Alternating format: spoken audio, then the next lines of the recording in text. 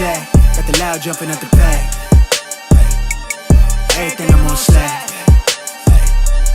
Everything I do is got the Benz jumping at the bag. Vibe blowing at my J. Got the loud jumping at the back. Everything I'm on slap. We've been with the Brazilians. This will be the first. They wild, I see. I'm innocent. Bro, you hear that guy?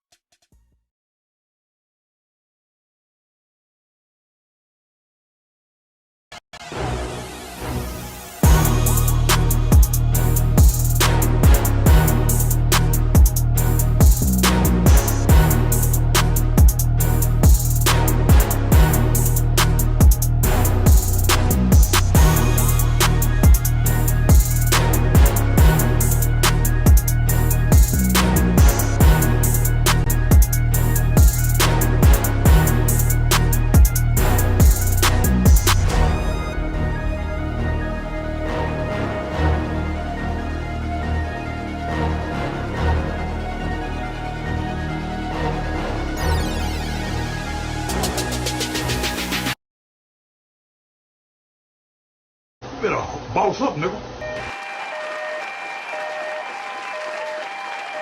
What's going on, everybody? It is Coach Greg Adams back in here, Jack, with another YouTube live stream. Shout out to the Coach Gang. And that's you. For being in here, being involved, and being active on this YouTube channel. And welcome back to the Wake Up Show, part of the Free Agent Lifestyle podcast here on the Free Agent Lifestyle channel. You in here with the Bruce Wayne of this ish. New world order. The king of kings, the king of content, and the speaker of truth. Yours truly, the notorious one. New world order. AKA Mr. Coachellini, better known as the prognosticator, Coach Stradamus. And you're in the Desert Storm bunker with Malo Poppy. None other than EWF. That is every woman's fantasy in the whole fucking show. I'm the CEO, Niggero of Fix His Binds, LLC, the unbinder, the undebatable, the undisputed best entertainment here on YouTube. You can call me Senor Gregorio Graybeard. The ladies love to call me Mr. Third Leg Greg. Was just also, phenomenal. the man with one trabajo. That is the Mitch Slapper. You're looking at the anointed one. Acknowledge me. The founding father of the After Pill, the junior college sociologist, the Morpheus of the Mating Matrix, the chocolated Confucius, the Black Moses, the deliverer, also known as the man that walks in the spirit of Elijah. I'm the man with more nicknames than anyone in the game, Don Gregorio. Also, Malo Poppy, also Poppy Chulo. But you can call me CGA, C God Allah, now be the 14-time demonetized champion of YouTube. Let's get this show on. We have a decently episode here with the main event centered around therapists, or as we call them, the rapists. All right. I didn't call them the rapists, but if you break down how their name is spelled, it is the rapist. All right, there's a funny meme related to that. But therapy, we're going to talk about therapy and how female therapists, black female therapists, are exposing women for weaponizing therapy as a result to make them victims of bad relationships. Yes, indeed. Something that I've been talking about for many years. All right. That's why I'm one of the demonetized champions of YouTube. New world I've order. exposed this industry as a bunch of quacks and frauds. Not all of them, because we have some Coach Gang members that are in this industry, but this prevalence of women to lean heavily on therapists and to become customers for mental health typically stems from them becoming victims and want to weaponize therapy against their exes. Yes. And we have 3 therapists that are going to absolutely expose this and blow the lid off of the industry that I call quacks. All right. But we're going to talk about that later. And we got much, much more. We got Doom and Gloom CGA Las Vegas going in the tank. All right. The toilet tank. People saying it's the death of Las Vegas. All right. We're going to break that down. And I'm going to give you my opinion on, is this a good thing or a bad thing? All right. Are we going to run out of water at some particular point? We got that in Doom and Gloom CGA. We got Straggle and Sniggle Theater. We have Crime and Law CGA, another death by simp. Another man tries to be a hero, and he gets snuffed the fuck out. He gets snuffed. All right. He gets snuffed. All right. And he hits the Undertaker bell. All right, rest in peace to, I believe he's an actor, all right, and he tried to intervene in the situation between a man and a woman, and it was checkout time.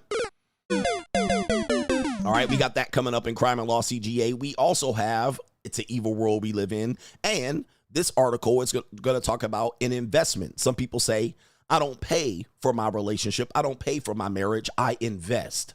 All right, we're going to look at an article and potentially some data that has been exposed by the Lending Tree and Psychology Today that says an average relationship costs this much dollars over the lifetime in romantic costs. We're going to see how much that costs, and we're going to do our JUCO deduction and see how many JUCOs you could have folded up like a love letter from the 2nd grade. All right, we're going to talk about that and much, much more. But to contribute to today's show, $, the Notorious CGA on the Cash App, Venmo, Coach Rick Adams TV, PayPal, paypal.me/Coach Rick Adams, and that be near the top of the description box on the Free Agent Lifestyle channel. And you can super chat by clicking the link on the top of the live chat on the New world order. The Free Agent Lifestyle channel. Nothing's free, but the Free Agent Lifestyle ain't for free either. All right, but we got some earlier contributors that we need to get to today's show. I appreciate all of the people who contribute to today's show and let your voice be heard to support the message and continue the movement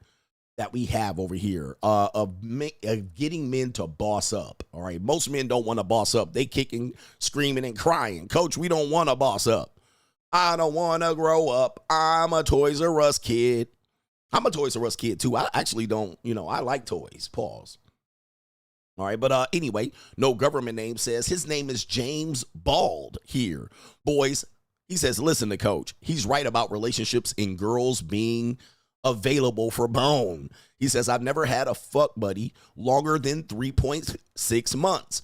They always want to have a serious relationship. He says it was never no commitment nonstop. He says, I pulled a slim East African student with a big rack last weekend from the club. Now she loves bombs me and I don't mind dating, but I'm afraid she might want more than that. Quote, it is never free. All right, this is what, listen, it's almost always going to be a loss leader. A lot of people are trying to misinterpret what I'm trying to say, and they're trying to misunderstand what I'm saying about this. And this is typically, it's not my fault because I've tried to explain this 100 different ways. All right, it is not my fault. Just because you don't want to understand, that's not my problem. It's your problem. I mean, I've been here for 3, 4, 5 years trying to explain how all men pay. All right, eventually, the tide is going to turn. Eventually, the pendulum's going to swing. Eventually, you're going to get into a situation where it's like, okay, now we have a confusion here. Okay. But people typically will say, oh, I did this and it worked. All right. What they're describing is a one situation or a near miss or a near hit. All right. Oh, I invited this girl over once and she came over. We had rice and we fucked. All right. That was one situation. That happens a lot. Okay, what happened after that?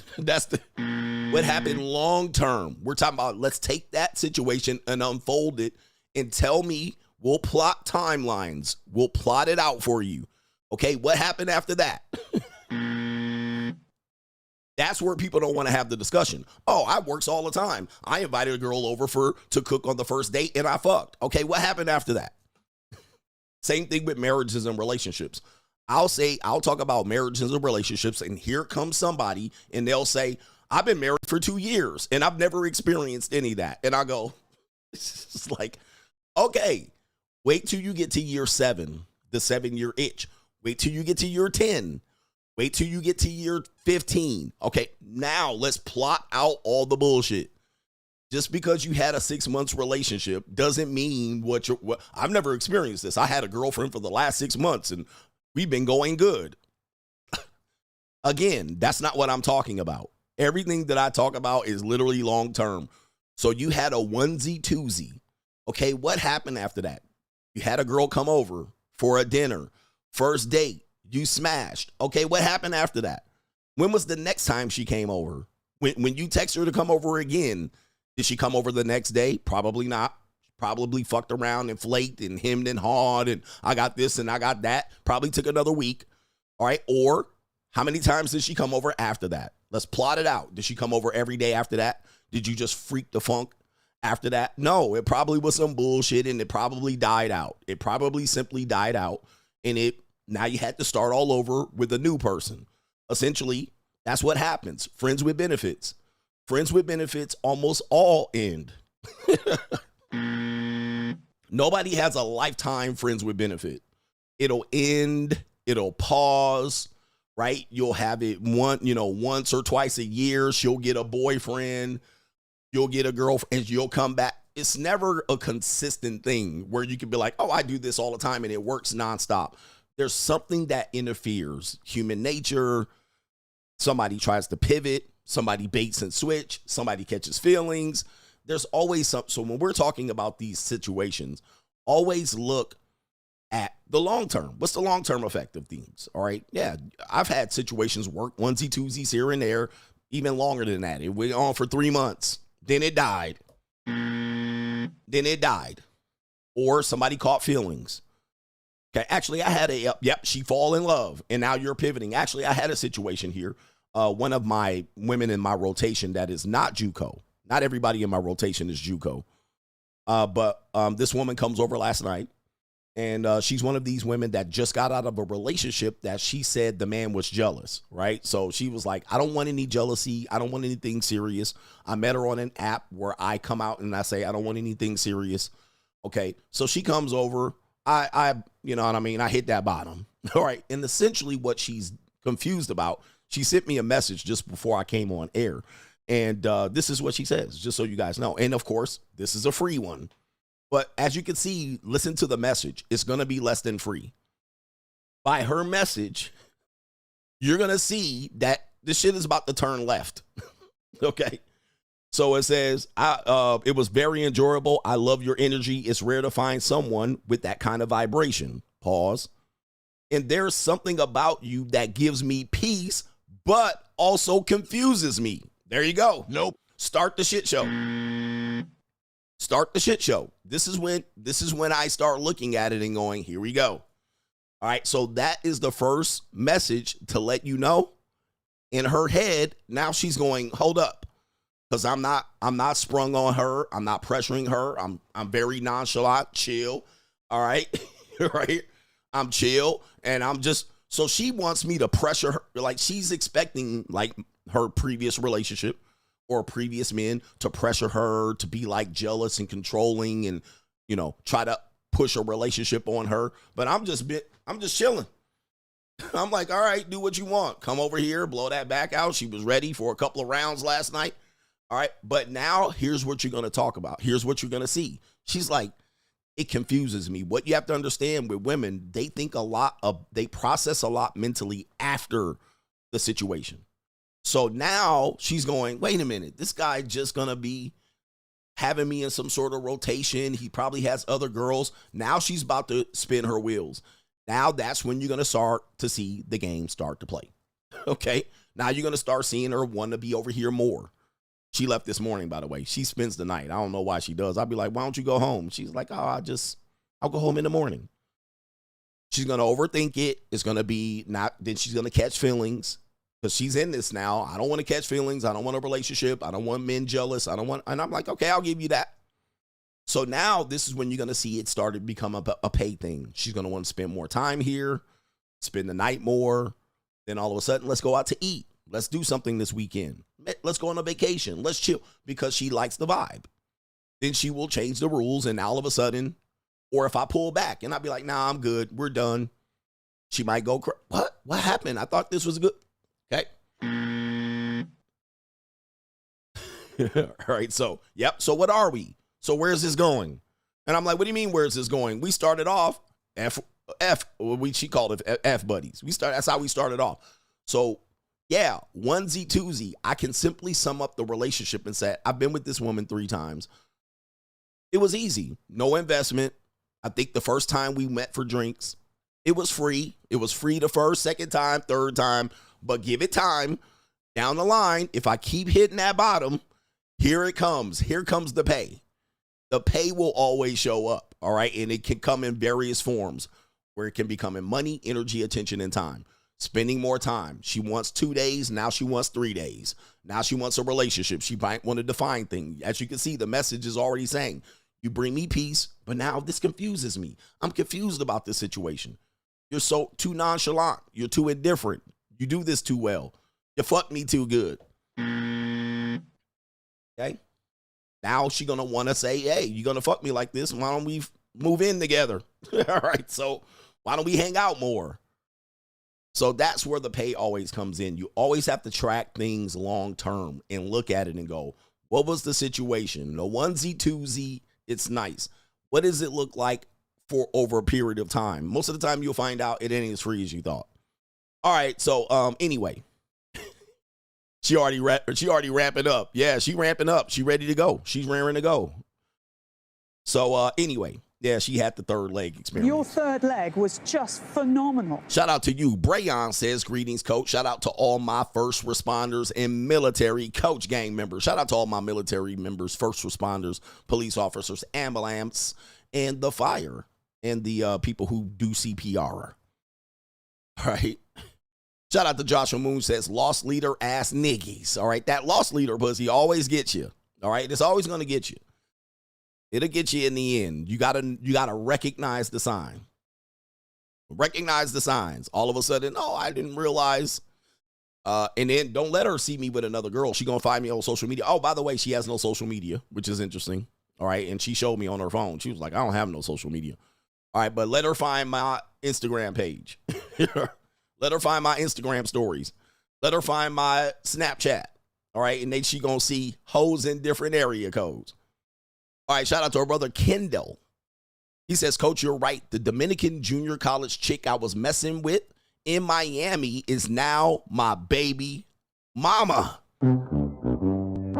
Fucked up my rotation and bought 2 properties for us and her family in the Dominican Republic. She told me last night she's pregnant again. I'm going to ring the bell for you, brothers. Hey, lost leader. Lost leader. It happens every time. It was free. You was doing this. It was low investment, low cost. All of a sudden, all of a sudden, boom. It happens that fast. Now you start looking at that. Now you're locked in long term, obviously, because she has a child, right? Now she has 2 children. Now there's property, family. Was it free? Like I said, plot it long term. Always plot these relationships that you think was free. Plot it out long term, and you will see it was less than free. It was more than not free. And I would get a DNA test on all them babies. The Dominican chicas, Latinas are freaks, man. Let me tell you something. Asians and Latinas and black women and white women, all right, are the biggest freaks out here. Where the white women at? All right. That might be Ramon's kid. That might be Ramon's kid. Excuse me. Shout out to C. Miller says, Coach, it's my birthday today, and also I'm getting divorced at age 39. You owned your books for years. The marriage will is no lie. He says, free agent lifestyle for life. Fuck that bitch. He says, sending the soon-to-be ex-wife back to the streets with 3 mulatto kids since the parents offered to pay for the divorce planned before the wedding. Man, that's a reality. Niggy. Shout out to C. Miller. Happy birthday to you. Happy 39th. Happy divorce. Welcome to the free agent lifestyle. The marriage rule is no lie. I tell no lies. And of course, the parents are paying for the divorce, meaning that you have a monster-in-law. So that happens. And now, of course, you have mulatto kids. I'm assuming you're black and she's white. Or mixed, or I'm not sure what the mix is, but yeah, and the parents are going in full steam, which steams ahead, which means it's going to cost you a lot of money. If the parents are funding the divorce, believe you me, it's going to be dragged out. One of the reasons they're planning and funding the divorce for the woman is because they want to get those grandkids. They want to get those 3 mulatto kids, and they want to keep them away from you. So the fight's on. Buckle up your seatbelt. I hope you got some funds. You know what I mean? Weather the storm. It's going to be a long ride. I don't know how long the youngest kid is, but it's going to be a long ride. Shout out to you, man. Shout out to you. Anthony D99 says, I am religious member of the replay gang due to my work schedule, but I did find the stream and all the replays on the Money Mindset. Time to boss up 2025 through 2030. Let's go. Congratulations. Shout out to Anthony, man. Thank you for finding those replays, by the way. And I'm going to come back. Callie West says, my coworker got fired by my Mitch of a supervisor. He got drunk and got a DUI after. I understand we all need income, but every job that fired me did me a favor because I always find better opportunities every single time. Shout out to you, man. Free agent lifestyle for life. Salute the CGA and shout out to Callie West. All right. And yep, it happens. Sometimes, it's things, breakups, divorces, you get fired from a job. It's a blessing in disguise. All right. It allows you an opportunity to reinvent yourself and then come back out here a little bit stronger in the marketplace. And you will find that maybe, just maybe, you stuck around way too long in that previous relationship. Maybe, just maybe. All right. Thank you for those earlier super chats. Some of those were from the end of the show last night, yesterday. So I appreciate you guys for being patient for me to read those. But let's get into this part of the show. It's going to be Doom and Gloom CGA. We're going to talk about Las Vegas, Nevada coming up soon in the Doom and Gloom CGA. So let's get that intro. Let's roll that intro.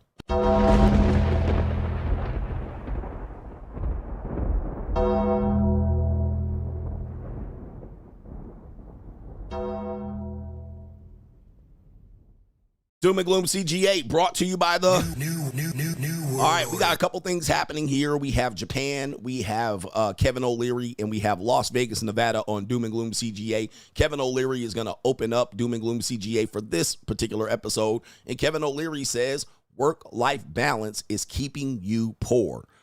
Okay, you guys know I'm anti-work-life balance. I think this is nothing but socialist propaganda to get you niggies to accept less. You guys think that these jobs that hire you to do work owes you some work-life balance. Now, that's not to say many of you won't work for corporations that provide you an opportunity to work out in their gym, get haircuts, stay as much as you can on the campus, and maybe get you in a situation where you work 4 days on, 3 days off. And they let you come in late on there, casual Fridays or something like this. But anybody that believes that you're not going to work hard for a period of your life to get to the position that you need to be in, I don't know what to tell you. All right, now, when you get to a point where you're an entrepreneur and you can hire other people, maybe, just maybe after a few years, 5, 10, 15 years, that you can take that afternoon off and play golf. But if you're a young person, get your motherfucking ass to work. So let's see what Kevin O'Leary is talking about. The average boomer or Gen Xer here. Work-life balance is keeping you poor? Question mark. Let's see what he has to say on that. You better find somebody that's willing to tolerate the fact that you're never home for the first 10 years. They're going to raise a family by themselves because there's no balance in life. That idea of balance is complete bullshit. I mean, it's just bullshit. Facts. You have to work so hard to compete globally these days in every sector. You're going to work your ass off. If you're going to be awake 18 hours, and you've determined that there's 3 things you have to get done, you're going to get those done. No matter what it takes, you're going to get those done. And you're not going to let anything distract you from the 3 to 5 things. Nothing. If you're a CEO and you achieve that and you can get those done with 80% of your time based on that, you're extraordinarily successful. You are absolutely, and you're Steve Jobs or you're an Elon Musk. You made one of your things today, this interview. You're going to get it done. You're going to, all these people around and everything else, this is one of the 3 to 5 things you're going to get done. I have 5 things today. I'm going to get them done. Let's go. And I'm not going to let anything get in the way. Nothing. It's just, I'm going to get them done. That's it.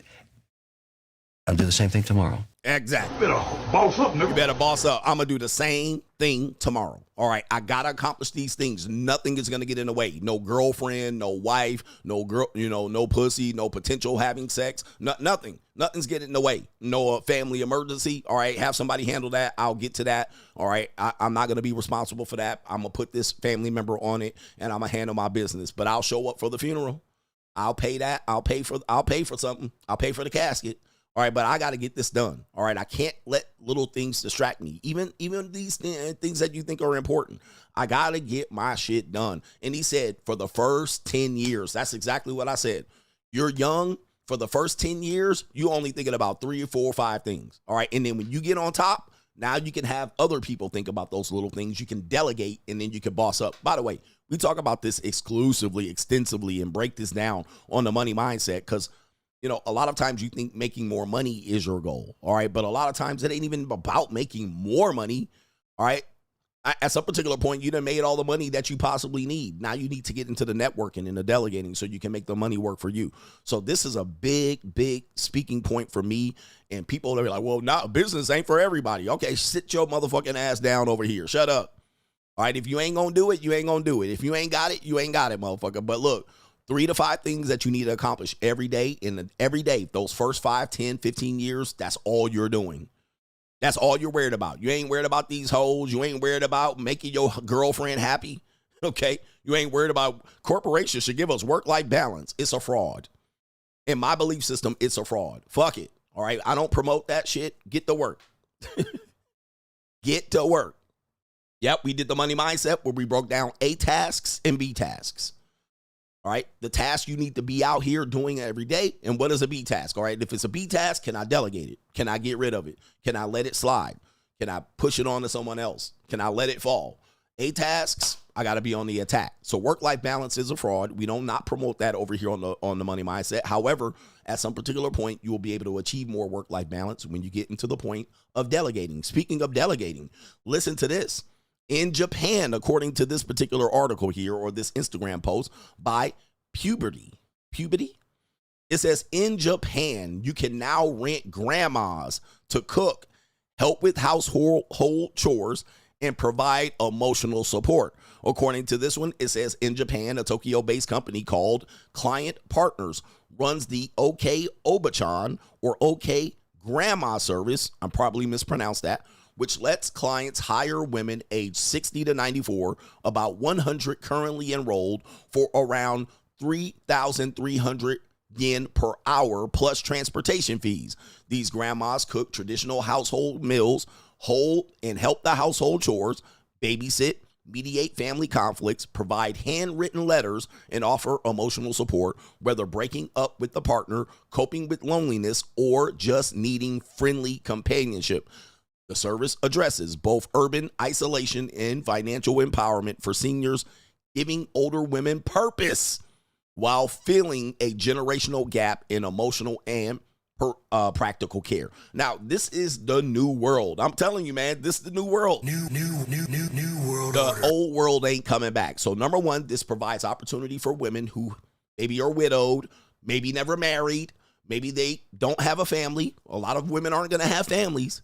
Right. And this allows them into their older age to become employed. All right. And so this is grandma services. This is good. When we talk about delegation and we talk about the gig economy and we talk about why would I focus on B tasks when I can delegate that to a person like this? We have service providers, not only for sex. We have service providers for meal planning. We have service providers for household care. Many of these women, many of these jobs are provided by women who didn't want to do them for their husband. Now they find themselves doing it for clients. So women are monetized. When I say women are monetized, women are monetized. You can't get women to do these services for free. They will find a way to do it for a fee. For instance, a woman will not make her boyfriend a sandwich, but she'll work for Subway and make 50 sandwiches for 50 male strangers. All right. Women are monetized. Now, for you, when you want to get up to boss up in your work-life balance, now you know B tasks can be delegated your entire life to women. of all ages and men for that matter. Gone are the days where you can be the jack of all trade. Gone are the days where you need to focus on Mr. Do-It-Yourself. All right, now, shout out to all my do-it-yourselfers out here that are able to do things by themselves and build a fence and all of that shit. All right, and sweep the floor and wax on, wax off, and you like to wash your car on the weekend. But today, you can hire people to pull up right in your house, a couple of Mexicans, and there'll be 4 Mexicans in a truck pulling a big-ass water tank, and they will come in and clean your car for $50.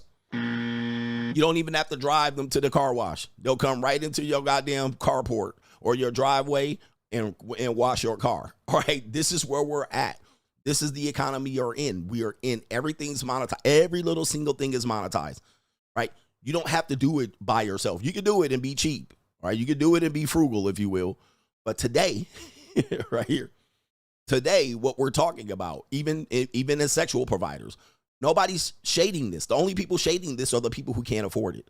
All right, you have to do it. No, people prefer to do this. Like, for instance, people are going to prefer to do this. Why go to your real grandma? You don't even know your real grandma. She probably dead.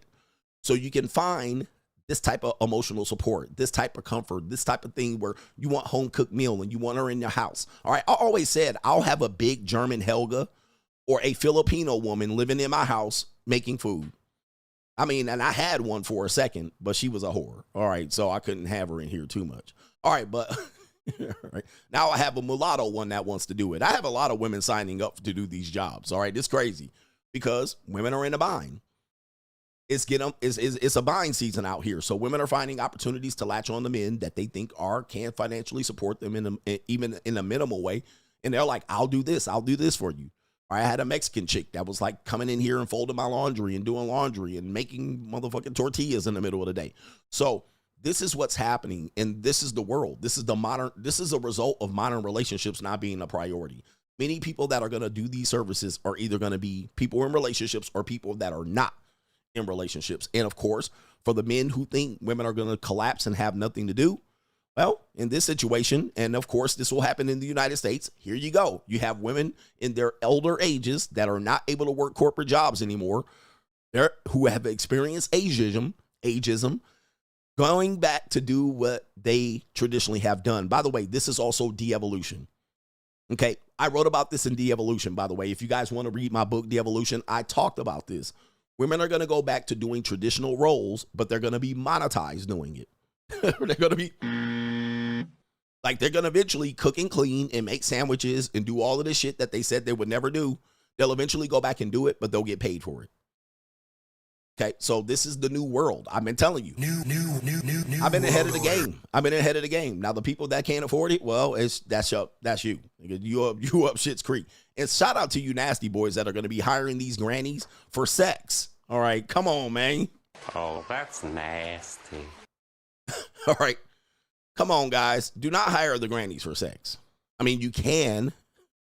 It's available, but please do not use, because you guys are going to do this, right? Man, you know what I'm going to do is I'm going to hire this woman, and then she's going to come in, and then by the third time she comes, I'm going to hire her for sex. Okay, you don't have to. There's providers for this. There's already grannies and abuelas that you can hire for sex, all right? You don't have to turn these into sexual relationships. All right, and I'm going to tell you, as people that I seen do this, and they go overseas, they go to Colombia, they go to Brazil, they go to the Philippines, and they get a girlfriend. And essentially what'll happen is the girlfriend will start off as a maid, right? They'll start off. You'll hire her as a maid, and then you'll start fucking her. And guess what? She stops being a maid. So please do not do this. I've seen so many men do this. Even everybody over in the Philippines and Brazil know that that's going to happen because you guys are goofy ass niggas. Just go hire the sex worker, man. Sex work is real. I mean, it's legal in these areas. It's legal. Just go for the sex worker and keep the maid. Don't bone the maid. All right. Anyway, because when you bone the maid, she's going to stop being a maid and she's going to start being your girl. All right. And then she's going to sue you. All right. She won't sue you over there. All right. Don't fuck the maid. I mean, come on. You fuck the maid. She's not going to clean up anymore. All of a sudden, she's going to have her feet up on your furniture when you come in. And you're going to be like, Gloria, what's going on in the house here? Didn't you clean up? And she's going to be like, nah, I'm fucking you now. No more clean. Oh, man. It's crazy. Mm-hmm. Always keep your situation. Listen, business before pleasure. Business before pleasure. All right. Let your maid bring in the girls you fuck. All right. Don't let them. Because all of a sudden, what's going to happen is you're going to fuck your living maid or your living granny maid, and then you're going to bring a young piece of ass in, and she's going to throw a monkey wrench in your whole program. All right, you don't want to do this. All right, you don't want to do this. All right, so we got Doom and Gloom CGA. Ring the bell, Las Vegas. Is it time for Las Vegas to ring the bell, the Undertaker bell, for whom the bell tolls? You guys know, in 2022, I moved to Las Vegas, Nevada. And I had been, I lived in Southern California most of my life. So I had been visiting Las Vegas since like the 90s, for sure. Or certainly around 1992 or 93, I made my first trip to Las Vegas, Nevada. And I've been going once or twice a year ever since then before I moved here. So I knew quite a bit about Las Vegas when I moved here. And what they're saying is, and a lot of people are promoting this, and a lot of people are doing things to kind of say that it's the death of Las Vegas. But they say tourism is down in Las Vegas and it's hurting people across the board. Now, as a Vegas resident for the last 3 years, I'm going to give my opinion on this, and I'm going to add something that people possibly might not know, because this is, to me, I think this is a political issue. People are making this a political issue, right? They're saying Trump did this, so it's causing tourism to experience that. And I think it's more has to do with a liberal and conservative point of view, but also an economic point of view. But I'm going to give you some point of views that maybe you might not consider. So let's go ahead and hear what's going on by this article, Tourism Down in Las Vegas. Leaving Las Vegas, that is apparently what's happening to tourists in Sin City. Las Vegas seeing a drop right now in tourists, but there might be some potential deals for those looking to go. Fox's Kennedy Hayes is live there in Sin City with what's behind the slowdown. Kennedy. Hi, Brian and Ellen. Well, experts say fewer people are coming to Las Vegas, and that largely has to do with money. But international visitors are also down, specifically from Canada and Mexico. But experts say Las Vegas relies a lot on their tourism, so it is hitting this city hard. And Las Vegas welcomed nearly 400,000 fewer visitors this June. That's compared to the same time last year. That's an 11% drop, the first double-digit decline since 2021. And it's not just tourists, convention traffic. A major moneymaker here is also down. Those big conferences and expos bring in high-spending visitors, and the cost of visiting adds up fast. Between resort fees and service charges, vacationing here can be more expensive. Even the city's airport is feeling the impact, with passenger traffic falling more than 6% last month. But there is a silver lining. Hotel prices are starting to ease.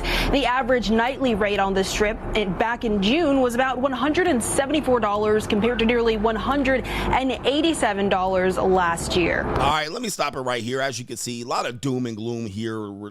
People are saying it's over for Las Vegas, it's dead, and this type of thing. And they're comparing one year to the next, and they're looking at hotel prices and this. Let me just tell you, right after COVID, everything got expensive, all right, across the board, not just in Las Vegas. If you looked at football tickets, basketball tickets, concert tickets, I don't care if you were in Seattle, Portland, I don't care if you were in Washington, D.C., New York, Miami, everything got expensive, all right? It just wasn't Las Vegas. So they're pointing at Las Vegas and saying the prices went up and everybody this and that. Well, no, the prices went up everywhere, all right? You went to a concert because remember, a lot of these sports venues and entertainers and hotels experienced nothing, right? They experienced a complete collapse. So in order to make that up, when people start doing sports events and concerts and hotel, regenerating tourism, because people can move around now because there were no restrictions, they just double and quadrupled the price to everything. So let me just be clear. This is not just a Las Vegas issue. This is an issue across the board for entertainment, travel, and hotel and airlines. Everything went up. Everything went up. Now, for Las Vegas to depend on tourism, I'm going to give you a couple things to think about here. Number one, a lot of the people that tour Las Vegas are Californians. All right. Californians are possibly up and down the I-15 all the time visiting Las Vegas. And over the last few years, you've seen an influx of Californians moving in. All right. So that's number one. About 40,000 Californians moved in from California to Las Vegas. Now, those were potential tourists. Those were people who were touring Las Vegas at some particular point in the last couple of years leading up to where we are now. Now, if you got 40,000 times 5 years, all right, that's 200,000 people, all right, close to, that are not touring anymore. They moved in, all right? So they're not tourists. They're not going to go to the hotels. They're not going to go to the things that are on the strip. They're not going to go to the shows. They now live in Las Vegas. And typically people who live in Las Vegas try to stay as far as they can away from the strip. So they're not renting out hotels. They're not hanging out on the strip and all of that. So you got a lot of people that moved into Las Vegas. The Las Vegas residencies, people that are become residents over the last 5 years, 1 million people are moving in over the next 5 years, and they anticipate maybe in another 5 years, another million.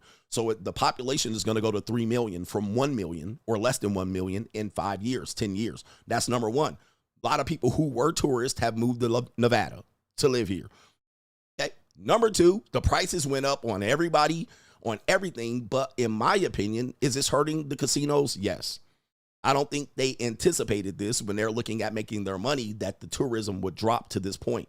All right, but are they considering all the factors? Are they bringing in the locals to be able to come to the strip, to be able to do shows and entertainments and restaurants and this and that? But yes, here's the thing. I believe Vegas intentionally priced out a certain demographic. Okay, so again, I've been visiting Las Vegas since the 90s. And back in the 90s, what was Las Vegas? It was a cheap place to go. The hotels were hella cheap.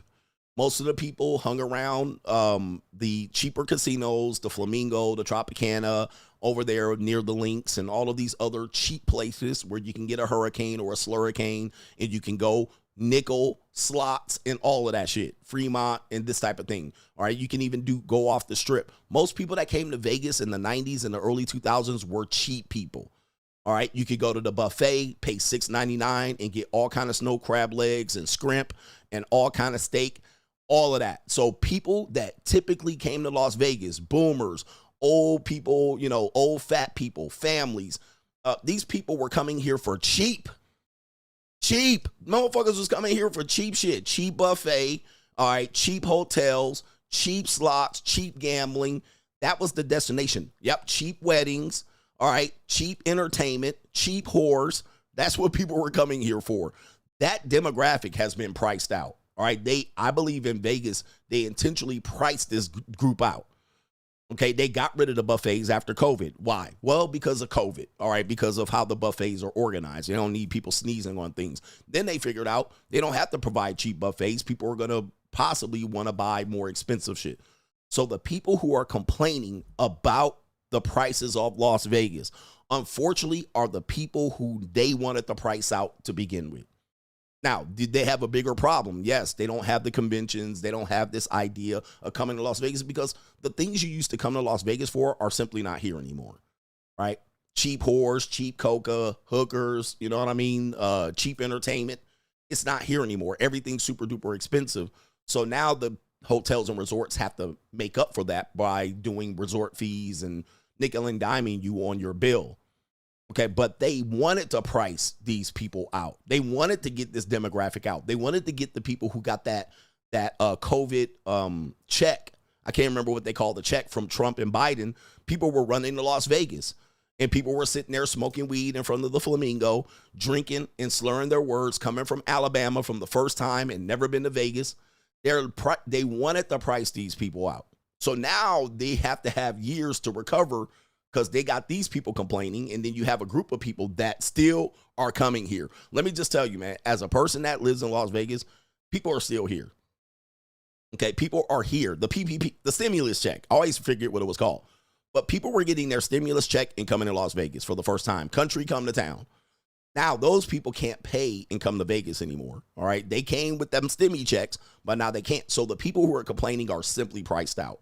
And I think, as you guys know, my motto is, they're trying to price you out of everything. But there is a group of people here that still come to Vegas and they spend money and they gamble. Is it enough to make Vegas recover from the loss of the brokies? I don't think so. I still think they're going to have a problem. So tourism is down. Airport traffic is down. But the demographic of people who are going to pay is still up. And leave it to Bruno Mars. He'll make up the difference by himself, sitting in the high roller room at the Resorts World. He owes $5 million, allegedly. All right, so he'll make up that by himself. There are people that's still here. Now, online gambling will change that as well. So people can online gamble. You have municipalities and cities across the nation where you can gamble. They got boats and Indian casinos. Like, so having casinos, there's no longer a big thing. You can go to a casino almost everywhere you want. Now you have the BetMGM app. You have the DraftKings app. If you live in a state that allows online betting, you don't have to come here to do any betting. In fact, to go to a casino and bet on sports games or anything today is pointless, right? It's pointless. Back in the day, you used to have to go to the sports room and sit there and watch games and bet and get your bet slip. You don't even have to do that anymore. You can sit right at the crib and hit the app and you're good. So that's gone. Then you have the idea of the whores that are here. You're priced out, right? You can't even afford these skeezers today. They come in town thinking that they're going to trick roll you for $1,000, $1,500, $2,000, $3,000 a night. All right. You know how many girls that I hear and get hit up on dating apps that they're coming in town this weekend and they want to charge you $1,000, $1,500, $2,000, $3,000. All right. Acting like I'm a local, baby. I'm not a trick that's here. All right. Now you can get some of these tricks that are here and hit them for $3,000. These bitches can walk the carpet at Caesar's Palace and hit these tricks. All right. But if you're a local, you're not about to pay that for some bitch to come in every other weekend or every weekend. You don't have to do that. So a lot of these girls are still putting the numbers up and they're getting priced out. A lot of girls moved here to become strippers. They got fucking hammered here. Okay. They getting hammered. They go to work at the Rhino, 200 girls, 20 guys. 20 guys. All right. And a lot of these girls don't even know how to work the system anymore. So a lot of people ain't even working it. They don't know how to work the game. They ain't got no game. They want to go to work at the Rhino and make the man approach them. I'm like, nah, baby, you here to approach me. All right, there's 200 of you. There's 20 of us. Put your ass in my lap. All right. So it's where we are. It is what it is. It is the direction of things that are changing. So Las Vegas does have to figure out a way to provide for this entertainment. Also, Las Vegas wanted to become more family friendly as opposed to the old smoke-filled casinos. They wanted to provide family opportunities where you can bring your kids and this type of thing. So when you include family, you know the price of everything's going to go up because the kids aren't going to care. They're just going to point to something and say, I want to go do it and all of that. So, yeah, there's a lot of things going on here. It's going to make Vegas, Vegas is going to have to figure out a way to overcome this. I think they still are. All right. I'm not seeing where they're saying they're not making the money. What they're saying is there's less people coming through. All right. And you're going to see people put videos up and saying there's nobody in the airport and they're lying to you. All right. They're lying to you because I'm at the airport all the time in Las Vegas and it's popping. All right. It's popping. It's hopping. I'm here every fucking weekend. If I'm not out of the country. And the airport is busy. What they're doing is showing Terminal 3, which is the international, typically the international terminal. All right, they're showing Terminal 3 at 6 in the morning, and they're saying there's nobody here. There's almost nobody at Terminal 3 at all, let alone 6 in the morning. Go to Terminal 1 and Gate C and D. All right, popping, okay, nonstop. People coming and going.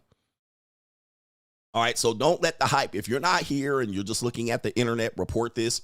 They're going to report this. If you go up and down the Vegas Boulevard, all right, Las Vegas Boulevard, it ain't as crowded as it used to be, but of course it is at certain points of the time. Definitely during Formula One, it's bumper to bumper traffic. All right. And that's mainly due to the construction and a lot of people working down there. All right. But there's people down here all the time. Actually, I just did a stream where I was on the strip. All right. And it was crowded and packed.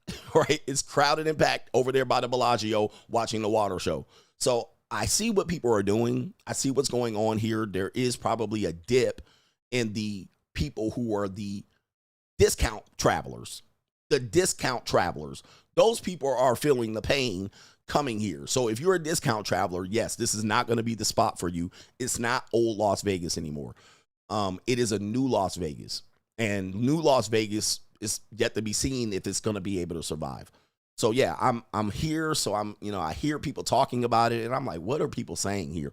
Are the casinos losing money? Yeah. If you look at, if you go to the Fountain Blue, I guarantee you they losing hella money. All right. Cause it ain't packed right in the Fountain Blue because of the location is bad. It took them 10, 15 years to even build the damn thing.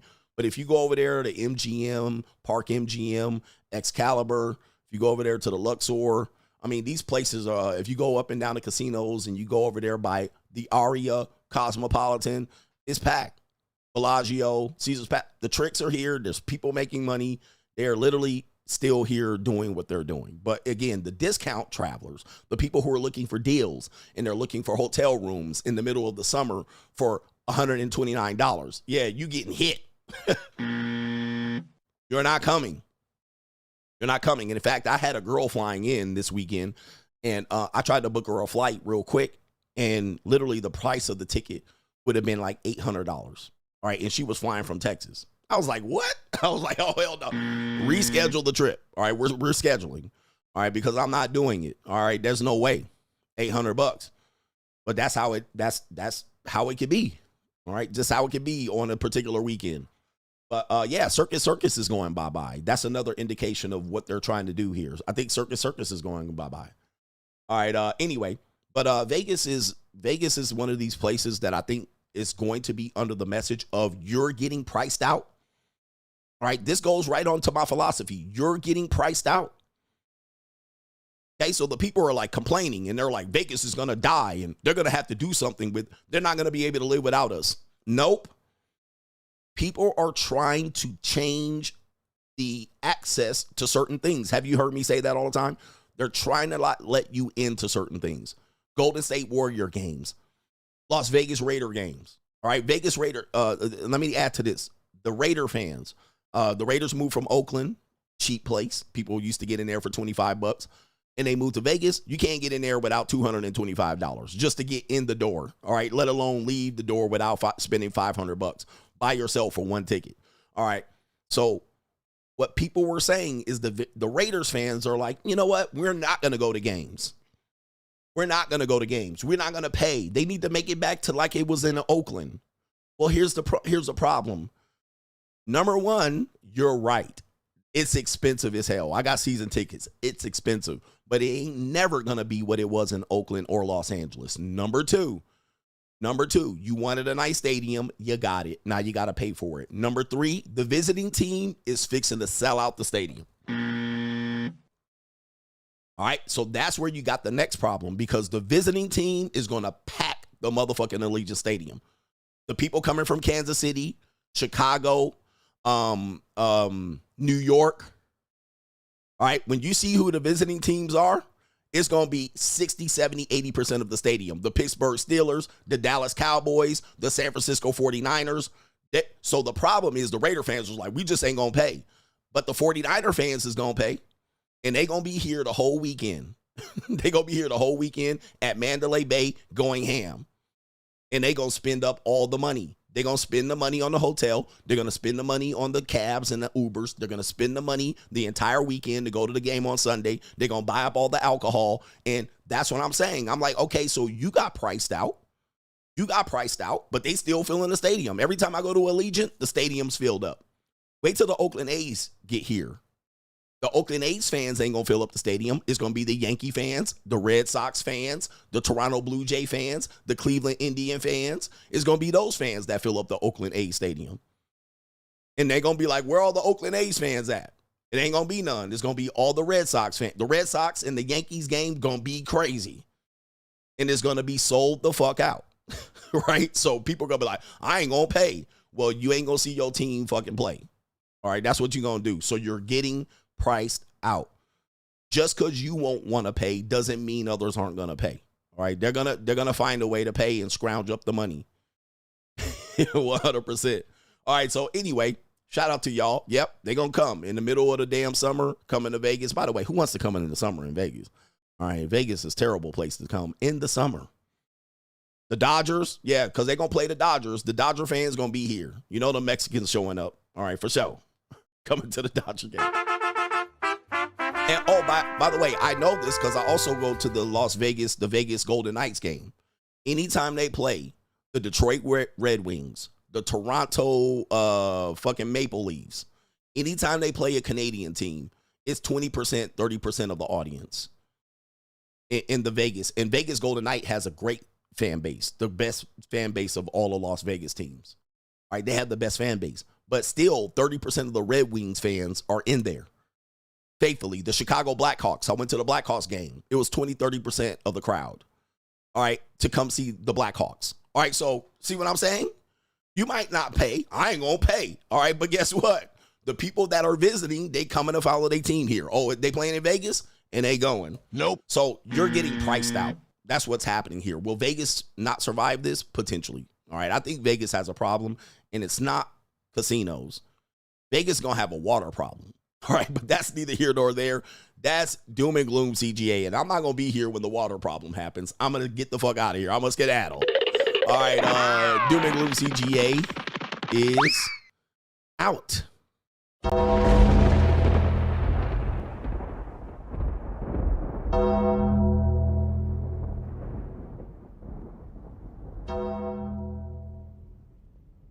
Okay, all right. Shout out to you, man. Shout out to everybody in the 702 and the 725. I wanted to get my spin on this one because I've seen a lot of people talking about it, and I'm like, there's some things that are being left out of this conversation. All right, and much of the time it's, oh, by the way, we had this one on the Vegas thing. Check this out right here. I was going to show this part of the video, but I didn't. But take a look here. This is your average tourist. Where's the video mode? This is your average tourist, your old tourist that used to come to Las Vegas. Take a look. All right. There it is right there. So they're interviewing them. How's your experience in Vegas? Yeah, this demographic right here. All right. They're coming from somewhere in Florida. Yep. This is not for you no more. Vegas is probably not going to be for you. All right. You're going to probably have to stay at the Virgin Hotel off strip. All right. Nobody wants to see these fat tubalards walking down the street on the strip. Fremont is available.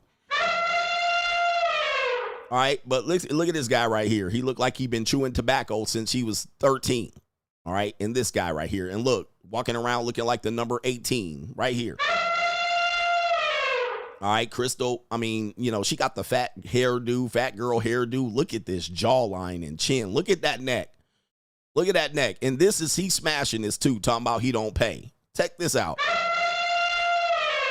They probably cousins from where they've come from. Parts of Florida and Alabama. They probably cousins right here. All right, look at this. All right, hey, Vegas ain't for this group no more. Oh, the humanity. All right, this is not who, I'm telling you, Vegas is not designed for these people anymore. Oh, the humanity. All right, but anyway. Because you can't smoke in none of the casinos no more. Some of the casinos you can't even smoke in no more. So, I mean, how they going to get around? How they going to get around? All right, so, you know what I mean? They're going to have to go get some pre-rolls down at the dispo.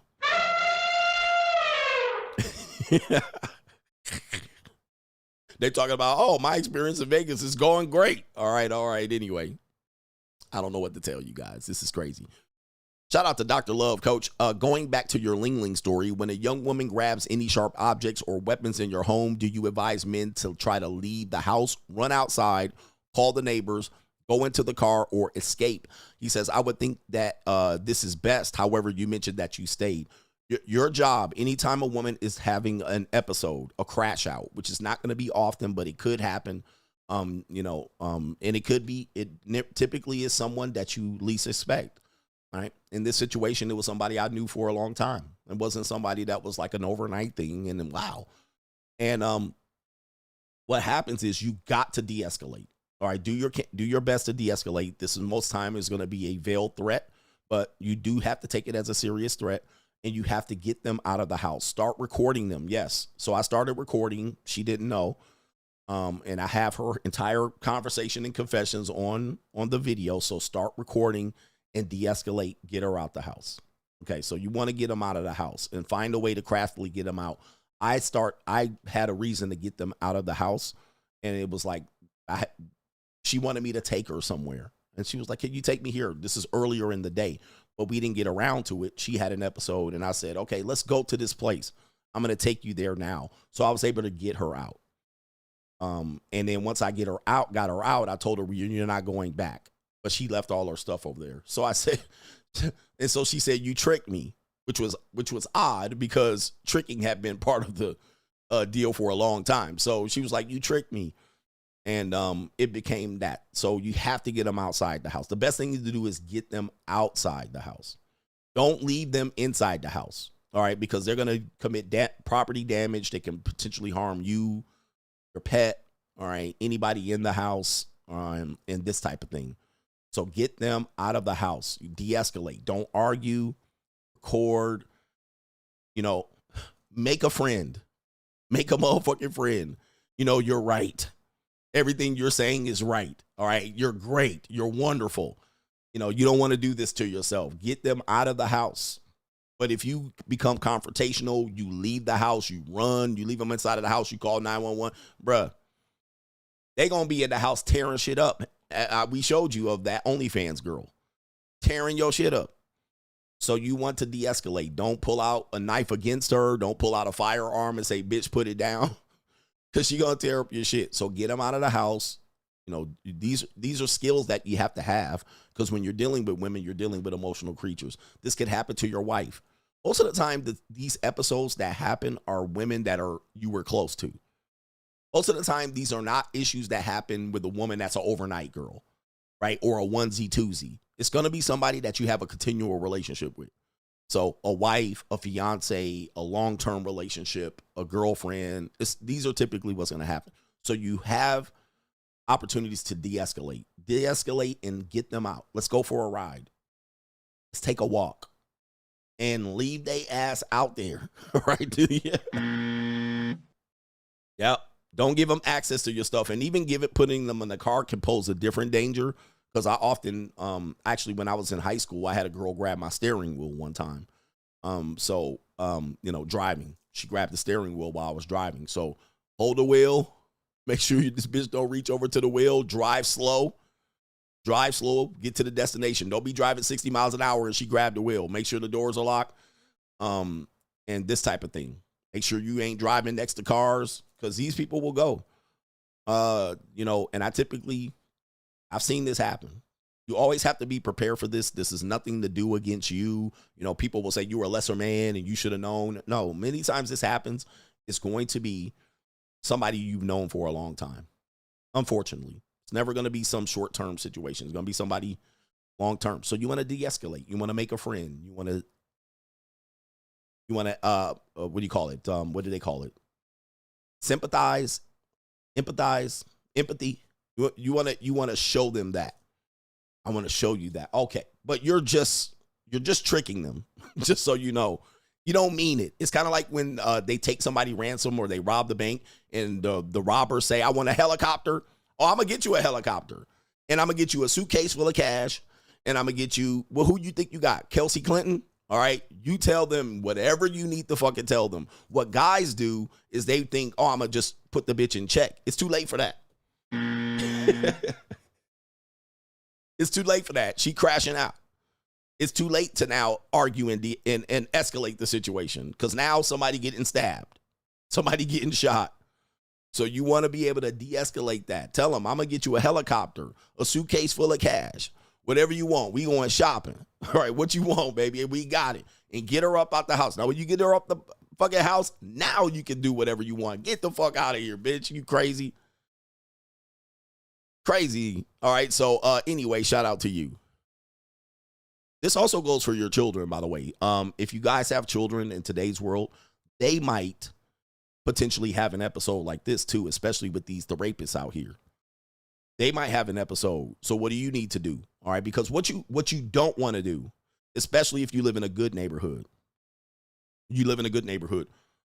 women, remember, women don't have a pride. They don't have any pride. They don't care about their reputation per se. Their reputation means less. They become a victim. Like, look at Cassie getting peed in the mouth, and she got up there on the stand and took the stand and told the whole fucking story. Women don't have any shame or pride. When they're in a situation where they want to become vulnerable or a victim, pride goes out the window. Now, with this, what you have to understand is going forward that you do not want the police at your house. You don't want 2 and 3 squad cars in your neighborhood cul-de-sac. You don't want this, because she won now. She won. She's got you and your reputation in the mud. She's standing out in front of your house in booty shorts, in a sports bra. You know, Now she got you and the cops running it. You don't want this. Same thing with your wife, your ex-wife, your kids, your girlfriends. Now your neighbors are looking out the window. What the fuck going on with his motherfucking ass, right?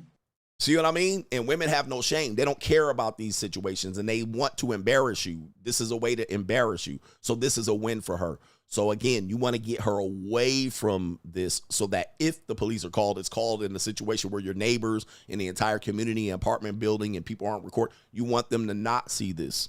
Yep, and she outside crying in booty shorts, and he did this, and screaming at the top of her lungs.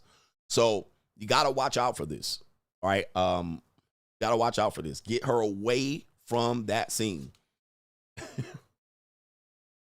Mm-hmm. They don't have any pride and shame when it comes to this, even young children. They don't care about your reputation. Okay, shout out to J Flow, paying my therapy money because without CGA, I'd still be red pill raging. Much love, coach, and shout out to the coach gang. Shout out to you. You're part of our married coach gang. No government name. Can you explain when and why the masses started to believe that life should be fair and feel entitled to a good life? I believe they've always believed this, but of course, they really started to believe it when we were living in a so-called republic or democracy, meaning that everything's equal, so the outcome should be equal. Now, if you go back to times where people had fiefdoms and kings and queens, people knew I was a peon, I was a peasant, I was the underclass, and I'll never be better than this. But because in our society, in America in general, we can elevate ourselves out of it.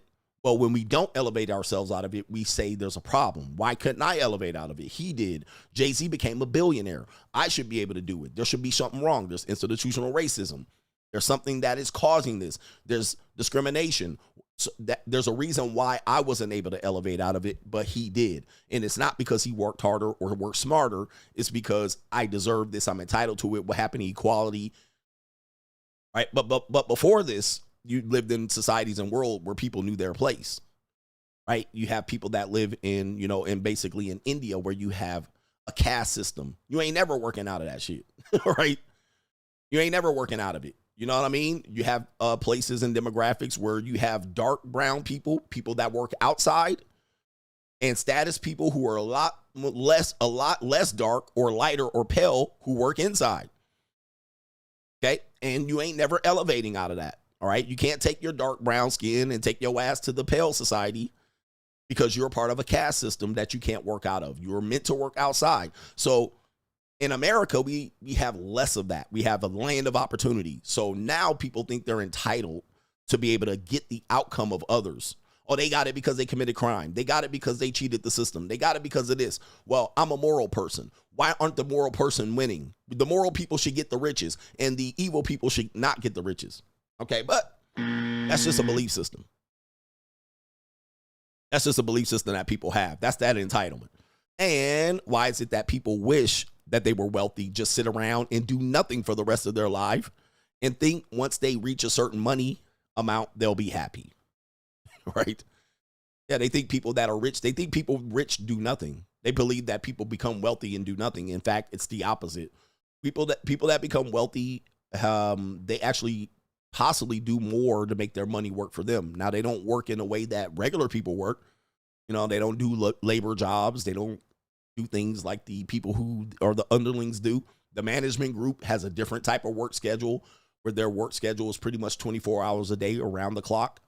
And they're doing things, negotiating, doing business deals, reading emails, and developing training modules. Whereas the working class people typically think if they do work at a certain time that it should produce a similar outcome than the wealthy, right? If I'm working, I should produce. But what'll happen? What do? They work their 8 hours and go home, and they basically compartmentalize their work, and they take work-life balance, and they go out and drinking, partying, smoking, and hanging out with niggas, and they think they're going to get the same outcome and be rich. It's not going to happen. Nope.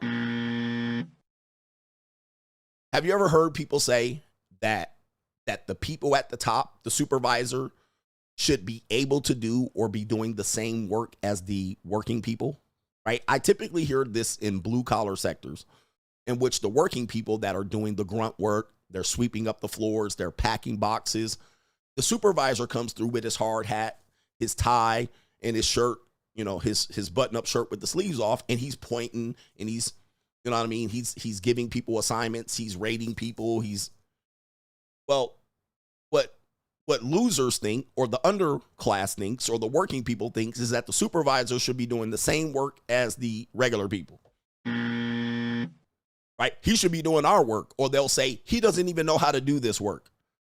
He doesn't even know how to make an Excel spreadsheet. He doesn't even know how to program this printer. He doesn't even know how. I don't got to know how. I'm the supervisor. You have to know how. I have to just hire somebody that knows how to do it. So this is a mindset of people who are at the bottom. They believe the people at the top and the middle should be doing the same exact work. They should be replicating that work, and they should be able to do that work at the bottom. I don't have to. I could just pay you to do it. And I can pay you peanuts. Now I have to know something about it, the work, but I don't have to do it. I probably did it 10 years ago, but now the technology has changed. So now I'm the supervisor. Now I hire people to do that work. So this is just a mindset. You guys got to see. This is why we call it the money mindset. Mindset is everything. Some people are absolutely ridiculous with their mindset. I don't need to do exactly what you do, and because I make more money. I don't have to replicate your job. Why would I hire you if I'm just doing what you're doing? I need to manage you. I need to be able to supervise you. I need to make sure everything works. Most of the time, a supervisor is supervising 5 different departments. You're packing one fucking box every 2 minutes. It's not the same job. I have to go from this department to that department to that department to make sure things are running efficiently and we have the right people doing all of these menial tasks that we pay you by the hour for. So I don't need to be packing boxes. I need to make sure department 1, 2, 3, 4, and 5 are working efficiently. And I have to supervise you doing it. And I have to have a manager doing it. And I have to make sure that the manager is promoted from this group so that this group can associate with this manager. But I have to make sure the manager is writing up the fucking losers for not doing work. You're no longer his friend. The manager is going to say, I want to be the supervisor one day. So this is the reality of it. You do not have to do what the people below you are doing. Now, in order to get a sense of motivating these people, every now and then, you got to work the drive-thru. Every now and then, you got to work the drive-thru. All right, you got to kick it into action and show these motherfuckers. All right, step aside. Look at these motherfuckers. It took you 3 minutes to drop these motherfucking fries. All right, let me do this. All right, let me show you how to do this. And every now and then, you got to motherfucker put the salt on the fries. All right, hey, welcome to McDonald's, man. I'll take your order. All right, yeah, you know what I mean? And then in a minute and 30 seconds, say, look at this efficiency. All right, if you guys can do this over time, we can make more money. Or I can make more money, and maybe one of you guys will be promoted out of this peon position.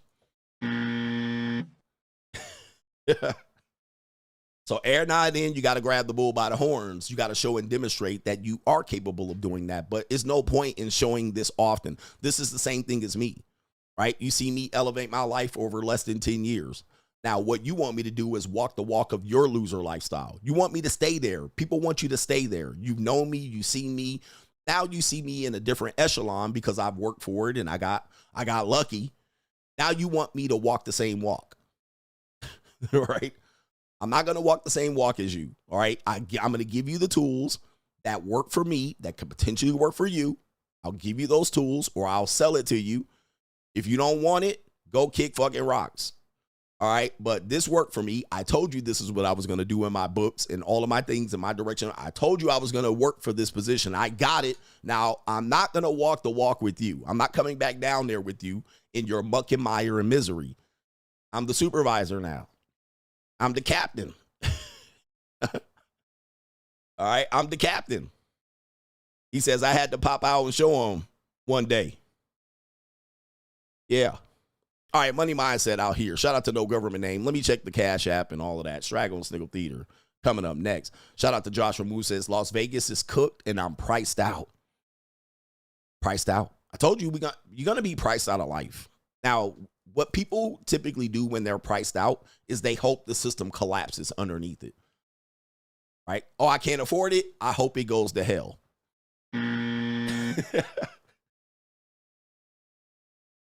Yeah. He says a good leader leads by example. Fucking loser. You're a loser. A good leader leads by example. That's a loser mindset. You're a fucking loser. Am I supposed to do this every day? Every day I'm supposed to do your menial fucking tasks? Justin, you're a loser. See, losers think that way. A good leader leads by example. So every day when you feel like I'm supposed to do your fucking peon work, I'm supposed to do it.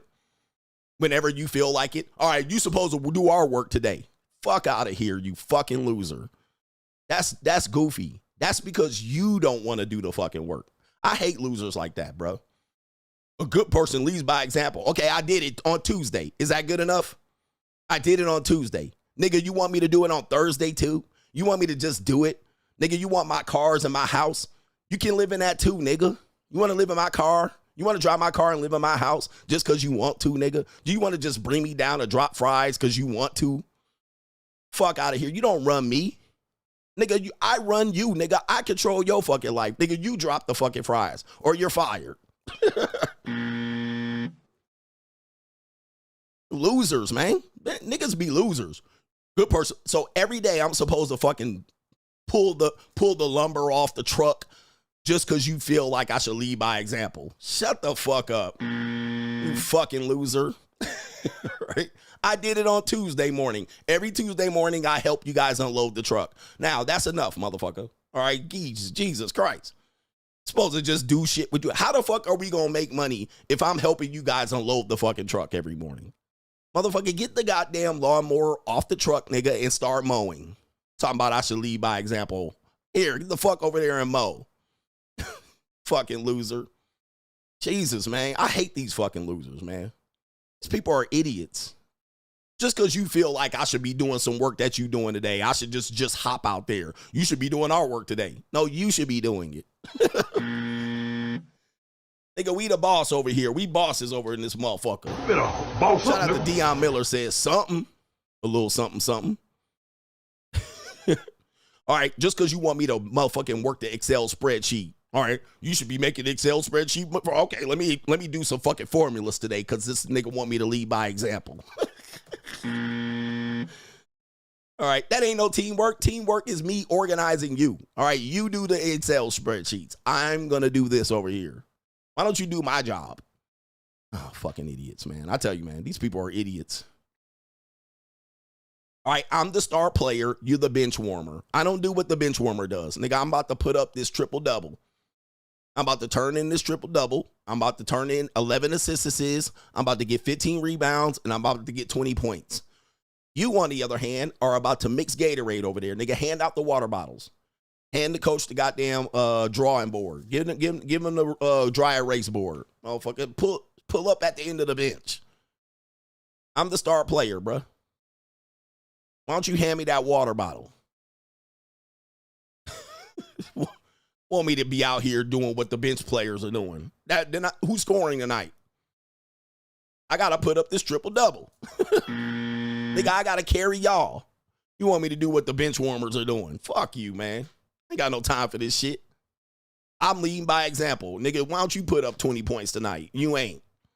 While I'm getting double teamed. Then you sitting on the bench talking about, man, I could do that.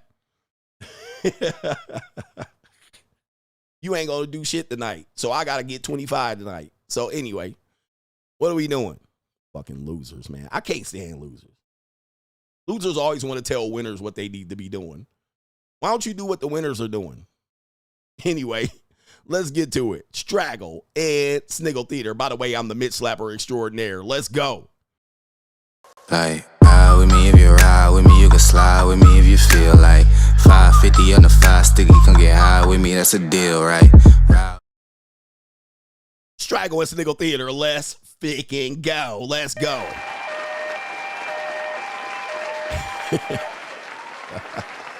The Mitch Slapper is here. Straggle Sniggle Theater. What do we got here? We have what do we got here? Oh, we have a woman that has something to say about men who dates younger women.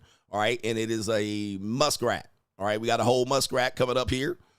Where's my video? There it is, right there. There's the muskrat, right there. This woman has something to say here. Let's take a listen. Go with me. An older woman with a younger guy is completely fine and cute, but an older guy with a younger girl is kind of gross. Why? Older men dating younger girls can be really creepy and it can get really weird really fast. He just wants to feel younger again and he wants to feel attractive again. But when older women do it, it's cute because it gives them that sense of freedom back, and women have this stigma of aging super poorly. A lot of people date people who remind them of someone they used to be. I think both in older men and older women doing this, both of them want to feel younger. I think that's true. So then why do you feel like it's different when a man wants to feel younger versus when a woman wants to feel younger? Men are known to kind of be predators a little more. Like, all of their friends are their age except for like their girlfriend. But I mean, like, hey, if that's what gets the girl money, like, I'm not judging her, I'm judging the man. In those dynamics, the woman is dating for lifestyle reasons and the man is dating because the younger girl is attractive. So both sides are getting their needs met. We have a tendency to blame the older guy but not the younger girl. What the man is doing is kind of poor, and it's not good, like, morally, like, to go after a younger person knowing that he has an advantage over her. The woman is doing it, I don't know, I think she's being smart. She's hopping on an opportunity. He's going out and literally searching for younger women, and it's just like, are you smart enough to jump in the way and take the opportunity, ride the wave home? What was your name? Georgia. Georgia. Wow. You see that double standard out here? You see the mind shift? Where's Reverend X at? Reverend X, do you got something for her? I got to find the Reverend X. I can't find the clip. All right. I used to have a button for it, but now I ain't got one. Okay, here we go. I don't give a fuck what you think, bitch. Cut that bitch off. Next call. All right. I knew Reverend X was somewhere. I knew he was somewhere, but as you can see here, most of it is centered around the man being a predator doing it, but the woman's doing it out of love. She's doing that out of genuinely, she wants the guy, whereas the man's doing it because he's a pervert or predator, or he has an advantage over her. But the guy was being rational. Both people are getting their needs met. I date younger women almost mutually exclusively. Now, I don't care if an older woman was dating a younger man. That's kind of like I date interracially. I don't care if black women date interracially. I'm fair with it. But what I do find foul is that when black men date interracially, they get called out for it. When black women date interracially, oh, you go queen, you got your zaddy. So when older women date younger men, oh, it's so great. It's fantastic. It's wonderful. But then when older men do it, you're a predator. You're bad. That could be somebody's daughter, and so forth and so on. It gets disgraceful. I think we have later on in the show a woman going into thorough explanation of this in the evil world we live in. Do I have it? I don't have it today. But yeah, that's typically how people think. It's crazy. It's crazy. But what I think is most people don't want men to have fun. You don't want to reap the rewards, right? Okay. You don't want the man to live a life where he can have fun. He can get something he wants out of it. He wants that. As opposed to him dating who he can, he's in a position to date who he wants. As opposed to being beholden to being utility, he can live a life freely. He could travel. He could travel and trick. Oh, we don't want that. No, you can't do that. You need to do it like we're doing it. You need to come to Atlanta and struggle all your way through it and run the game and mouthpiece. What people are doing is making it hard for you to do something that you want to do. So you got to do something they have to do. I have to do it this way, so you have to do it. Again, peons like Justin, right? You have to work and lead by example. No, I don't. No, I don't have to do what you're doing, right? I can do what the fuck I want to do. All right, we have Straggle Sniggle Theater here. We have a woman that says this is how she plans on becoming famous on Twitch. All right. This is how you become famous on Twitch. She has now come up with a master plan in order to blow up on Twitch. She says this is the method. The woman's name is Gloria or Glory Girl. And this is how she plans on becoming famous on Twitch. Listen to this, gentlemen. Listen to this. I would date one of these niggas. I would let them cheat on me because I know that they would. I would date one of them.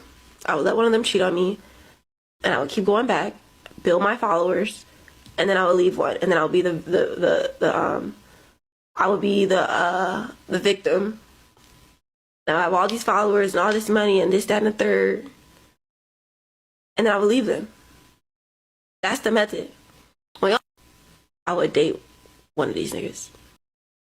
Okay, so when I say, that women are very thoughting and plotting, right? They always thought and plotting. This is what men underestimate. Even if you're hooking up with them, even if you're dating them, even if you're trying to potentially date them, even if you're in a relationship, all right, they're always thoughting and plotting, especially younger women. So when you're dating younger women, you will have to figure out that they're thoughting and plotting too. Even if you're just smashing, it doesn't matter. They're always thinking of a way. So she's using the damsel in distress. She's using the idea that she can become a victim. And she's positioning herself. Remember, positioning herself to become one. So in order for me to become famous on Twitch, I'm going to find DDG, intentionally date him, become a victim of him, and I'll blow up. Instead of working hard, you know what I mean, sacrificing, being talented, doing something to distance yourself or distinguish yourself from a group of people, right? Starting OnlyFans. No, I'll become a victim. All right, I'll put myself in this situation to intentionally become a victim. Now, unfortunately, you have far too many people, specifically women. So we're doing show. Our show is to tell men and educate them what they can experience when they're dealing with women of any race or age. This is always in play. This is always in play. This is a way that you pay. This is the way that she figures out you pay. I'm going to use you, embarrass you for clout, and then humiliate and demoralize you. And then she's going to come in and say, I have no pride. All right, I'll ruin my own reputation for clout. I mean, this is insane. But of course, they're saying the quiet part out loud. Okay? They're saying the quiet part out loud. That's why I believe that you guys want them to stop saying this. And I'm like, keep talking. Keep telling these guys what's going on out here. I would date one of these niggas. I would let them cheat on me because I know that they would.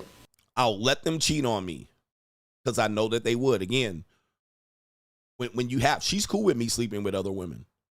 She's cool with me. She's open. She cool. She's even showing you, I'll let you do it in order for me to come out on the other side. Right? She knows that she's monogamous on her side, but open on my side. She's saying, I'll let you do it.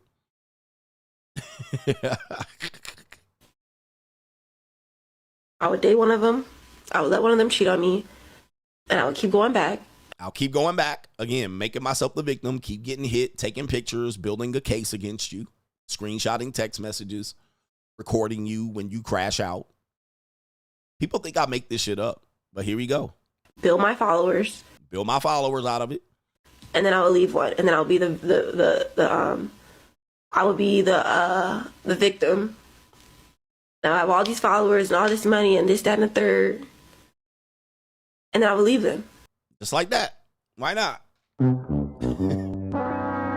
When we get to the main event, when we're talking about how therapists are exposing women for this, all right, this has always been what women have done. Now we have therapists that are basically the referees that are going to allow women to become victims in their relationships and say they were abused and they experienced a narcissist and they were abused and these type of things. So that women are going into therapy not to correct their issues. They're going in to weaponize their past relationships, their ex-husband. They're going into as an excuse to find out why they were victims. I mean, but this is crazy. So you got to protect yourself at all times when you're dealing with women, at all times. I think I found the clip of the woman that's going to talk about older women dating younger men. I want you to listen to this one here. I don't know her name, but it is a white woman. Okay. Where the white women at? All right. So it's a white woman. She says right here, women over 35 have started to date younger men. Women over 35 have a 78% chance of ending up with a guy who is younger than them. I read an article that basically said women are now saying that these YBs, that is our term for young boys, are more emotionally available than the older generations. Studies show also that men under the age of 35 are 40% more likely to prioritize emotional connection over traditional roles, making them more compatible with confident, self-sufficient women, which is a lot more of women these days. Women over 35 have a 78% chance of ending up with a guy who is younger than them. Okay, so again, the double standard is outrageous here. All right, so they're like, you go, girl, I'm a boss babe. And men under 35 are broke niggies. They're more likely to not want to get into gender roles. All right, isn't this manipulation? So the men over 35 want gender roles, want women in a certain position right here. And these women are like, nah. So I'm going to target a young man who's unsuspecting. He doesn't have leverage or position. He doesn't have the economics to control me. Therefore, I can be a boss babe, and then I can trick on him or get him to pay, think he's in a relationship and blah, blah, blah. This is the manipulation. This is a complete double standard, because that's exactly what they accuse older men of dating younger women doing. And of course, he's more emotionally available. The older guy isn't. So I can't manipulate him, right? This is what they say about older men manipulating younger women. She's more she's more not understanding. She doesn't have experience. So their way, she's more malleable, and I can bring her along with my program, use her for a young pussy, discard her. They're not talking about long-term relationships here, but she didn't even talk about love, all right? She just said he's emotionally available, whereas the other person has not been scarred yet. He ain't bitter. He ain't been divorced yet. He don't have the leverage. He don't have the options. So then the younger guy thinks he's getting the deal. But I'm saying you're getting someone that knows how to manipulate better. All right, there it is right there. I mean, that's the craziness, double standards, and unbelievable. I read an article that basically said women are now saying that these YBs, and they're going to get throttled, and nigga with stamina, and nigga that go 3 and 4 rounds and won't kick her out. You can tell she crazy. Look at the eyebrow lift here. It's in the eyes, Chico. It's always the eyes. But of course, this is a former cop carousel rider. She's been ran through more times in the Holland Tunnel. She's going to be called out for her bullshit. And the guy that is younger won't call her out on her bullshit. These YBs. that is our term for young boys. That's our term for young boys. Okay, like, who's calling this woman a predator? Like, if I said this, these young tenders, these tenderonis, these young pieces of calico, that's what I call them, young pieces of calico. I'm all of a sudden the bad guy. But of course, you know, you can't get men at the top, so you're going for young black men, YBs. Young black men. All right, fuck. I'm at the end of my wall. Now I'm going to go for these young black men. Young boys. Young boys. Are more emotionally available than the older generations. Studies show also that men under the age of 35 are 40% more likely to prioritize emotional connection. All right. Again, fall in love. Prioritize falling in love. This is true. I mean, I don't know what the data she's reaching from, but a guy over 35 is like, nah, fuck all that. All right. Because why? He's been manipulated and played and tricked already. He didn't got hit over the head already. All right. He didn't got divorced already or hit in child support. He didn't got hit in the pockets already. He didn't went to domestic violence court. Right. He didn't been rolled out already. He didn't already got it. He done already seen the fallout. He didn't had a bitch crash out of his house. He's like, nah, I'm good. Yeah, studies show. Trust me, bro. I'm good. But a guy under 35 is still with hope. And he might meet a woman that's slightly older than him, and she might seem more established. I like older women. All right. Older women all day long. Why? They're more established and they don't play games. This is why I tell you, when you don't have experience and you're a younger guy or even an older guy, you think these women ain't playing games. This woman is doing the very definition of manipulating and playing games. All right. When men say older women don't play games, I'm like, because you can't recognize it. You don't realize that level of manipulation. Okay. She's playing a hell of a game on you. She's giving you lost leader pussy. She's giving you access. She's cooking you chicken fettuccine and Texas toast. And she's massaging you. She's stroking your ego. She is taking your ass to the woodshed. All right. She's manipulating you at an expert level of manipulation. She got 20 plus years of manipulation and tactics. All right. She done read 80,000 Cosmopolitan articles. Cosmo. This bitch done watch all the episodes of Sex and the City and Living Single and Friends and Love Island. She is running circles around you, nigga. She gonna have your shoes tied up together. All right. So she is running circles around you. Similar to a guy that is older that can run circles around a younger woman. Yep, hitting him with the yo okey doke. And he don't even know what's coming. And because, listen, a man under 35 has to work extremely hard to get a woman 35 or younger. All right, he has to work extremely hard. Whereas this woman is 36, 39, 40, 42. And she makes it super duper easy. Come over to her. She has a place to fuck. Right, as long as the kids are at the baby daddy's house on the custody exchange, she has a place to fuck. Whereas a woman under 35 don't have a place to fuck. She got a house or an apartment.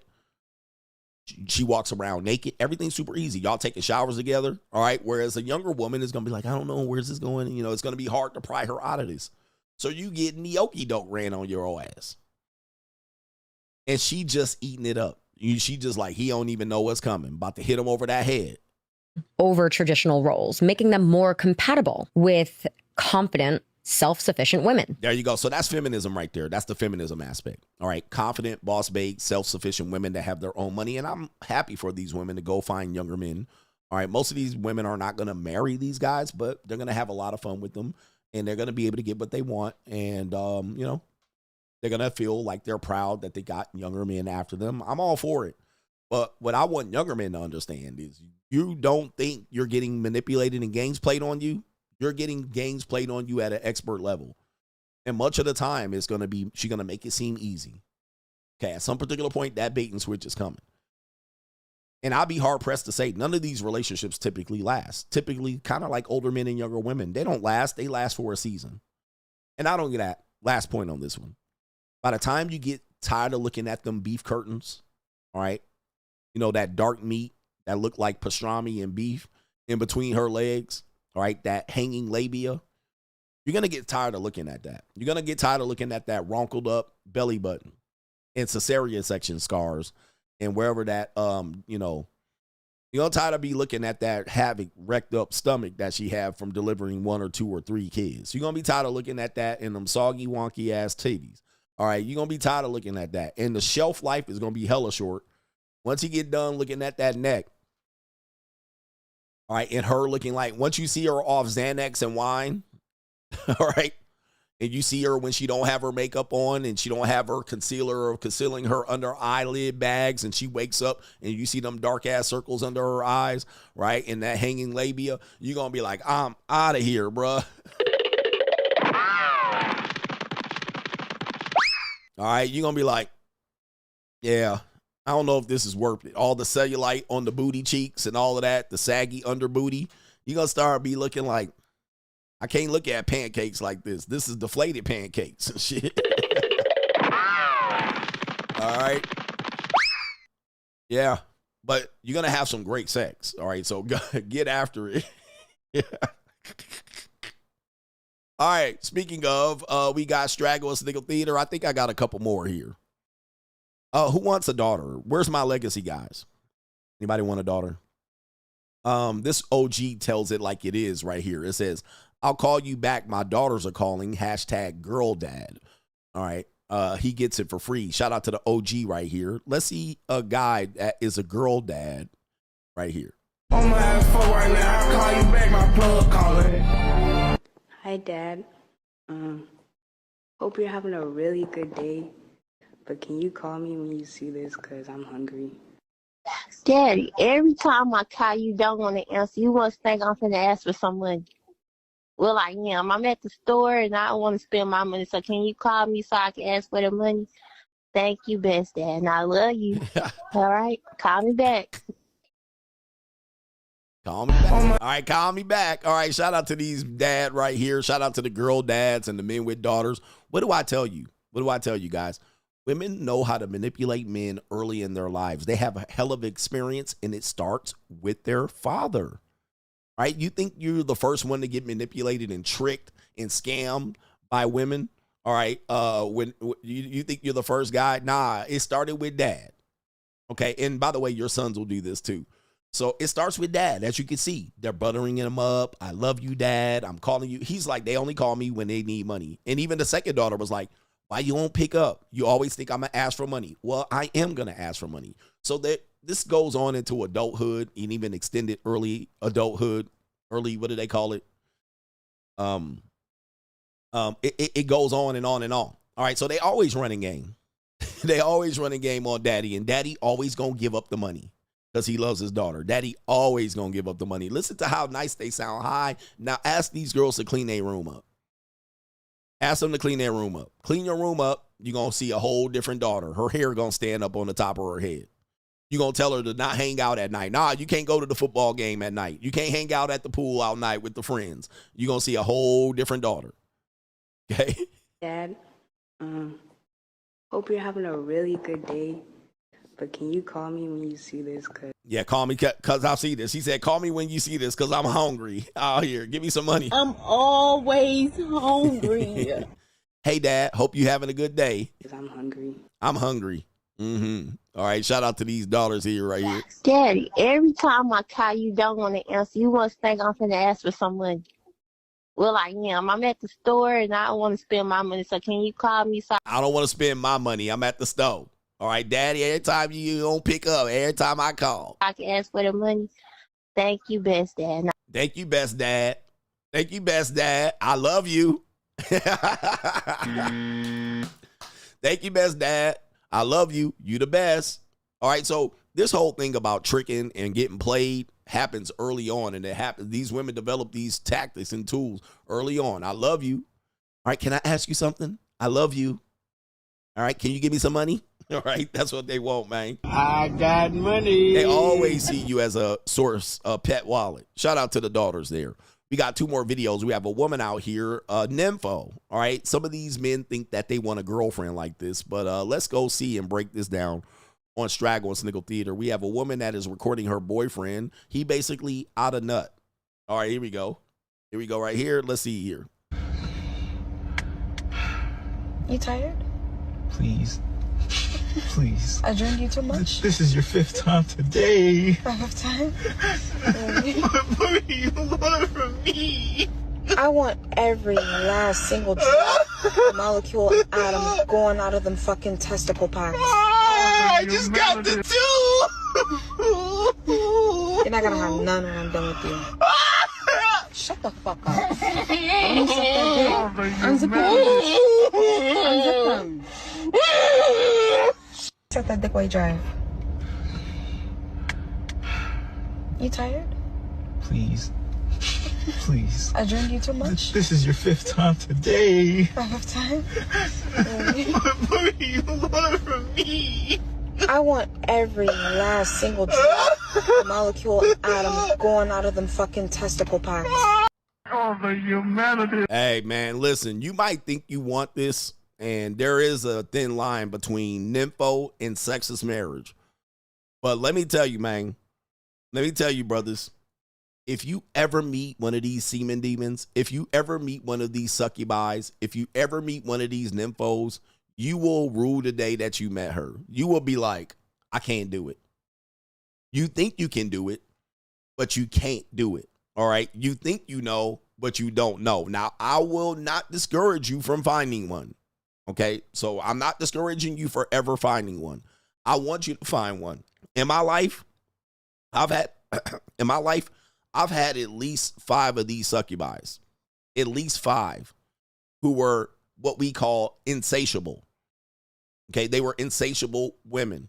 All right. And it was nonstop all the time. And, you know, most of the time they're calling for you, which is something that is great. Okay. And most of the time you can't trust them because they tend to, you know, they're going to fuck somebody else. All right. If you don't step up to the task, you know, they're going to somewhere else. But let me tell you, man, get one of these succubis, get 2, get 3 in your life. Trust me, gentlemen, you're not going to be able to be who you want to be. You're not going to become wealthy. All right, trust me, you're not going to be able to be on your grind. Most of you guys will not be able to come to attention and salute. Okay? All right, it's going to be great for about 2 weeks. All right, 2 weeks, you're going to have the best time of your life. And you're going to be knocking the Mario coins out of her. Most of the time, you're going to find out that, you know, most of the succubis I've had like this, they were hard to please anyway. So it's not like you're pleasing them. They're kind of getting something from you. The energy exchange. They want to kind of see if they have the ability to please you. So it's not like they grimacing and ooching and ouching. They kind of just looking into your eyeballs and riding the wave. Right? And they're wanting to see how fast they can make you come. So they can tap on it 15 minutes and be like, let's do it again. So these succubis are crazy. All right. They'll be like, take it whenever you want. And they'll lay in the bed. I'll lay here naked until you're done with your stream, CGA. And dude, I'm going to tell you, man. You done with the stream, you go in there, knock the Mario coins out of her, you pass out, take a nap, wake up again, do it again, and then she down there making you food, and then you had a food. Now you ain't edited your videos. You ain't done nothing. These women can't.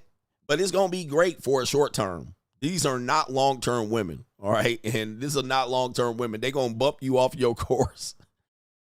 Yep, they just stare in your eyes, all right? They like, yeah, give it to me. Just staring in your eyes. And then when they give it to you, they want that semen, all right? Give it to me. Give it to me. And then let me tell you, man, you're going to be crying. But some of you guys want this. I'm telling you. I'm going to tell you. I'm not going to dissuade you, I believe the word is. Go find you one. Find one or two in your life. And you're going to realize that these are what you call succubis. They will drain the energy and very soul out of your nutsack. And it is going to be great for 2 weeks. You're going to be feeling great. You're going to be like, I'm the luckiest man alive. She won't leave your side. If she does leave your side, she's going to fuck somebody else. But after 2 weeks, you're going to be questioning life. You're going to be like, huh? Right here. You're going to be like, whoa. What is this? What is life? And when she gets out of your sight, you're going to really be like, you can't trust her. Because you know she wants it 3, 4, 5, 6 times a day. So you don't see her for 2 days. Who's pleasing her? And she'll be like, I've been waiting for you, daddy. I've been waiting for a whole week for you to come please me. No, she hasn't. All right, she been giving that thing out. All right, so she gonna. But I'm gonna tell you, man, try it a couple times. I've had at least 5 of these succubis in my life. All right, and most of the time, after 2 weeks of like, if they're here for 2 weeks, it's gonna be great. After the second week, you're gonna be like, would you go home? Get out of my face.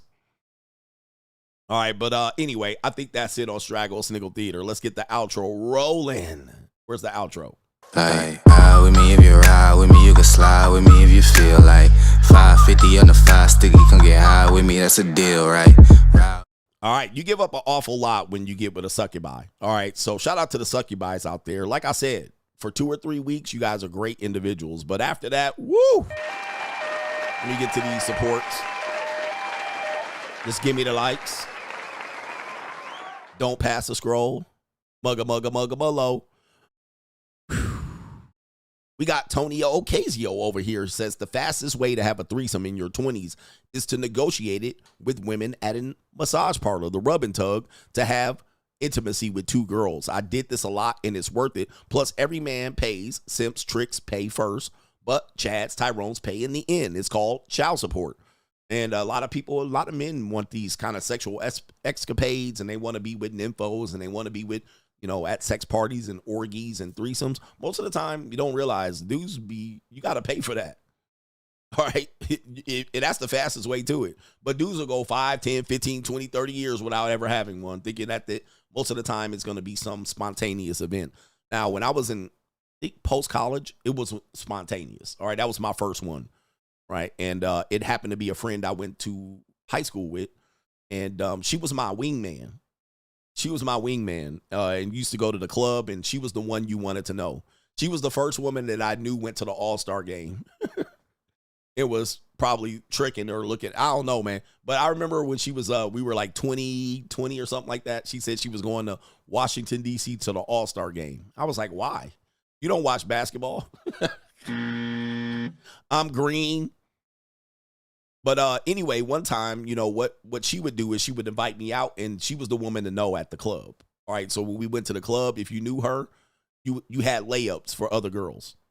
All right, so she was the one where you walk in the club, and she'd be like, hey, come to the club tonight, and I'm going to be there. All right, and then when you walk in, she had all the fine friends with her. And then when she walked in, she'd be like, hey, boo, and she'd come up and give you a hug, and she introduce you to everybody. Layup.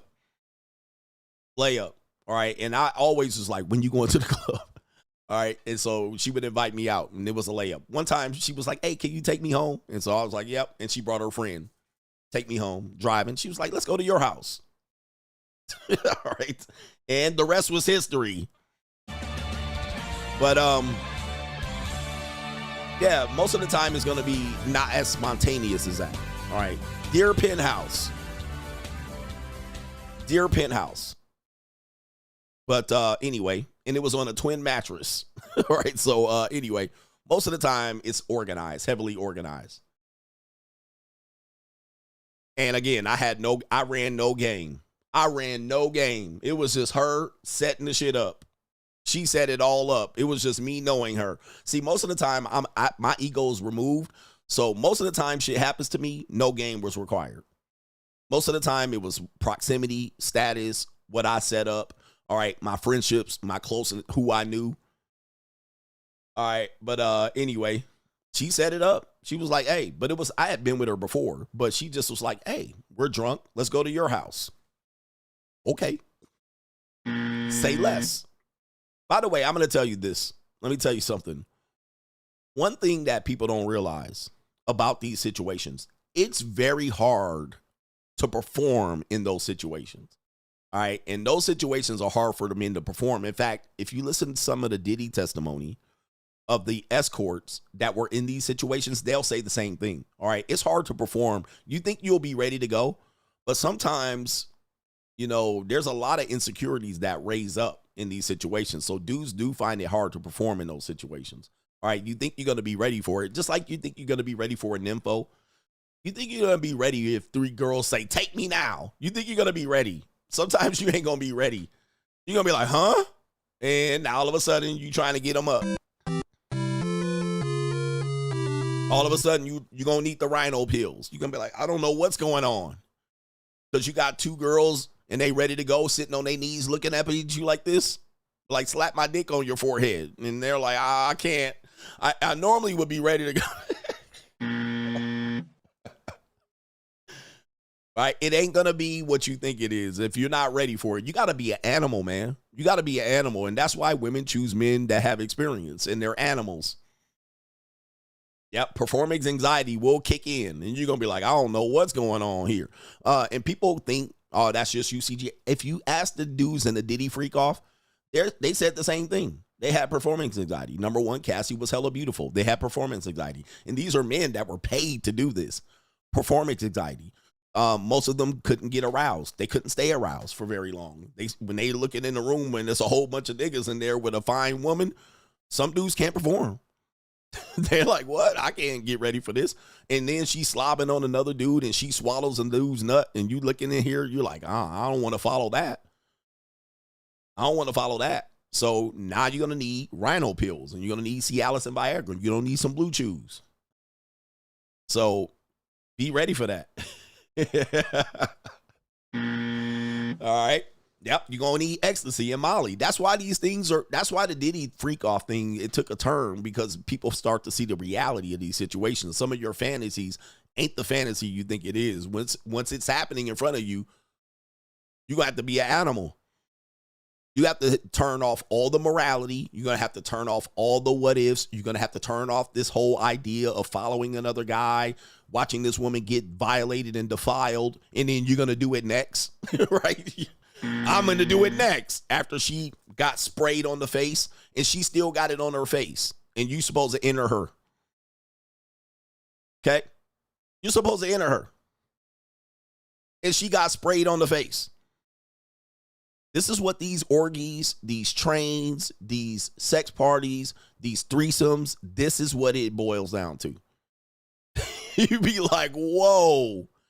Trust me, I've been to a lot of these scenarios, and it's not what you think it is. You like, oh, boy, you start smelling shit in the room. It starts smelling a certain way. All right? You're like, you getting sloppy seconds and sloppy thirds. Dude's cream pieing her, and you be like, you next? You like, I don't know. But then you see another ninja like, get out of the way, and he goes in. All right. And some dude just cream pied the girl. You're like, oh, you going in? Now you in the corner. Now you in the corner. Okay. So anyway, it ain't what you think it is. That's the same thing about the nymphos. It's not what you think it is, man. Just wait. Yeah. I'm here to give y'all the real. I don't fake anything. I'm here to give y'all the real. Shout out to you. Anyway, yeah, you start thinking about STDs. Well, I might catch an STD. Now you're not going to be able to perform. Like I said, you got to be an animal. in these situations. Dudes that are like that. Dudes that are on NBA teams and they got hookers that go up to the hotel room and they got them lined up, all the women on their hands and knees, and they just following each other. They just following each other one by one in the rooms, drinking and smoking. And the girls just hopping from one girl to the next in the line. You ain't gonna have the stomach. Most of y'all ain't gonna be like, you be like, girl, you realize? Do you have the stomach? You're gonna be like, you're gonna realize, you're gonna be like, girl, you know you don't have to do this. You're gonna be trying to talk her off the ledge. Do you want to really do this? Are you okay with this? Yep. Meanwhile, dude's just doing raw, defiling her, slapping her on the face with it, choking her, throttling her, laughing and sniggling, high-fiving. Do you have the stomach? And you're going to be like, wow, what am I witnessing here? You ain't got the stomach. Do you have the stomach? You ain't got it. Shout out to MC Hamster says, always separate business and pleasure. Don't exchange a small headache for a bigger headache. Shout out to you, man. Always separate business and pleasure. Do not mix these worlds up. Do not mix these worlds up. Yep, it ain't her first time doing it. She been doing this. This is what she likes. But, of course, dudes ain't ready for it. Shout out to Greg the Batteram says, facts, coach. I think New Orleans would be a good hangout, but I guess one event at a time is a good place to keep in mind for future events. Yes, indeed. It would be a good time. All right, shout out to Hustle Every Day. Says CGA exposed their nature to be vindictive. And he also adds women, new daddy is the court system. And he says, best dad equals you're not the only one anymore who gives money. And he says girls prey on that emotion for you to not be ready. Most men are not ready for what women have for us because, again, like I said,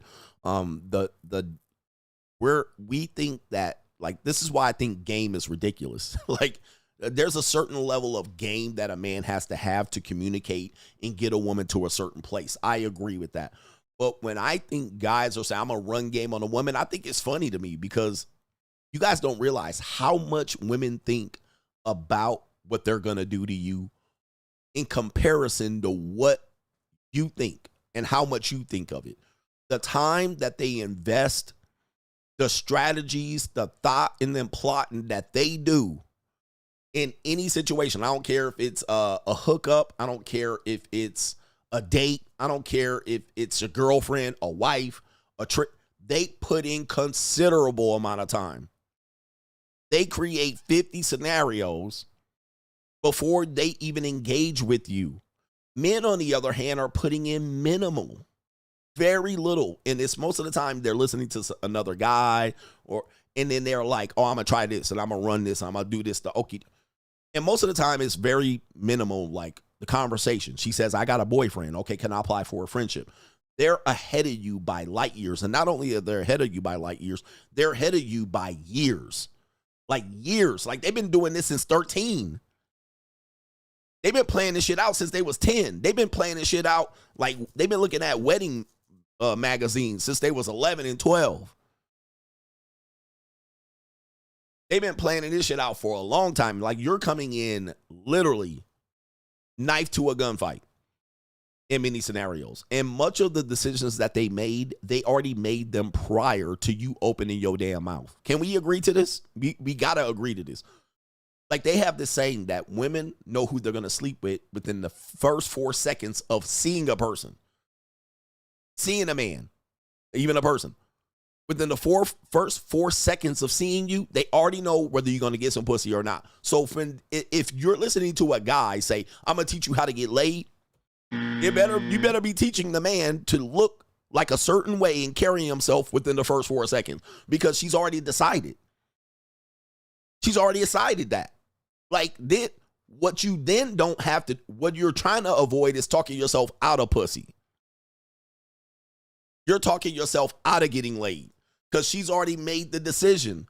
She's made the decision when she gonna give it to you, how early, how late, how fast, how slow. She's already decided. But what men do is they try to make women victims of something. I made her the victim of the circumstance. I made her do something she didn't want to do. All right, nah, not really.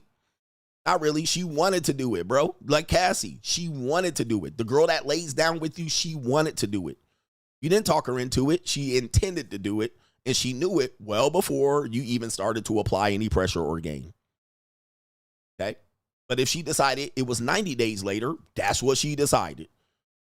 And then if she decides you're going to wait 90 days, no matter what you do, no matter what you tell her, that 90 days is going to be 90 days, right? Everybody experienced that. You might have got her onesie, twosie here and there, but that 90 days is going to be 90 fucking days. And if you say, I'm not going to wait 90 days, then you move on. And then she'd be like, yep, well, he didn't get it. At least he didn't fuck. So this is why I want to get men to understand this. Like all of these tactics and games that people are trying to sell you, most of the time the women has already decided. Already decided, man. Already decided. It's just a matter of you just pressing the right button. She's like, okay, I'm going to give him some if he says the right thing. If he applies the perfect pressure, the pressure that I expect him to apply. All right, if he says the right, he's good. If he doesn't and he says something goofy, he out. Shout out to Juan Primera says, you want to be the CEO and wealthy, but do you have the stomach? They don't have the stomach. Okay, they're socialist, communist. We're supposed to have teamwork. We're supposed to be doing the same thing. Oh my goodness. All right. Interesting question being posed in the chat. Interesting question being posed in the chat. We have a couple more people over on PayPal. It is Mr. Travolta. Shout out to you, coach. You're the speaker of truth. Sometimes you just need to get those crazy bees out of the crib. As soon as the Uber drops them off far away, you block their ass. That's what you do. Get her out the crib, get her home, make sure she's safe at home, and block.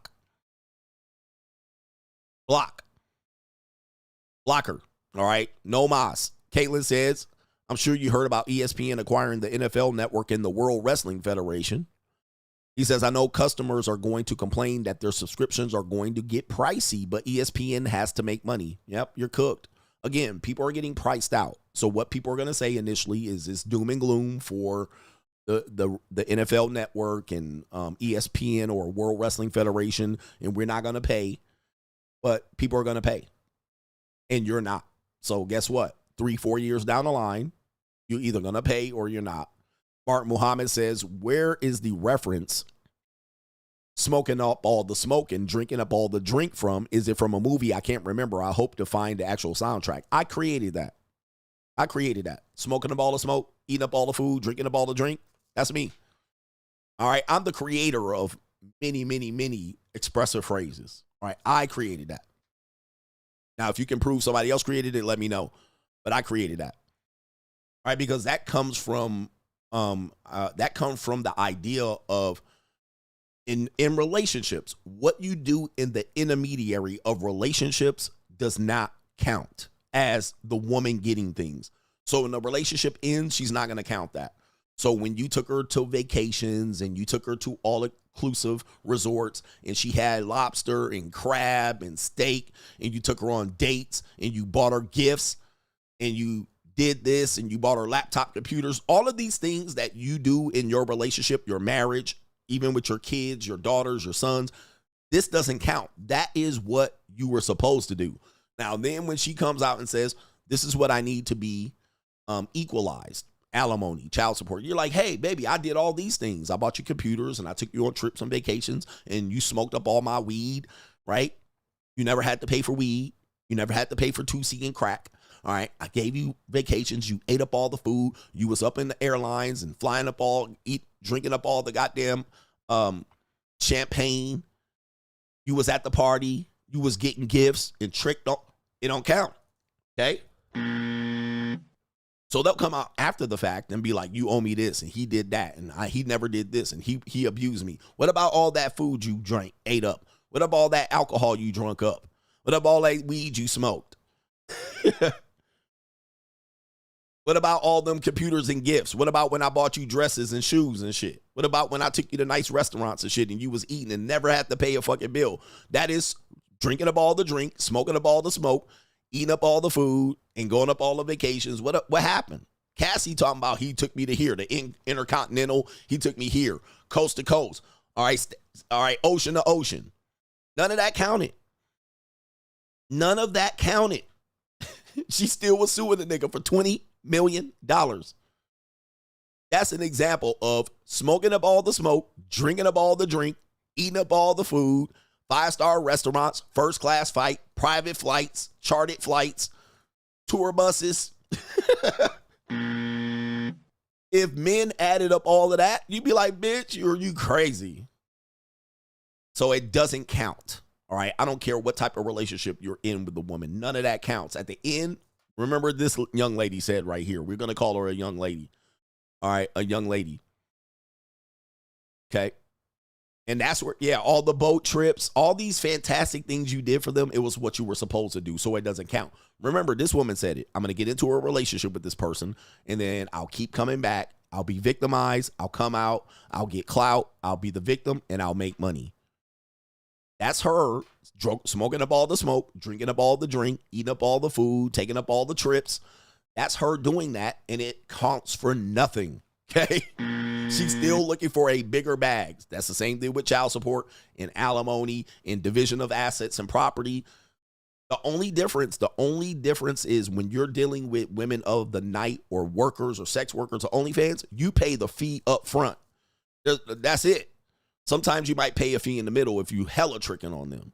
All right. You might pay the fee in the middle. But when that relationship is over and the last dime has been dropped and the last payment has been secured, there's no future payment.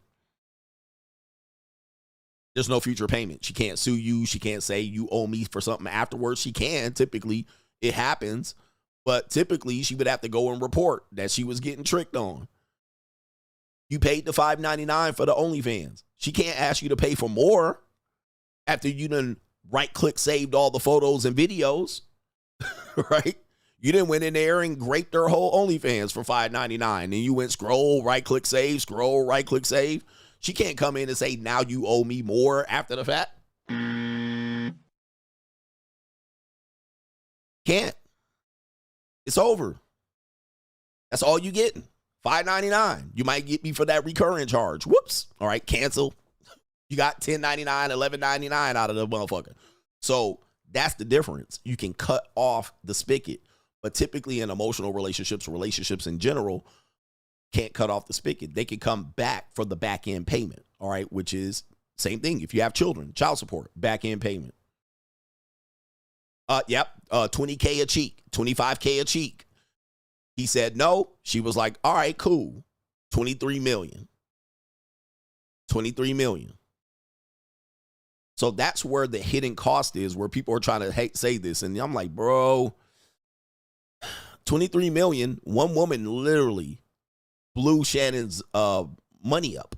Shout out to Kaylin. Since women choose who they want to give their vaginas to, including their own husbands, they just further proven that we shouldn't be monogamous to them. This sounds counterintuitive for men who want to get married, but men need to have backup options.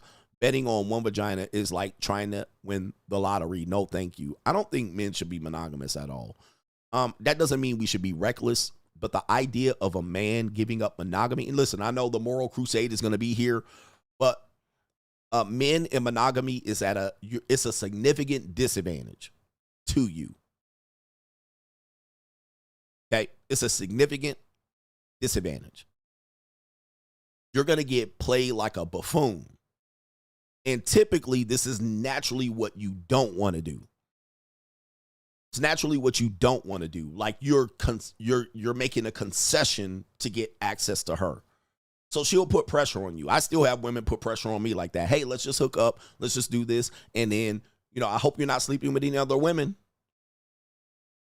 Now, she'll say that initially, and then down the line, she's like, I'm concerned for my safety. You're doing this. You might be unprotected with them. I want to be protected with you, or unprotected with you, but make sure you're protected with the other women. Then it eventually will be like, well, I didn't realize you were sleeping with other women or that many other women. In order to continue, you got to stop sleeping with these women. Like, again, safety is a concern. That is the reason why monogamy is a great benefit. Safety, security, disease. These are great things to have, to be monogamous. But most of us are not monogamous in general. We are temporary sexually exclusive. However, it is a significant disadvantage to put yourself in to be monogamous with a woman. All right. She's going to play you like a fool. It gives her way too much power over you. Way too much power. You're going to find that she's going to then start playing hide the pussy and, you know, you got to do this and hop on one foot and clean up and pick up socks. Right? And she's not going to be sexually attractive to you very long. That's why she tells you to do all these things and sells you pussy in a relationship.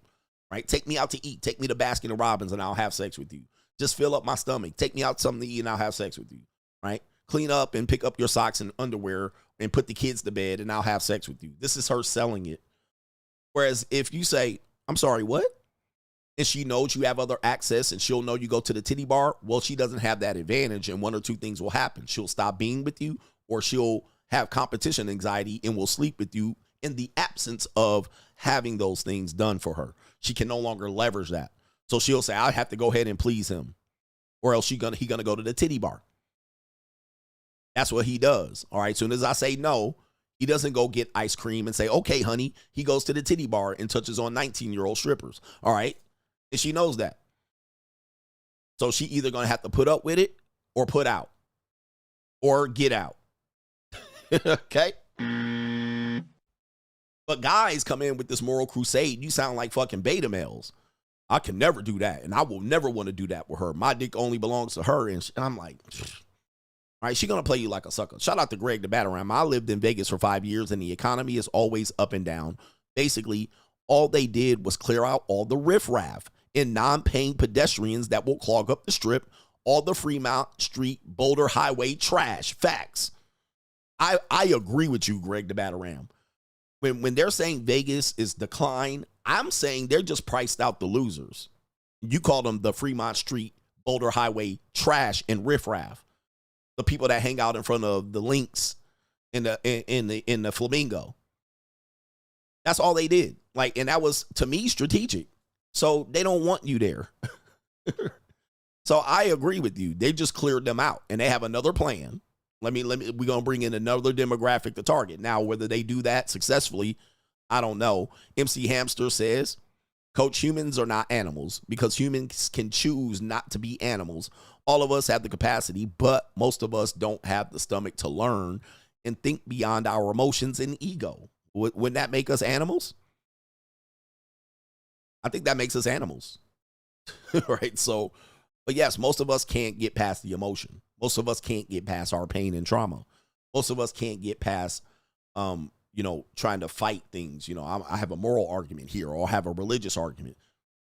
All right. I'm going to put up something that requires faith and belief against something that is real. All right. And then if you don't agree to their fucking fairy tale game, well, I don't agree with your fairy tale.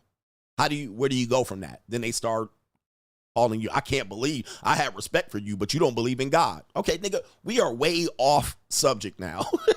We were arguing something legitimate. You brought in fantasy. I said, I don't agree with your fantasy. And now you have a problem with me because I won't play your fucking Santa Claus game. I thought we were arguing or discussing or debating something real. You brought in fake, and I said, that's fake. Let's talk about the real, and now you're calling me names. Well, if you believed in God, the reason why you don't believe, because you don't believe in God. Like, bro, look, you brought in cartoons. I brought in a real life situation. You want me to talk about cartoons? I can't help you. All right, listen, we're human beings. We're superior animals. We have the ability to cognitively think and make decisions, but you want to bring in mythology. All right, what the fuck? Now, if you want to bring in your mythology after the fact to say, this is why I make decisions based on this, great. Okay, but I don't believe in that. So now where are we at? It's crazy. It's crazy, but this is where we get stunted. By the way, this has been basically why society doesn't progress, because people keep bringing in mythology and fantasy and mystic and faith and belief, which that has nothing to do with the conversation. Now, that doesn't mean you can't have the belief. I'm saying that doesn't have anything to do with the conversation. Okay, so can we advance past that? We can't? Okay, never mind then. All right, I have no conversation. I thought we were arguing facts. Right here. I thought we were arguing shit that we could touch and feel. All right, but we can't. So now we're stuck with your fucking cartoon. All right, anyway, what do we got here? We got crime and law CGA. Hey, we got it here. And I respect your belief system. Just do not use that to hang over my fucking head. All right, that you hang it over your head, not mine. All right, that's all I ask. That's all I ask. I'm not here to prove if it's right or wrong. Nigga, we was talking about completely something different. All right, so anyway, let's get into it. Crime and law CGA. We have a woman, I don't know if this is real or not, but a woman in Houston, Texas, who is a teacher, is accused of sex trafficking teenage girls. All right, let's hear this particular story here. All right, let me see if we can share mode. There it is right there. Breaking news. A Houston school teacher houses runaway students, has 5 to 10 men a day sexually assault them and make them enough money to pay $1,000 a day. All right, so here's the teacher here. You see that short little black woman there, very dark-skinned black woman. I don't know who Glocktavius is. And there's a couple of white girls. Where the white women at? Okay, let's hear the story here. Thought they were trafficking me. A Texas high school cosmetology teacher pretended to provide accommodations for troubled teens, then forced them to service men. More details have come to light in sickening detail. Kadira Grigsby, 42, was a teacher at Klein Cain High School, where she taught cosmetology. She would allegedly pretend to take troubled teens and runaway students to motel accommodations she provided, and then make them service 5 to 10 men a night. And police say she gave them a goal of making $1,000 a day. On top of that, she brought in her own son so he could sexually assault the girls as well. Investigators say they found text messages between mother and son discussing the girls with Zelle paying for them. Hundreds of other men were making deals on Grigsby's cell phone. Only one troubled girl has come forward to sue her and the school district for failing to protect her from this evil. Tetra has made bail while her son is still in jail, and Jane Doe is currently suing the school district because she says she let the authorities know about it months ago. And even more sickeningly, he used her arrest to tout his efforts to provide school choice in the state. I thought they were trafficking me. All right, I've heard this story before. I think I might have reported, but I've never seen the video of this one. I think I talked about the article, but the mom and son pimping. The pimping is in full effect, all right? But, of course, they about to go up the river from pimping and pandering, all right? Especially young white women, the White Slave Act. Where the white women at? Yeah, man, it's an evil, evil world, and most of the time, I'm telling you, we suffer from... The real problem is niggerism. Oh, that's the real Jesus. problem. I mean, stop. Let's not get all racist about this. All right, but yeah, as you can see here, they were doing their due diligence out here. They were a whole menace to society, and of course, I guess it's the males that are the predators. I assume not. A lot of women have been madams for a long time. And some of these girls you've been putting hands on hips on, there's the pimping right there. All right there. Terrible story right there. Terrible story. But I'm a predator out here. Watch out. She don't care. Her life was going nowhere anyway. All right, apparently we have another death by simp situation here. Gentlemen, this is a learning experience. An actor shot and deleted after intervening in a domestic dispute while walking his dog. All right, let's see if we have a commercial here. There's probably going to be For over 50 years, right. Trico Exteriors has protected Charleston's homes. What the Roofing, hell? siding, windows, and more. Your home is our business. All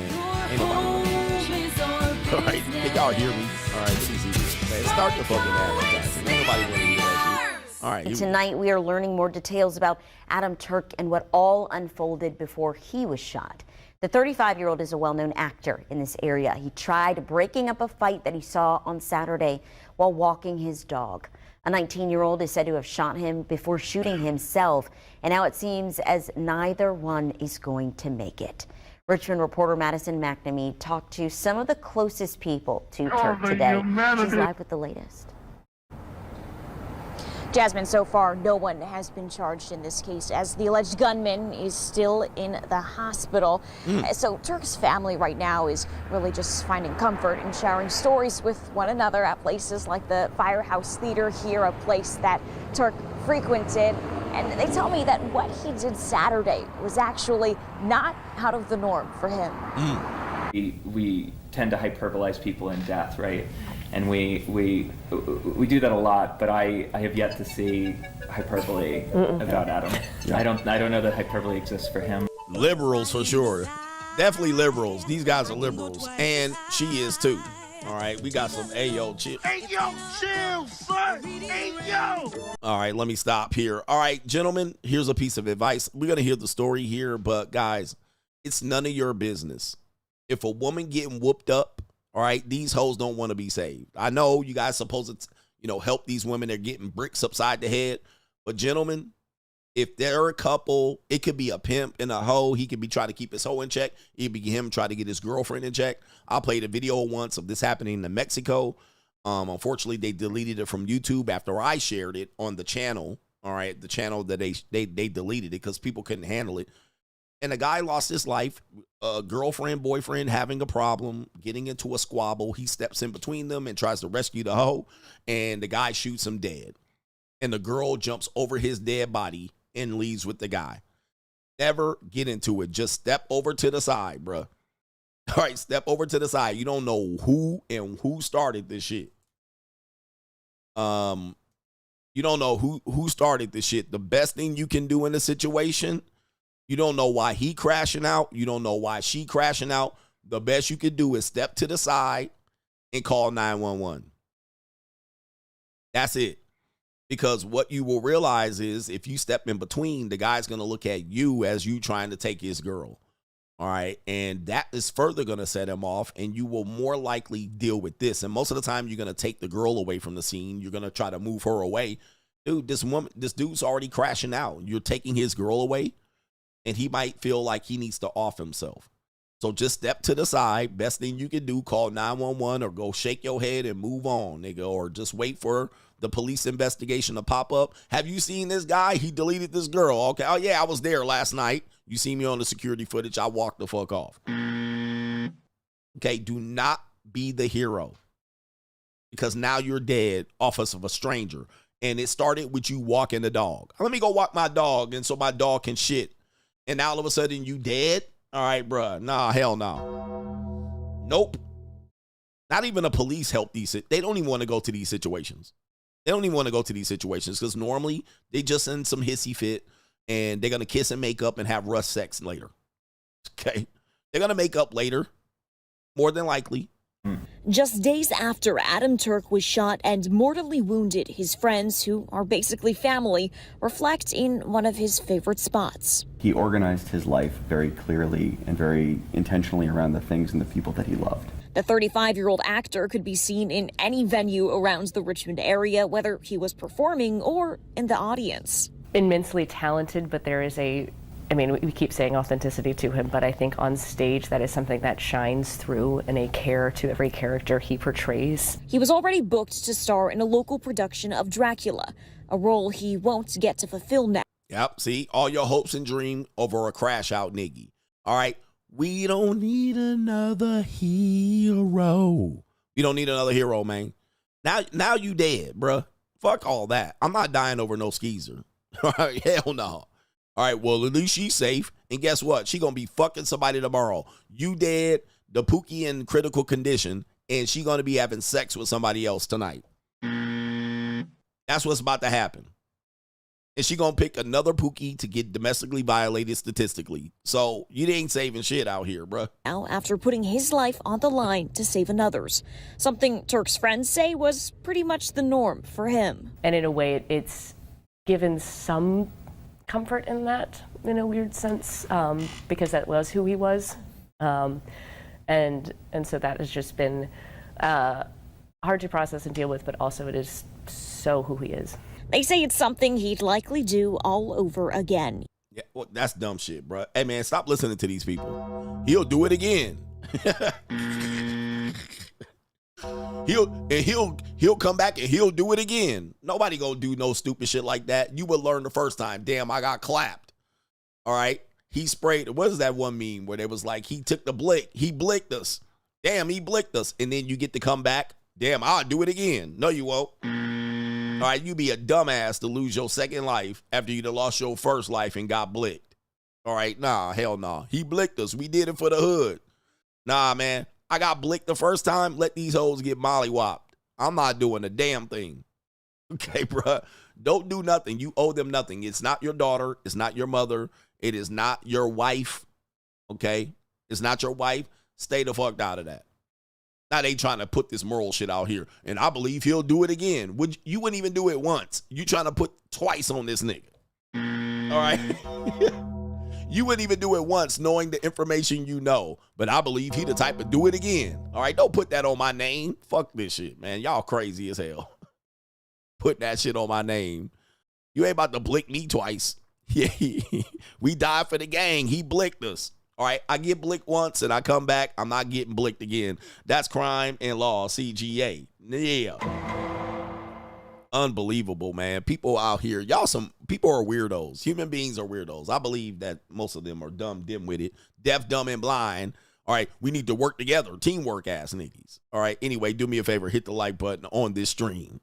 Has the modern dating landscape confused you? Have many of the standards that you heard you're kind of tired of hearing about and you're wondering, what does it all mean? Well, look no further. Join us talking about the monetized dating marketplace right now on Locals. And it is CoachGregAdams.locals.com. You can create a free account to join the conversation between the Coach Gang members. But also on Sunday, we do a live stream demonstrating all aspects of the monetized dating marketplace. And coming soon in 2025, you're going to have access to a sample of the monetized dating marketplace course where you can get information related to how to participate in the monetized dating marketplace and or how to understand it, so you're not out here spinning your wheels trying to figure out how you're going to best deal with the monetized dating marketplace. Listen, everything and every aspect of dating is monetized. We just want to relieve the frustration that you might have about it. So the best way to do it is make a free account right there on Locals, CoachGregAdams.locals.com. You can get access to those live streams, but create a free account. Just join the conversation. I am the only one covering this conversation from this point of view. And yes, I am ahead of my time. Get ahead of the information before you're priced out. Many women say they are finding it very hard to find a man who makes as much as they do. That the country's declining marriage rate is due to the lack of financially eligible bachelors. Researchers say they are seeing a trend of women dating down, which means, a man who, this is just the reality of it. So women, we're more educated now. We're going to hold off on the baby making. We're going to hold off until we get that great job, really career driven. And I don't think there's anything wrong with hoping that there's someone either on your level or higher than you. So before, right, it was okay when the man made more money to be the one to buy everything, to do, treat you and all this other kind of stuff. And now that you make more money, you can't be that one because you're dating down. I hate that. What is that? If there's a responsibility that comes with making more money, accept it. You wanted to make more money.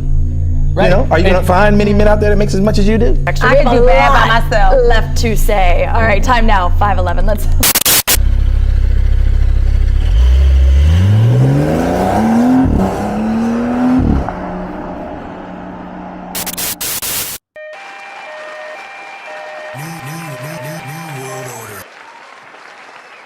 Kevin G, money minds. If this is a money mindset question, I can wait till Sunday. But in looking at the numbers of Vegas real estate stock, they're at an all-time high. My interest in Vegas is more in real estate and trading hours more than anything. Any thoughts on real estate in Vegas? Vegas is going to probably become, I don't think it's going, well, Vegas does have a marketplace where people tend to overbuy, but I think a lot of people are going to move into Vegas.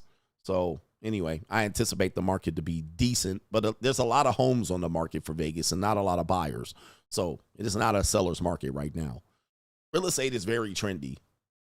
So you got to watch out. Cody Draper, I purchased Mode 1 and a good idea for a live stream on player hating, the alpha male syndrome, and fear of being player hated or fear of being player hating. All right. Shout out to, dude, I love Alan Roger Curry's books.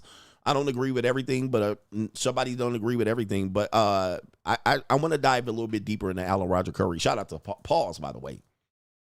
All right, and rest in peace to Alan Roger Curry. Initial DL, he says, putting knees on necks on this stream. I will never understand why normies feel as though the people at the top should hand them money without working. He says, get out of there and boss up, you sausage link big back niggies. Shaking my damn head. Why should people hand you money? People have so much entitlement. It's crazy. They should give us this.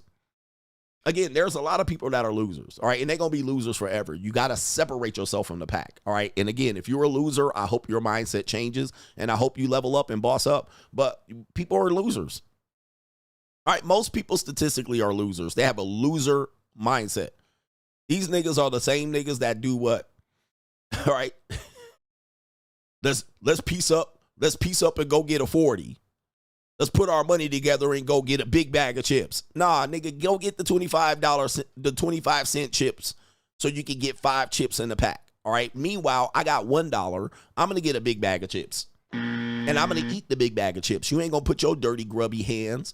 All right, I got 25 cents. You got $5. Let's go get a big bag of chips. And then guess what? His hand all in the bag all day long. His greasy ass, dirty fingers all in the bag. Trying to this should be evenly spread out.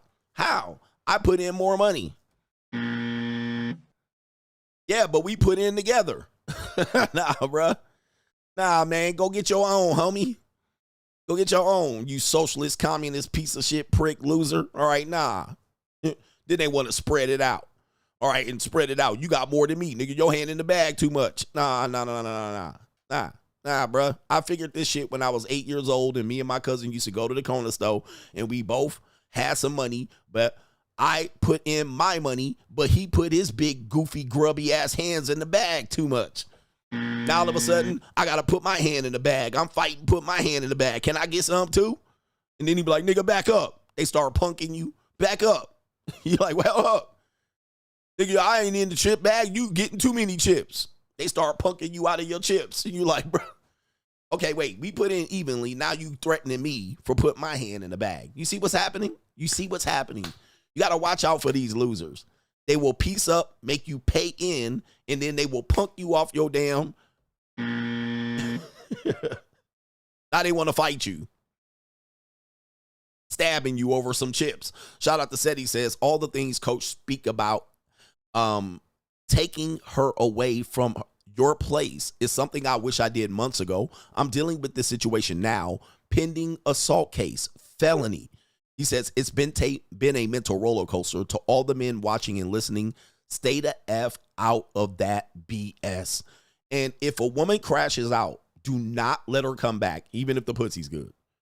All right. If she crashes out once, do not let her come back, because what she is determined is that you are open to her crashing out.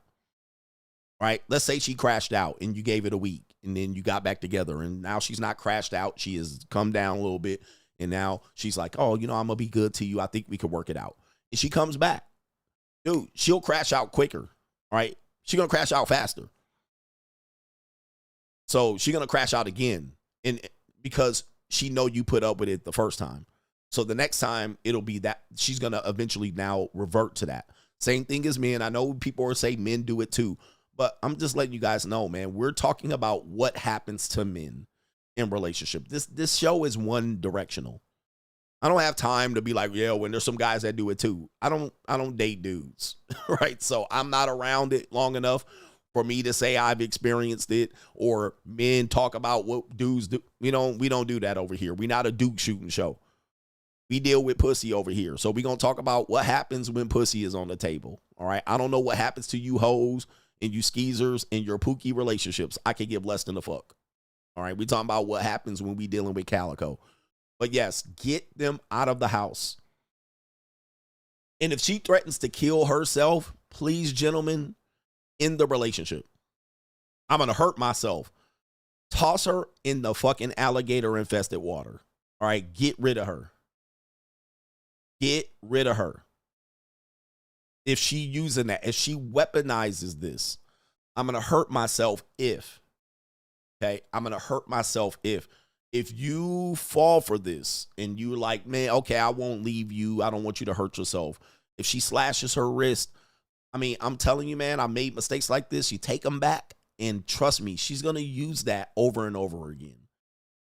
I can't lose you. I'm going to hurt myself. I'm going to threaten to hurt myself. I'm going to get rid of this motherfucking bitch right now. Do not sympathize or empathize for her. Get rid of this whore. Get her out of your life. This woman is worthless to you. She is not going to change. She's going to always use this as a weapon. She's going to weaponize this against you. And if you put up with it 1, 2, and 3 times, there's going to be 50, 70 more times too. Get rid of this person. Don't help them. Don't do nothing. Don't go to therapy with her. Don't try to get her. Don't try to figure out why she's doing this. Get rid of this bitch. Please. Get rid of her. Rid yourself of this problem. It is not your problem. Remember, it is not your problem. Now, you might be the reason she's doing this. That doesn't mean you did this to her. All right. She probably has done this to other people as well. So get rid of her. Don't ask why she's doing it. She don't know why. Get rid of her, bruh. So shout out to this guy. Keep your head up, Seti. Going through an issue of dealing with the woman. It sounds like you've been dealing with her all the time in these crash outs, mental roller coaster shit, and you got a felony pending case. Your whole life has been turned upside down because she can't get her brain chemicals stabilized. Okay, but trust that she's doing this to other people, or possibly she might even say, I've never done this, and you're the first person I've done this with. Okay. Your dick's going to get hard, right? You're going to be like, wow, she really cares about me. She might give you some punani and fuck you to death. Trust me, death is around the corner. Death is around the corner. Somebody's going to get stabbed or shot. And the last thing is, if she says more than 5 times that she's going to hurt herself and she is yet to do it, well,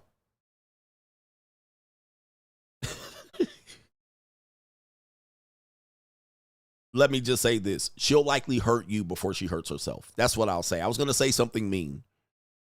But you liberals wouldn't take it. If she says she's going to hurt herself more than 5 times, the chances of her hurting herself is slim to none. She going to stab you. And she ain't done nothing. Like she said, I'm going to hurt myself. And she has not yet done it. The likelihood of her doing it is her ego can't allow her to hurt herself. All right, she'll do some abrasions or something. You know, she might slightly slash her wrist to leave a small. She ain't going to do shit. She's going to stab you. So, Wellesley says, it's my 35th birthday today. Still taking in the knowledge and applying. Great show. Shout out to the coach. Happy birthday to my birthday brothers out here. Shout out to you.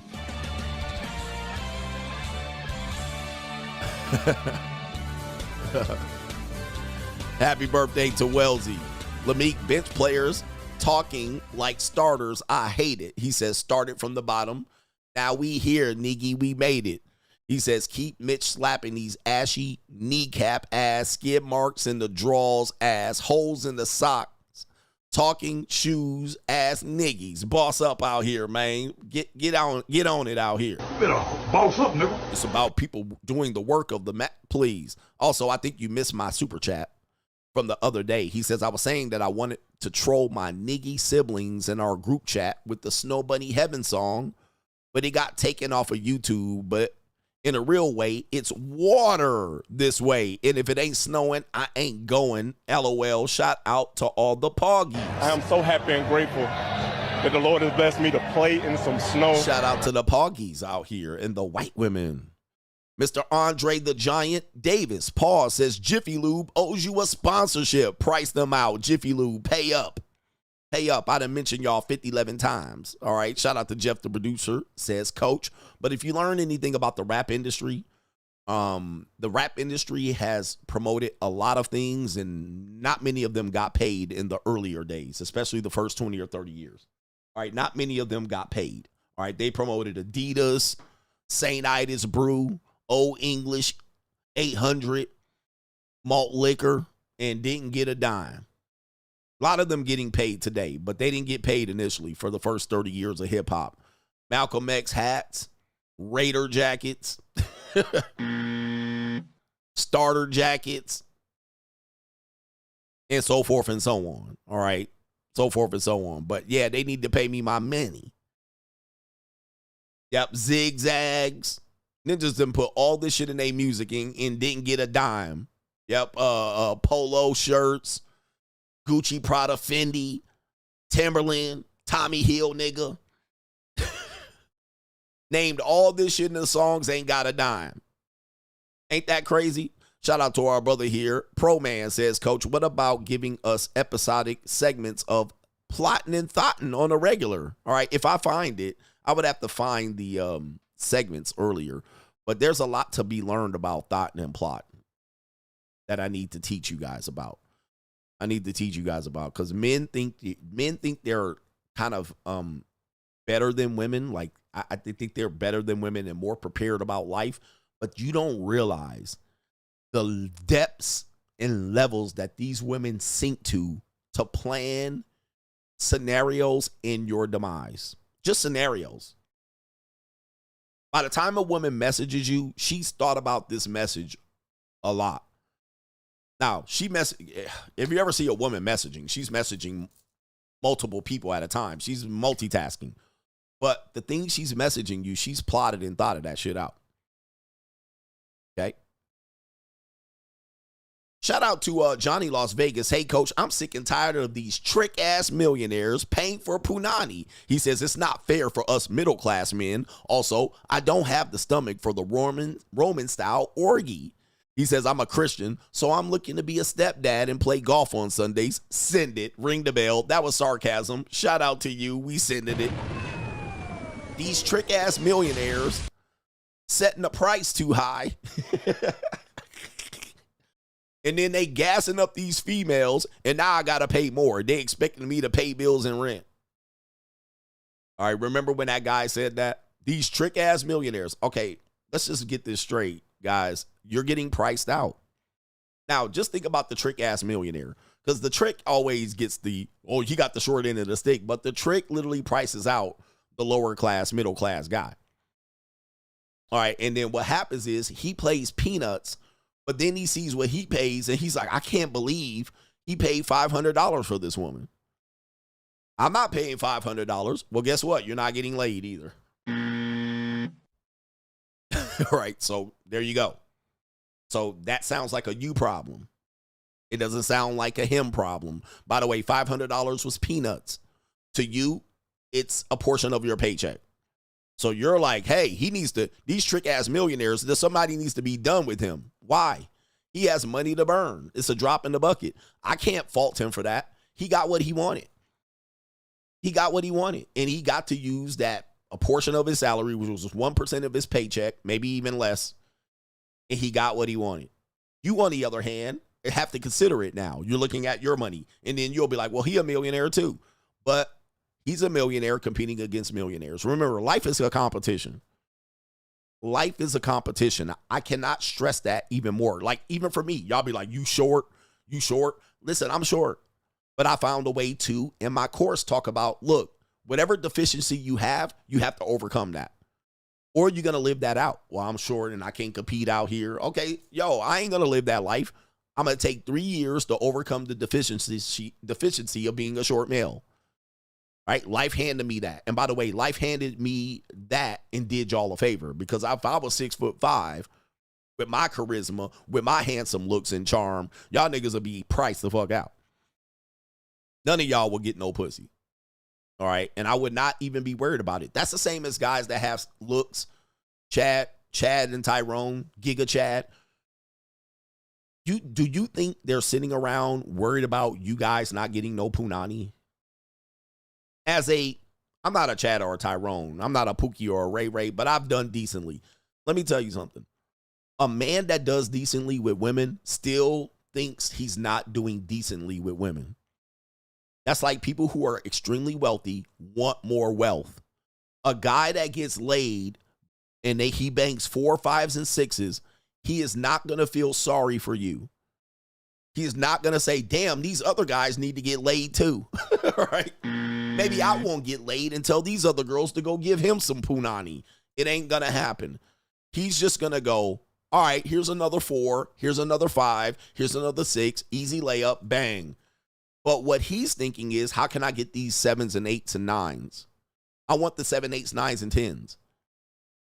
Okay, so he's getting the 6s, but he's like, I'm not going to be satisfied until I get 8s and 9s on a regular basis. So he's not thinking, oh, these poor guys out here and men need to stick together and then help these other guys out. It ain't going to happen. Just look at it. So life is a competition. And people who typically don't want to compete in life, where there's a place for you, and it's called purgatory or the middle class or the lower middle class or wherever you want to be at. Okay? That's why we call you coochie commies. You guys don't want to compete, and that's fine. I don't mind that, but don't come out here and complain and not compete. And whatever deficiency you have, please, people are going to remind you of it every day. But you have to have something to overcome that. Even when you do, then that makes you greater. It makes you greater because if they keep pointing that deficiency out, however, you keep outperforming them, what does that say about them? What does that say about them? Oh, coach, you old, you bald, you short. Yeah, but I'm kicking your ass out here. I'm dragging you from pillar to post. I'm tapping every turnbuckle, dragging your ass by a chain. In many areas of life. Now, if you feel good about pointing out that deficiency while I'm kicking your ass in all aspects and areas of life, what does that say about you? So I appreciate the reminder. It wasn't like I didn't notice what that deficiency is. I got a big nose, big, wide nigga nose. I'm short, nigga bald, black. I mean, boring black in America is a disadvantage. And whooping your monkey ass in life. Just kicking your ass like crazy. Financially, status-wise, hoe-wise. It is amazing, but life is a competition. Everything you're competing for it. Now, if you do want to live in a place where you don't want to compete, go to a place where it's ramshackled and run down. Go to the Caribbean, go to Central America, go to the Philippines, and be amongst the losers. What you're going to find out is most of the time, those places have so much corruption that you're going to get consumed by gang members. The gangs are going to run the town. You're not going to figure that out till you get to the Philippines or get over to somewhere in Thailand and realize Ricky Tan running shit. Or some old guy that runs and owns all of the bars on Soy 6. He running shit. And he got all these hoes in check and he fuck all the young girls first. So you're going to realize the corruption is going to be off the charts. You won't have this semblance of protection and support and government support. You're going to don't think you're going to open up a business in these places because you're going to have people extort the shit out of you. These gangs going to extort you. The cartel's going to fucking extort you. So, yeah, it's great. It's nice and easy and I can live off $3K a month. But if they know you got a bag down there and you make $10K a month, $5K, $7K, you're going to get extorted, robbed. The gang's going to eat your ass alive. Right? They're going to eat your ass up. They're going to extort you every fucking week. They're just going to show up with their fedora. You're going to open your door and you're going to hear the bell, ding, ding, ding. How's it going? Yeah, we back this week. Where's the VIG? Where's my 10%? You owe us 20% this week, ass nigga. You owe us 20%. And don't think that these people are going to protect you. You're going to be like, I'm going to have a maid. I'm going to have a house cleaner. I'm going to have a mansion on the beach, living off solar panels off the grid. Cartel going to show up at your fucking house every day because the maid going to tell the cartel what the fuck you got going on in your house. All right, and while you jumping back to America in Houston to go visit your family, the cartel gonna run through your shit, plant bugs, all of that shit. They gonna be at your door. The maid gonna be like, he out of town this week. And you gonna show up missing. You better have security, and you better learn how to speak the language. So don't think you're going to go out there and be rich and then live off the fat of the land of these people here that are poor. The gangs run shit. The cartel run shit down here. Ricky Tan run shit over there. The Caribbean niggies. Them niggies that, you know, them shine niggies. The bad boys run the shit. All right, so it's tough out here, man. It's tough. Don't think you just gonna be like, I ain't gonna compete no more and I'm gonna take my little bag and move over here where the people don't have shit. Oh, okay. All right. Watch them niggas go. You're gonna move to a place where you can't own a gun, but the bad guys have guns. Somehow they got Uzis. Somehow they got AK-47s and shit. Okay. Somehow they got AK-47s and you don't. Somehow they got access to drugs in the Panama Canal ports and somehow they got access to shit and you don't have any. And who you think going to be the security? You're going to hire from them niggas. All right. And then who back they going to have? So anyway, let's get back to this here. Somehow they got MAC 10s and shit. And you got nothing. Oh, I can't own a gun down here. We have gun laws. You trying to go through the government, trying to fill out your paperwork. Can I have a gun? I have $10,000 in the bank account. Can I own a firearm? But they got MAC 10s. All right, trust me, you ain't ready for this. You don't have the stomach. All right, don't think. Do you have the stomach? All right. And they just gonna knock on your door. Hey, give us $5,000. We'll leave you alone this week. All right, next week we'll be back. All right, somebody got sniped. All right, but stop all caps. Too many caps, it says. Let's get back to this part of the show. What time is it? All right, do we have time for this shit? All right, it's an evil world we live in. Oh, man. What would you do in this situation, guys? This is a bad situation. This happens a lot, especially for young couples, men without leverage. You have a girl that has a crush on a celebrity. Okay, you have a girl that has a crush on a celebrity. Typically, this is going to happen with younger couples. So you have, I don't know who this celebrity is, but this girl is at a concert and she wants to kiss this celebrity. Let's see how this plays out here. Okay, have a seat. Okay, oh my, what? Are you freaking out? Oh my God! What the? She's like, yes. Here, hold out your hand. Are you really gonna cry? Stand up. Come here. All right. So here's the deal. Here, he's a comedian. All right. So here we go. Right here, guys. This happens. You know, women have crushes on celebrities, and then they'll tell you, I just want to go to the Chris Brown concert, and your dumb ass pay $2,000 to take your girlfriend to the front row, and she hoping the whole time that Chris Brown pulls her out of the audience. We saw this once with a twerking video where the guy pulled a girlfriend out of the crowd, and then she went up there on the stage and she twerked and she went behind, and it looked like they did a whole bunch of other shit, and then the guy ended up leaving. Okay, we had that scenario. If this happens to you, gentlemen, this is not good.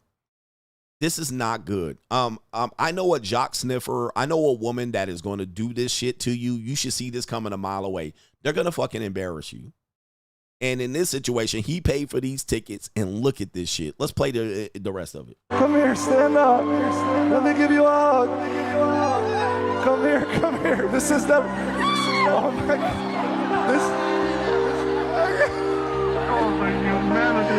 Oh, man. If your bitch does this, man, forget it, man. And he making fun of her. But guess what? Punani is wet. Oh, my God. This is bad news. I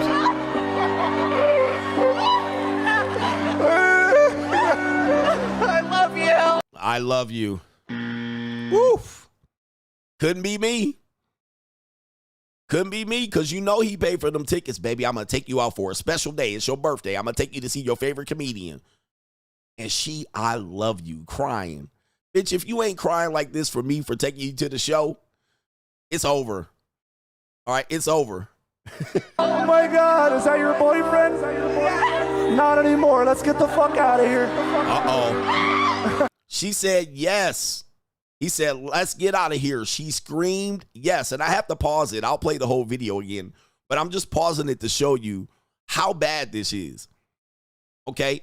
He said, let's get out of here. And she said, oh my God, yes. And pumped her fist in the air. Now, that ain't the worst of it. That ain't the worst of it. Listen to this. Oh my God. Oh my God. She said, I totally would.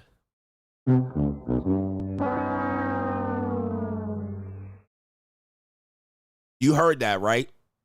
You heard that shit. She said, I totally would. Nigga. Oh, the humanity. Nigga. And look at this. Let's just be honest. This is a whole gordita. This is a whole 4. She's a 4. There's no way she's above a 4. I totally would. She pumped her fist and said yes. Sheesh. Wow. Here's William. This is why you can't have, I'm telling you, man, you cannot, the relationships are fragile. Again, hypergamy don't care. Some women are disrespectful with the shit. All right. It's absolutely disrespectful. And she is serious as a heart attack. She is serious as a heart attack. I totally would. Nope. Here's William. She would have been left at the show. I would have been, yeah, you going to have to find another way home. Nah, I'm not going to leave her stranded. But, yeah. Cold. Oh my, go sit down. Sit down. Sit down. Go sit down. Sit down. Sit down. Sit, have a seat. What? Oh my God. Look at this, man. Jesus, man. These women, this is a sexual assault. Yeah, that brother's starving. This is a sexual assault. She tried to literally assault him. Look at that. She ready to go. Raring to go. This would be, I didn't really intend to sleep with him, but got them cheeks clapped. Man. Look at that. In front of her boyfriend. Ooh, wait. And guys, women and girls think that they can get away with this because you're insecure if you don't. She just joking. She wouldn't sleep with him in real life. Nah, bruh. Nah, bruh. And this goes for if he wasn't a comedian. And by the way, take a look at the guy. That's who she fiending over. Right? That's who she fiending over. But normally the case is the boyfriend bought her. I'm sorry, the boyfriend brought her to this show. Highly likely he paid for the tickets, only for her to do what? Exercise her hypergamy on his dime. Inadvertently raise her marketplace value. Guys, this happens if you take a girl on vacation. She ends up talking to a nigga on the side. And you be like, bitch, what's wrong with you? Oh, I didn't really like him. I was just having a conversation. Nah. Nah.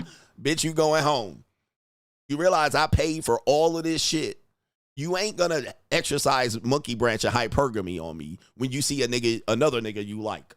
Oh, I just had a conversation. We was just talking. What was I supposed to do? Not talk to him? Yes. Because I paid for you to be here. You don't take me paying for you to be here and monkey branch on me. But of course, that's what people do. That's what men do in marriages. They pay for their woman to get a tummy tuck and breast implants and a BBL and Botox. And then you get her to get a cut and color. And then she's exercising hypergamy on you. She's using that. You're footing the bill for her to get, you're inadvertently raising her marketplace value. So she can find your replacement. It's like, holy shit. Same thing. You take bitches to the NBA game. I like basketball. And then she just looking at these tall ass gazelle niggas running up and down the court. And she over here fiending, pussy fiending. All right. And she's like, I really like, she talking to you like she like basketball, but she just like to dribble them niggas basketball nuts. All right. In her mind, she just want to meet one of these niggas. Maybe if I go to the game and sit in the front row with this nigga, all right, these other guys will see me and maybe they'll pull me from the crowd. Okay, and they will give less than a fuck if that happens. You think they're gonna stop and say, no, I'm with my man. No, millionaire NBA guy, I'm not leaving with you. I'm not gonna give you my phone number. I'm with my man. The answer is nope. They're gonna do it. They're going. They're going. This is a prime example of it. This is disgraceful. Okay, have a seat. Bro, I'm sorry. I'm sorry, dude.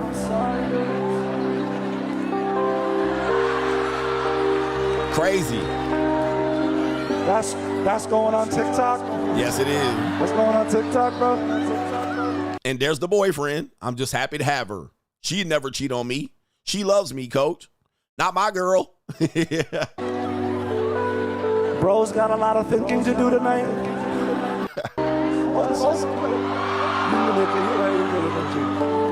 Okay, have a seat. Okay, oh my, what? Are you freaking out?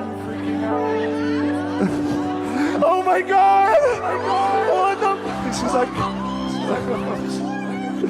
yes, here, hold out your hand. Are you really gonna cry? Stand up. Come here. Come here, stand up. Let me give you a hug.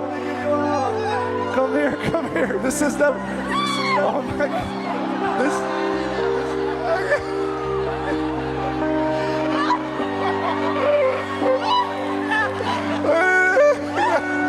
I love you. Oh my God, is that your boyfriend? Not anymore. Let's get the fuck out of here. Oh my God. Oh my God. Oh my, go sit down. Sit down. Sit down. Go sit down. Sit down. Sit down. Have a seat. Look, she whispering something right here. We can't pick it up, but I think she like, I'm going to give you the cheeks. All right. I don't know what she's whispering here because he didn't pick it up, but he heard it. She like, I will seriously fuck the shit out of you. I don't know what she said right here because they didn't pick it up. But look at how he's looking at her like. Yeah, that brother's starving. Yes, sir. And look at she begging, lips all poked out, pussy wet. That's crazy, bro. And listen, I'm going to just tell you, man, you guys have to see these signs like this. Now, this is extreme, but even the common conversation, you take a girl out to dinner and she over here flirting and talking to the damn waiter. I don't like him. He's not my type. Nah, bitch, you cooked. Because if they'll do it to the waiter, what happens when they do it to the guy they really like and they see him? And they think this off conversation is, it's not a big deal. I don't even like him. Okay, what would you do to a guy you really liked? All right, what if you really liked him? Is this the energy you're giving to a guy you don't like? What's the energy you're giving to the guy you really would like if he was in front of you? I wouldn't do that. Oh, yeah, you're doing it to a guy you don't like. All right, goddamn, let alone it be a guy you really like. It would be downright dastardly and disrespectful. All right, outrageous, reprehensible, and disgusting. So this is a red flag for you guys. You got to watch out because it's an evil world we live in. It's an evil world we live in. What we got here, we got, let's see here. This guy says a 55-year-old man warns the youth about chasing lust. An old school Playa. Old school Playa here from the Himalayas. Gonna warn you about sexual transmutation. On all of the time that I wasted on bullshit. Women, relationships, chasing box, all of that stuff. This could have been time that I could have been doing the things that I'm telling you about now. This could have been time that I could have learned a new skill that by now I would have mastered and I would have been able to make tons of money at it. This would have been the time that it would have took for me to try new things and no, I don't like that. Let me go to another thing and then find out what I really want to do and then learn it, develop it. Master it even, right? But I wasted all of that time, and now I'm against time. See, guys, I've been telling you this for a while. You guys don't realize how important time is. People who think money is more important than time, I'll never pay a bitch $250, $500, $1,000. It's going to be way better than wasting time. Because what you're doing is you're telling me all the scenarios. I got a girl over once and I had sex with her. Or I almost had sex with her and I was talking to her. You're telling me a possible scenario. You didn't even get laid and you wasted all this time. All right. By the way, I didn't smash 3 JUCOs by the time you didn't finish dinner to smash your 1. All right. But it's the time. And then what happens is by the time you hit 40, you realize you're on limited time. Your time is gone. Right? Then you'll be 50. Then you'll be 60. Now you got 20 years left. And in those 20 years, you're definitely not chasing hoes, all right? And you're not probably building a relationship, right? So you don't have time. So time is more important than the money. The money you're going to make back. By the way, take a look at the guy. No shitting on him. He's a postal worker.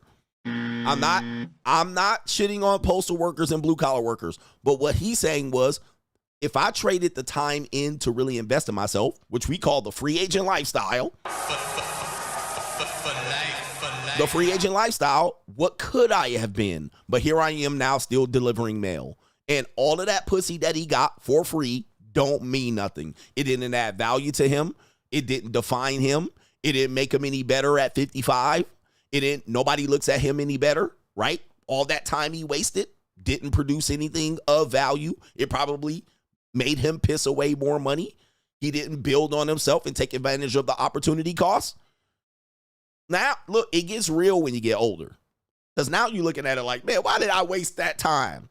Why did I go on 3 dates? Why did I try to get a girl over cheaply and try to get some free punani out of her? Lust. Yep, now he 55 delivering mail in the hot-ass sun in Chicago against these roguish niggas out there, right? Yo, he's like, bro, what did I get? What do I have to show for it? Nothing. All that pussy and nut busting and possibility of busting nuts and drinks and nightclubs and days out, I got nothing to show for it. What could I have been 25 years ago?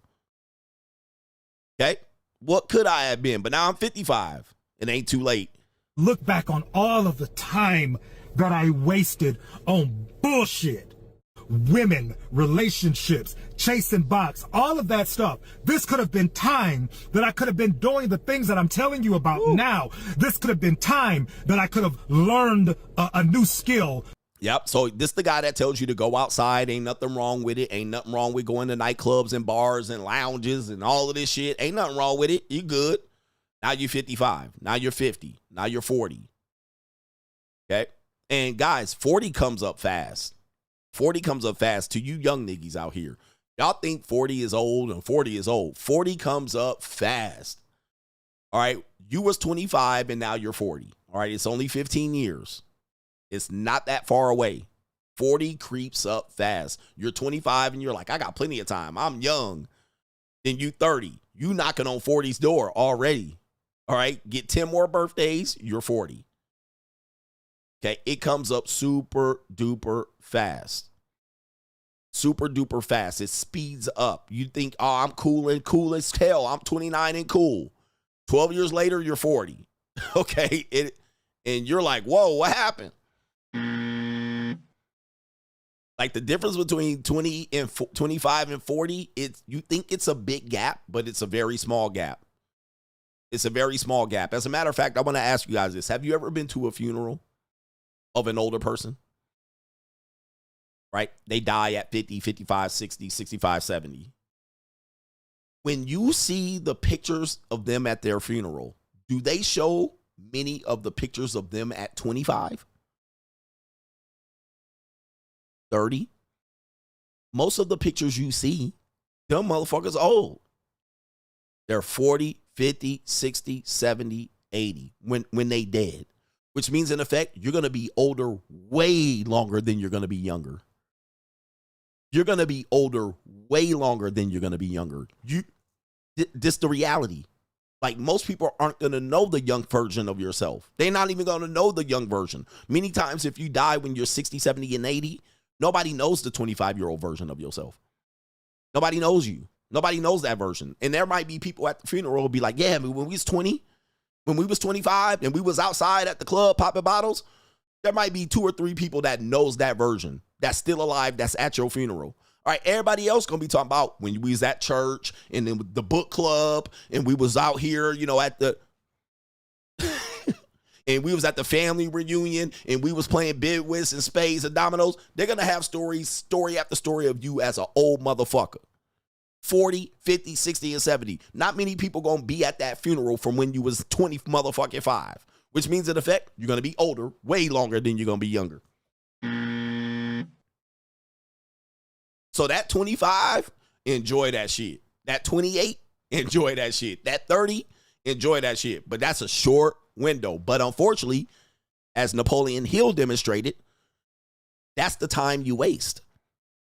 Lust chasing, misdirection, misguided, undecided, partying, drinking, bullshit. All right. And that's what he's saying. Damn, I was an old school player from Chicago. Now I'm still delivering mail at 55, which it ain't that bad. It's better than nothing. But I wasted time. I could have been. What could have been? All that lust, relationships, most people don't have anything to show in relationships. Nothing. Right? Most of you have trauma, debt, pain. That's damn near all of us. That's what we have to show in our relationships. I've been in many relationships. I've been with many women. I don't have much to show for it other than them being on my body count. All right? And trauma and most of them, and some memories, some good memories. But now he knows, oof. That by now I would have mastered and I would have been able to make tons of money at it. This would have been the time that it would have took for me to try new things and no, I don't like that. Let me go to another thing. Yeah, because when you're younger, you're willing to try more things. As they say, you can't teach an old dog new tricks. It's not over for him. He still has time. He doesn't have a lot of time. He still has time. He has 25 years, all right, at best, if he's lucky. And yeah, but now it's hard to try new things. It's hard to learn new technology. It's a little bit harder. It doesn't mean it's impossible, but it's harder. It's harder to be able to, he has obligations. When you have obligations, then you don't have discretionary or disposable income to try new things, right? Meaning he has family, grandkids, child support. He probably still is on child support, right? He's getting his money garnished by the government, probably if he has kids out of wedlock. That's what he has to show for that. So now he doesn't have the discretionary income to be able to try new things and learn new things and take a course or a class. He got to deliver that fucking mail. So when he has obligations, kids, grandkids, wife, girlfriend, baby mamas, child support, he has obligations. And now he's saying, I wasted. Look at it. Look at that look. Look at this fucking look right here. When you talk against the free agent lifestyle and you tell my audience to party and bullshit and ain't nothing wrong with it and relationships are free. Okay. When you say relationships are free and men don't pay and time ain't nothing, I never would pay money. This is what I want you to remember right here. Look back when you 50 and 55. All that being cool and the player shit, he still got the hoop earring. Shout out to the old men that are wearing earrings. He still think he's cool. But now he realized all that night at the Blue Martini, all them nights at Dre's produced nothing. At the end of the day, nothing. Right? At the end of the day, yep, all that mouthpiece and talking about the possibilities of bitches you fuck. Have you ever heard these niggas? Oh, man, I was talking to this one bitch, and I might have got her to the crib, but I didn't. And, because, yeah, you talk about a possibility of having sex. You talk about the possibility of you. I was talking to this one girl, and I was laying the game down on her, and I was going to get her to the crib, but she ended up not coming by. You're telling me a story about you possibly having sex. Please smack yourself. As Alan Roger Curdy called it, the possibility of sex. Stop telling me about the possibilities of you running game and you told her this and you had a great conversation with her and you got the number and then you possibly might smash her in the future. This is all he had to show for it. All the love and relationships and we gonna make it last forever, ever. Don't let our love end. All right. All right.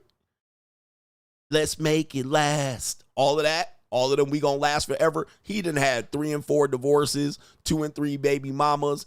He cooked.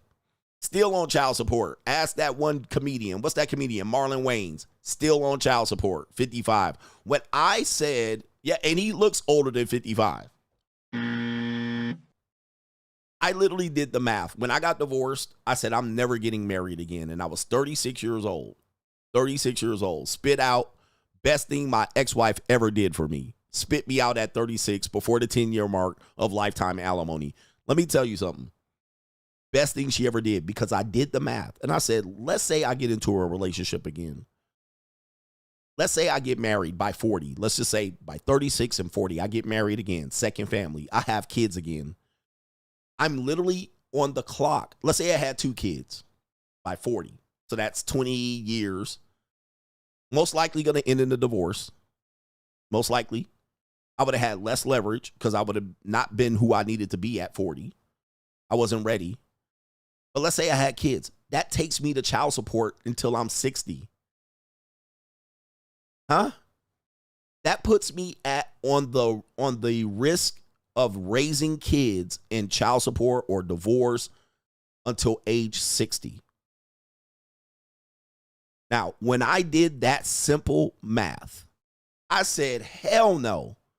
Why would I get married again? Why would I have more kids under that system again? Now I have a little bit more leverage. Like I said in the book, you can reevaluate that and see if that's possible. But I wouldn't do it in America. I'd do it in Costa Rica or the Philippines. All right. So that puts me at 60, minimum 60, in possibly in love, possibly in a sexist marriage, possibly in a great marriage, possibly in a divorce. But with 1, 2, or 3 kids, that puts me on child support until I'm 60. When I did that math, I said, no way. It doesn't make sense. Yeah, I'll have some kids in the Philippines. I'll knock somebody up. I'll fucking impregnate some Filipino woman like she's a cow. All right, I'll do that all day long. All right, but I said at 36, this is my freedom. Peace, quiet, and freedom. I would be looking like this nigga at 55, looking 62. Still on child support, still trying to find love, still trying to prove that I can get a girl, still running my mouthpiece, still trying to run games, still raising kids, still taking kids from middle school to high school. I said, hell no. Hell no. I was like, there's no way. No way. I'm free. The light's at the end of the tunnel. All I had to do was get my kids to graduate. And I said at 49, both of my kids would be out of high school. And when I said that, I was 36. And I said, then I'll be truly free. It was 13 years. I was like, man, that seems like it was forever. But guess what? It's here. I'm here. I said at 49, I will be completely free from government obligation to child support, alimony, divorce. I did the math, and the math made sense. So now I'm 49, traveling the fucking world, and putting hands on hips in Costa Rica, Panama, Colombia, Brazil, motherfucking Philippines, Thailand, London, Paris, Amsterdam. I'm free at 49 instead of under the obligation and stress of love, relationship, macking, free pussy, child support, marriage, divorce. I'm out of there. I'm winning. It's free agent lifestyle. Otherwise, I would have 10, 12, 13 more years to get my second set of kids in through college, trying to get my wife not to divorce me, trying to find love, trying to find these fat 40-year-old women to fuck. Hell no, bro. I'm out here with 20-something-year-old women calling me Malo Poppy, bringing their friend to my hotel for me to smash while she's sleeping in the bed. Bruh, it's the motherfucking free agent lifestyle.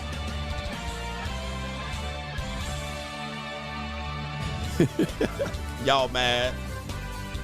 It's an evil world we live in. Just based on the math, it makes no sense for me to have went back to that after my first divorce. Just time-wise and mathematically, it made no sense. I'm like, why would I do that? All right, anyway, last one. It's the evil world we live in. Speaking of getting it for free, we have a alleged study here. This is, again, a alleged study that says if love is an investment, make sure it's one that grows you. Relationships cost more than money.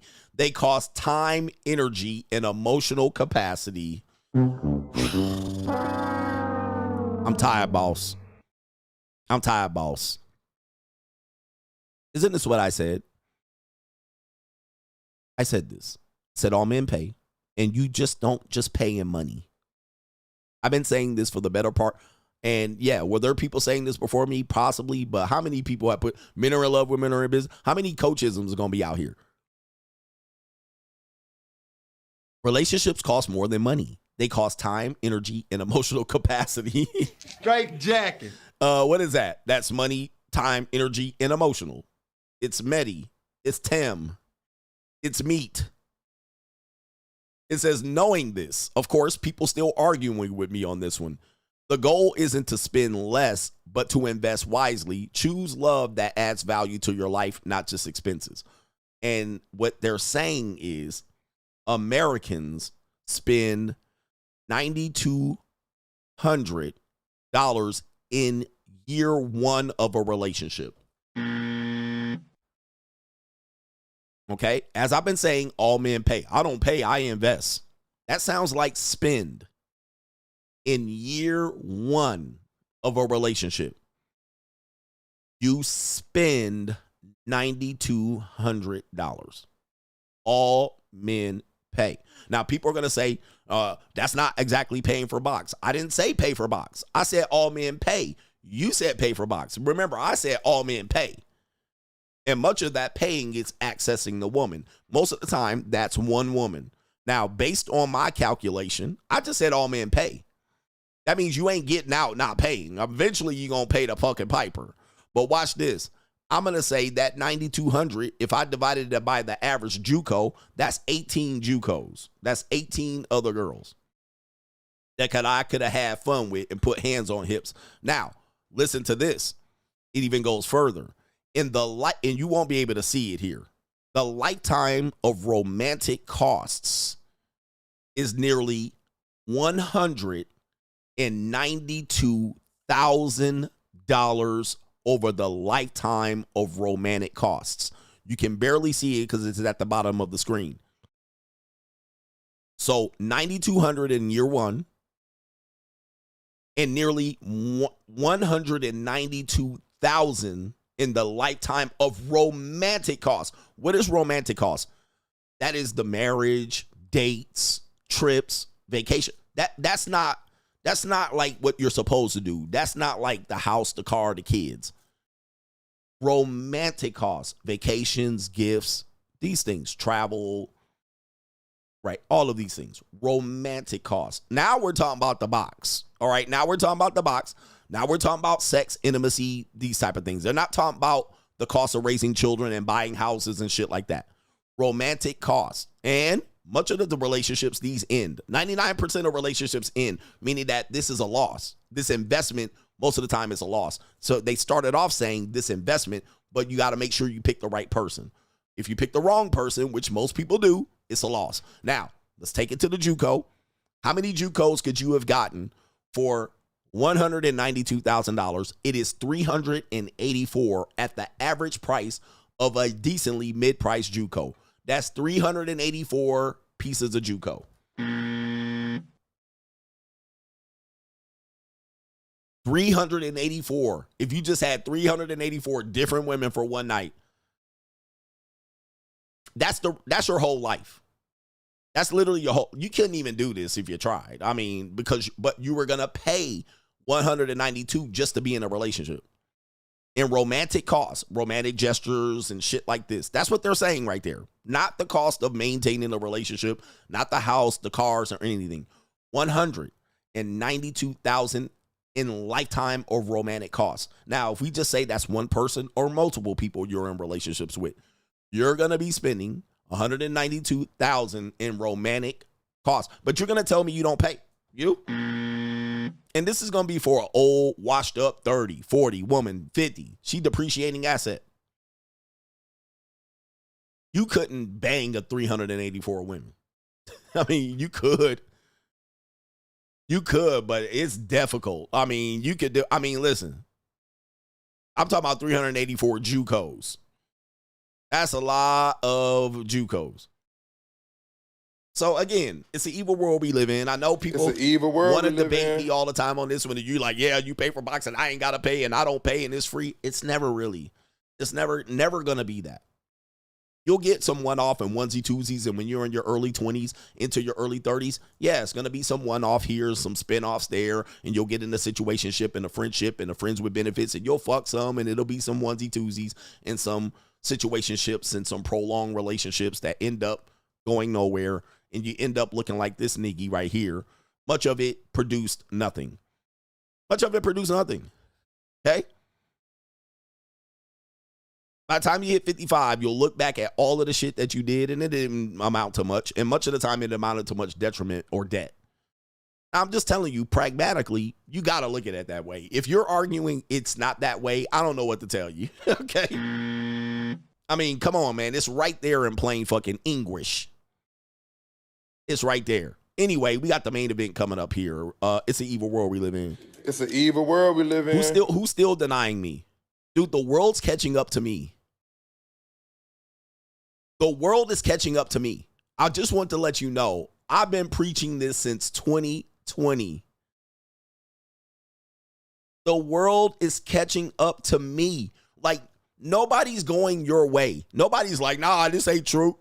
Most people are figuring out what I've been able to roll out into the world and present on a worldwide platform, worldwide, international. The world is ending up agreeing with me across the board. The morality, the love, that shit is going nowhere.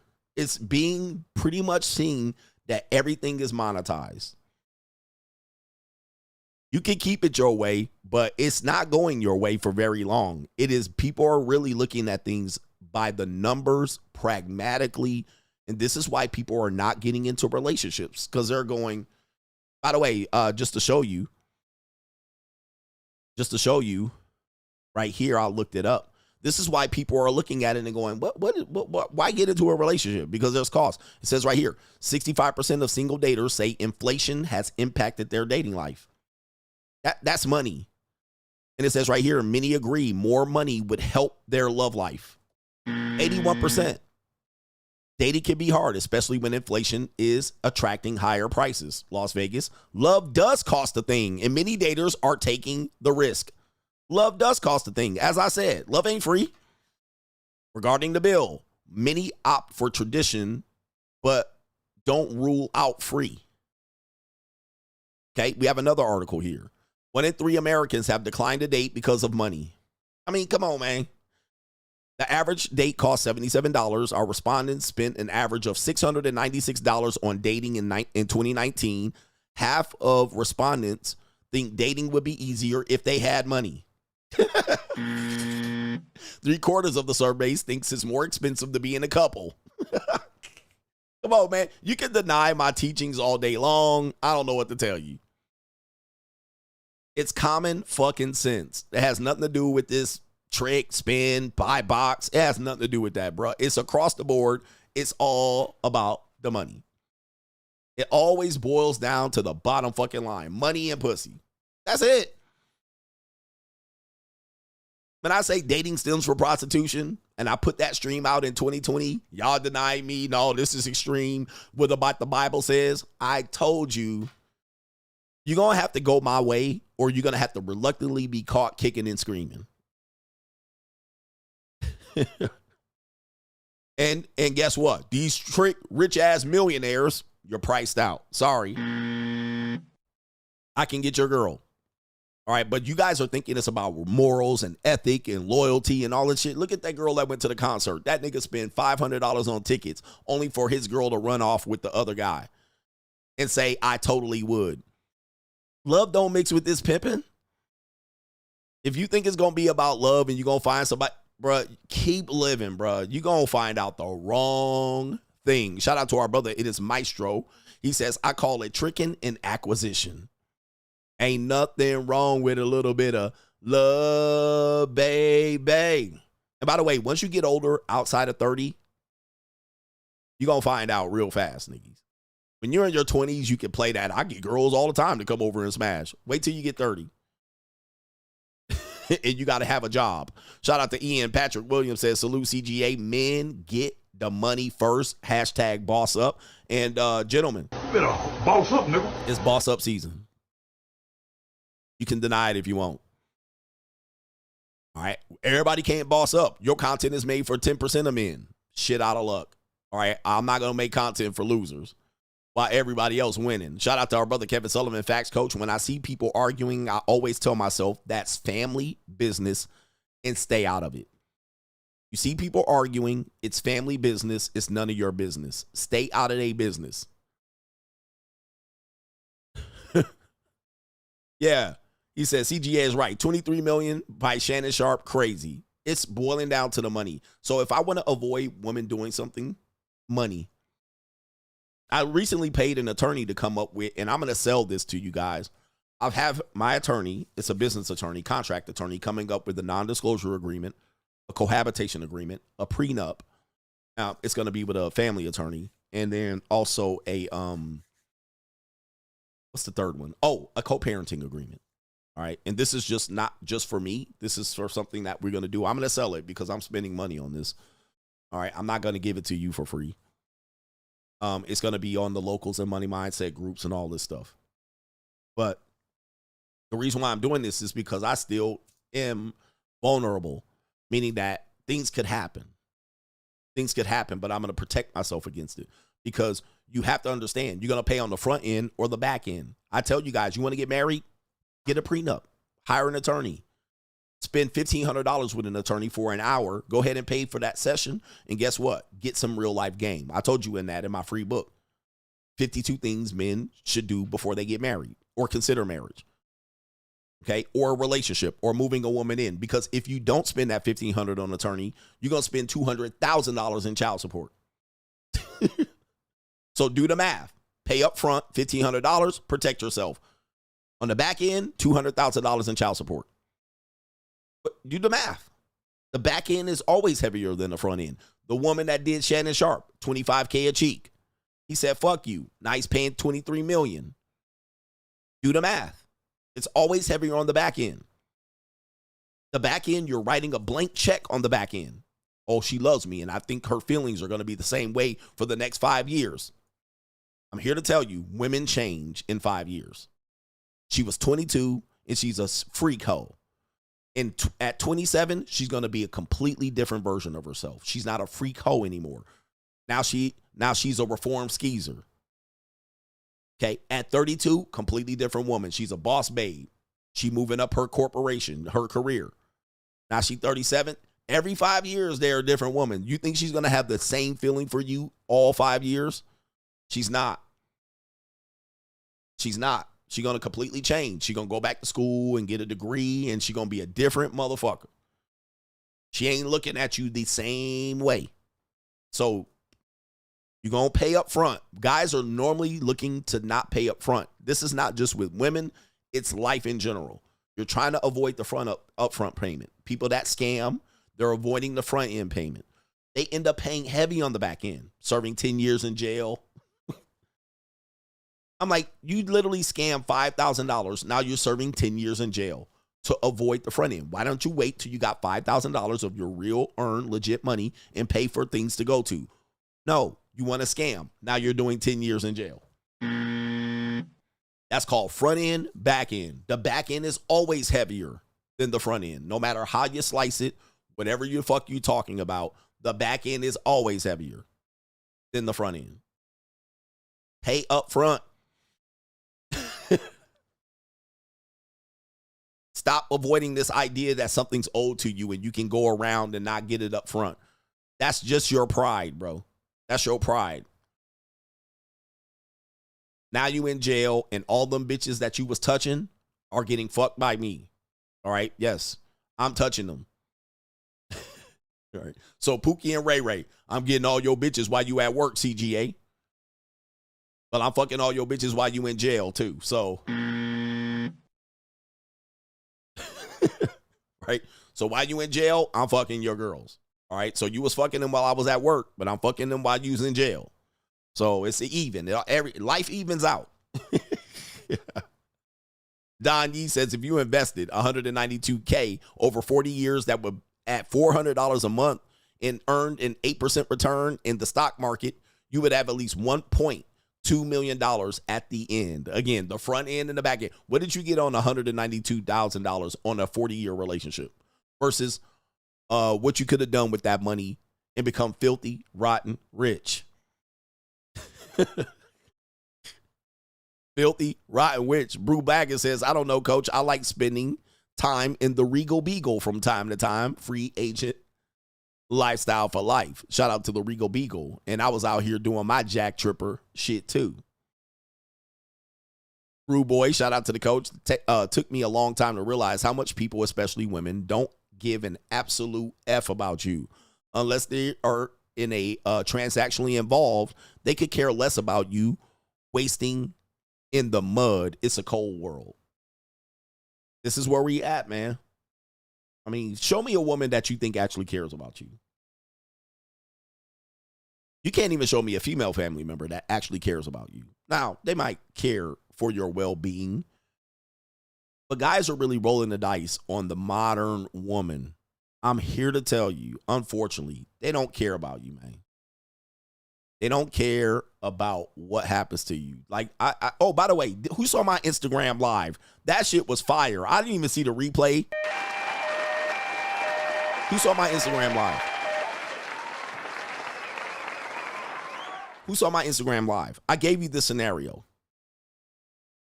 Because a lot of you guys are keeping relationships with women open. In fact, if you stop communicating with them, the relationship would go bye-bye. I gave you this scenario. Let's say you got a girl and you really like her. And you've been texting her, Grand Rising Queen, good morning, beautiful. All right, have a great day. And you're used to doing that. You guys realize that you're keeping the relationship going. Not her.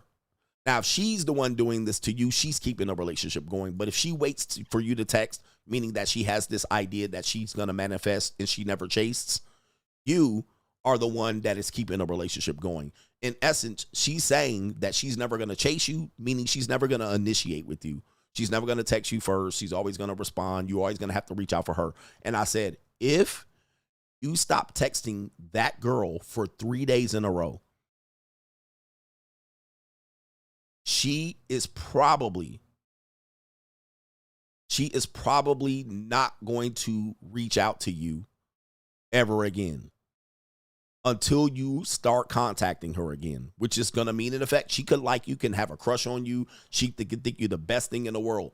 The likelihood of her reaching out to you is slim to none. And people say, well, what should she do? I said, if she really loves you, she should be at your doorstep trying to see if you're dead inside the house. That's what she should be doing. If she really loved you, she'd be knocking on your front door. If she really couldn't live without you, she'd be knocking at your front door. She'd be asking someone to do a wellness check for you. I can't get in touch with my love of my life. I want to know if he alive in that house. What they going to do is totally like, okay, he ain't going to contact me. Fuck that guy.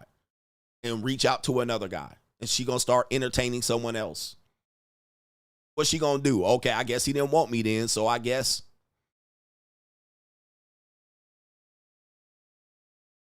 You see what I'm saying? That's love. You ain't getting love like that from these women today. She just going to jump to the next man's dick, the next man's text inbox. All right? The same thing is when you go out of town. She talking to more niggas. Okay, all right, good. I got space now. Let me talk to these other niggas.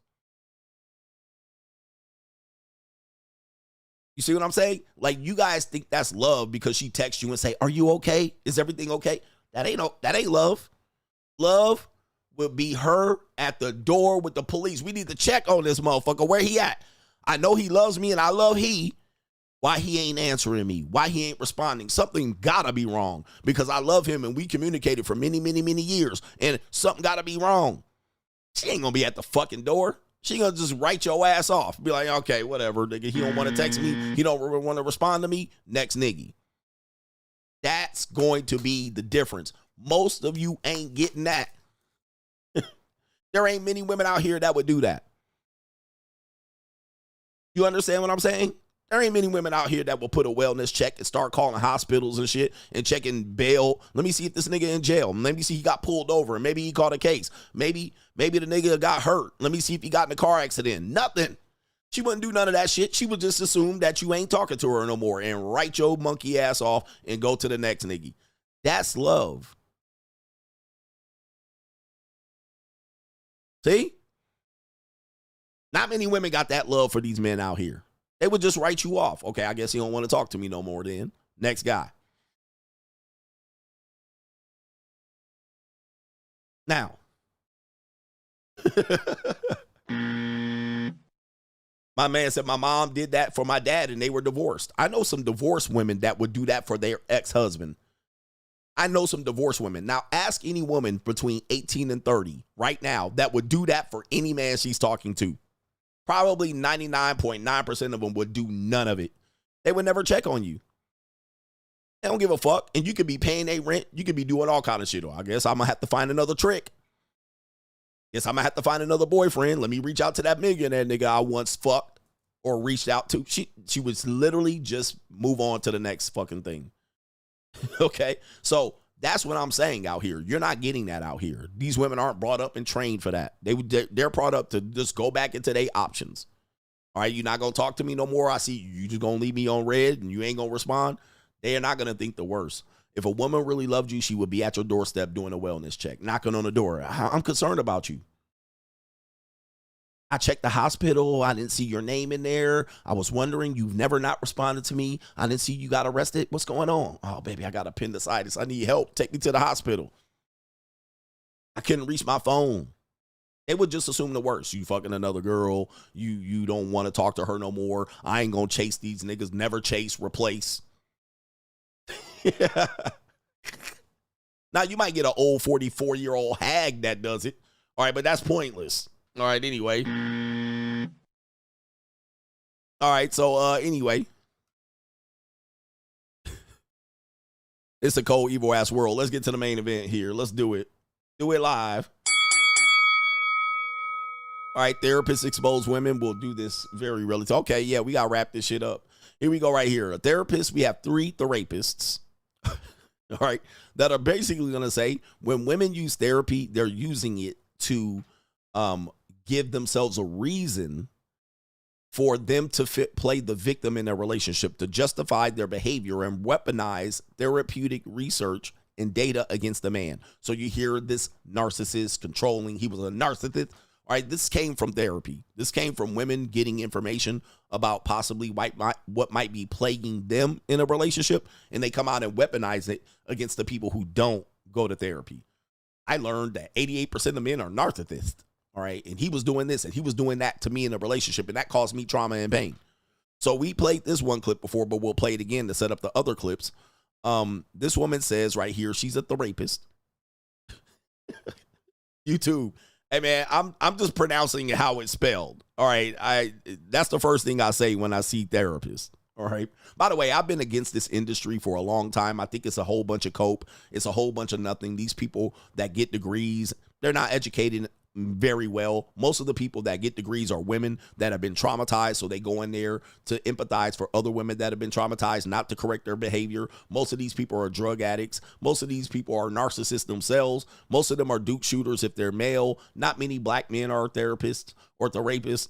All right, and most of these women that use it, they're just trying to come weaponize the victimhood, weaponize the therapy against the male. All right, so this woman says right here, how a female narcissist use therapy as a stage. All right, I played this video before, but we're going to use this right here, where they go into therapy and they're going in there to perform. It's performative. It's not to learn. It's not to become better. It is to use this as a stage. When a female narcissist comes to therapy, they're normally looking for someone to validate them. So if you've ever wondered how they show up, keep watching. I'll give you 3 takeaways. I know that I'm going to see a victim. Here comes the tears. Here comes the drama. And from the outside, it might look like she's truly being genuine and vulnerable. I mean, she might even cry at first, become very animated and expressive. But as a therapist, I start to notice some patterns, start to notice that she weaponizes her emotions. Her tears are not always about pain. They're more about power. And whenever I push for accountability, the waterworks begin. She reframes the entire narrative. She's the one who's always misunderstood, always the one who gave too much, and somehow everyone else has failed her, including her partner, her parents, her kids, even the therapist. She uses the session to dominate, not to grow. Instead of reflection, she's blaming. Instead of accountability, she's deflecting. And if you challenge her, then you become the enemy and she never comes to therapy again.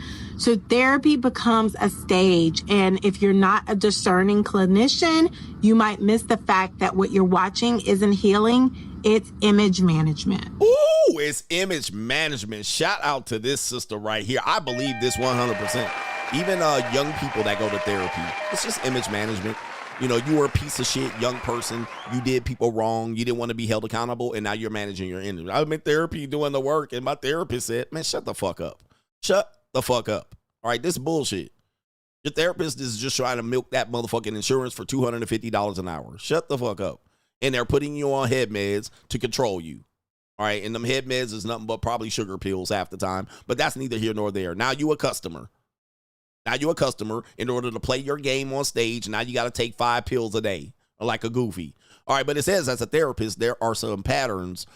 There are the patterns I'm trained to see. A female narcissist often comes to therapy not to grow, but to get validation for her victim narrative. It's a masterclass in image management. The session becomes a stage, and if you don't play your part, you become the next villain in her story. Now, this is what I want men to realize. This is why I told you, if a woman keeps threatening to harm herself, get rid of that bitch. Why? Because you become the next villain. That's all you're going to become. Okay? You're not going to help her through it. I can help her, coach. You're not going to help her through it. You're just going to be the next villain. Okay? You're going to be the next person she blames for her issues. And the previous guy who got rid of her, she can put that past, and now you're the next villain. You're the next bad guy. And it's a pattern of this. Everybody's the next bad guy. The teacher, the coach, the therapist, the next boyfriend, the next husband, the next baby daddy. You are the next villain. So you got to recognize that. This is why I tell men, if a woman tells you to engage in some sort of therapy or counseling with you and you're not married to her, leave the relationship. You're a girlfriend. We're going to go to couples counseling. Dip. All right? It's worthless. Leave it alone. She's going to basically use the therapist as a referee and to go in there and do performative image management. All right. And say you're the bad guy. See, she was talking about you. You're the narcissist. It's never going to be helpful. It's never self-reflecting. It's never to improve. And when I say never, I mean never. All right. Much of this shit is just therapists using these people, mostly weak links, to justify why they're a fucking loser and a weak link. All right. This is 98% of the cases. And the therapists don't give a fuck. All right, they making their money. They scamming the insurance. All right, run their insurance again. By the way, you guys know that if you go in to see any therapist and you use any insurance, they're going to diagnose you automatically. So when people say, I got this and I got that, and mental health is real, because look at all these diagnoses for antidepressant and anti-stress and anxiety. Well, look at all these people using insurance. If you use insurance and not cash, you automatically get a diagnosis. You can't avoid it. They have to diagnose you with something to justify scamming their insurance for $250 an hour. Now, let me tell you this. If you use cash, you can tell them, hey, I want to see you and I want to settle this issue that I have. I just want to hear from someone. I want to be heard. Here's $250. Do not diagnose me. They will not diagnose you. They will not diagnose you. You will not leave there with a diagnosis. They will literally handle your issue. They will bounce that shit off of you. And the therapist will say, well, I can't scam this nigga for 10 sessions at $250 an hour. That will be $2,500. He ain't got it. So I'm going to resolve this issue and I ain't going to book this nigga for further appointments. All right. I'm glad I talked to you for an hour. Thanks for the $250 in cash. Bounce. All right, but as long as insurance is involved, they like book 10 sessions, book another 10 sessions, book another 10 sessions, put this nigga on SSRIs, put them on mental health stability, stabilizers, and shit like that. See what I'm talking about? That's how thin line between, well, why are all these people experiencing depression? Insurance, that's why. That's why. Because you automatically have to get a diagnosis under insurance. All right, they have to. The only way they get paid is to diagnose you with something. But anyway, schedule an appointment with your therapist. All right, here we go. We have another one here that says right here, when a man controls, we call it abuse. When a woman controls, we call it trauma. Let's talk about it. Okay, here we go right here. This might piss some people off, but it has to be said. Not every tier means someone's a victim, and not every man is automatically the abuser. Let's talk about vulnerable narcissism in women. the face of narcissism nobody wants to address.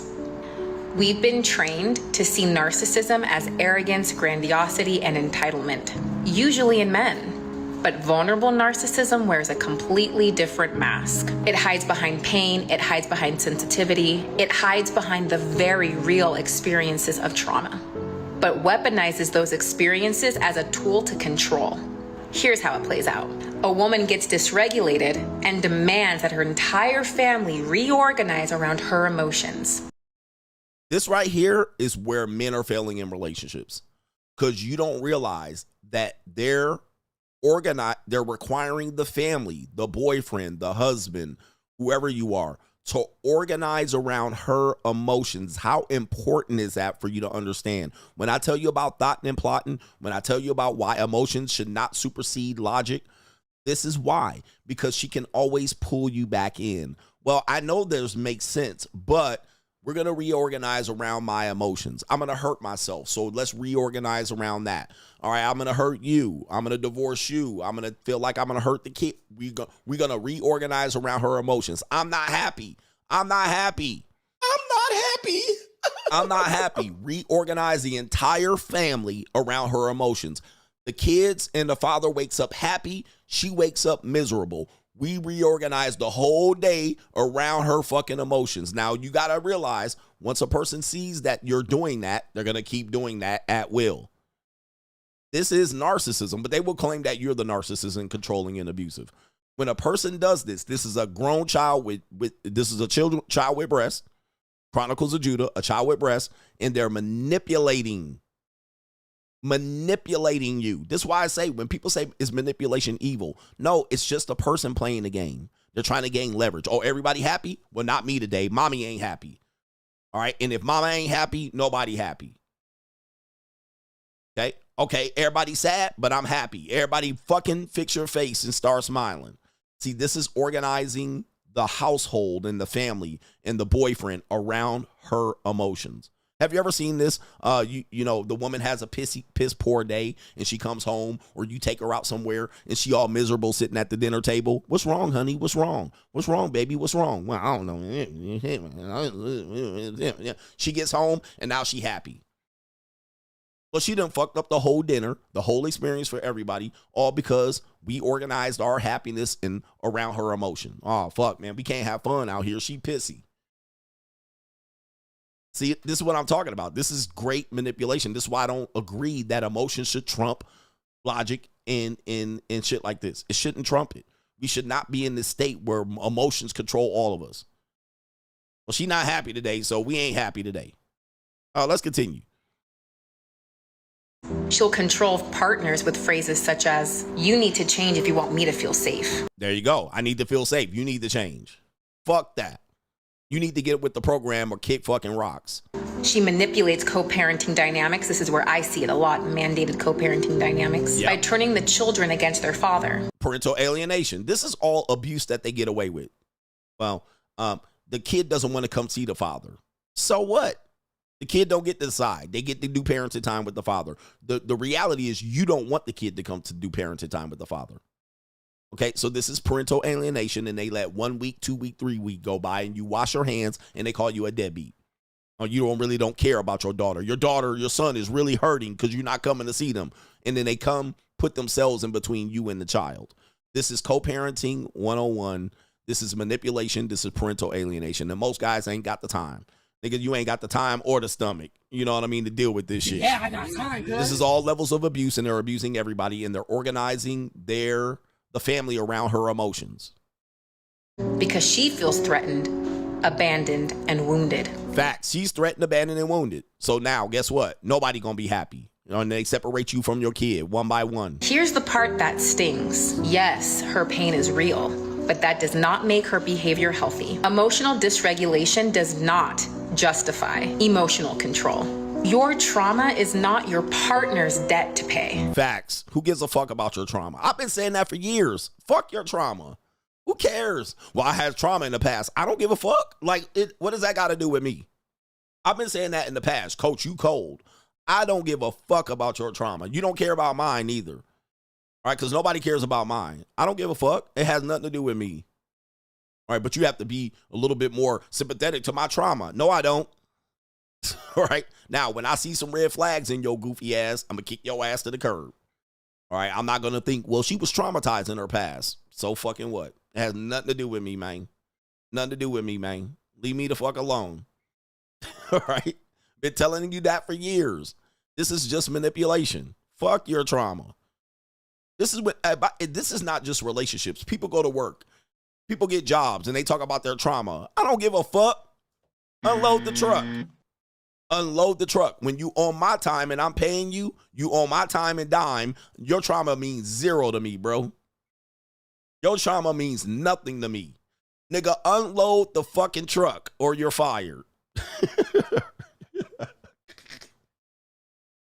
Right? Hell no, bruh. Everybody got trauma. Nigga, we got work to do.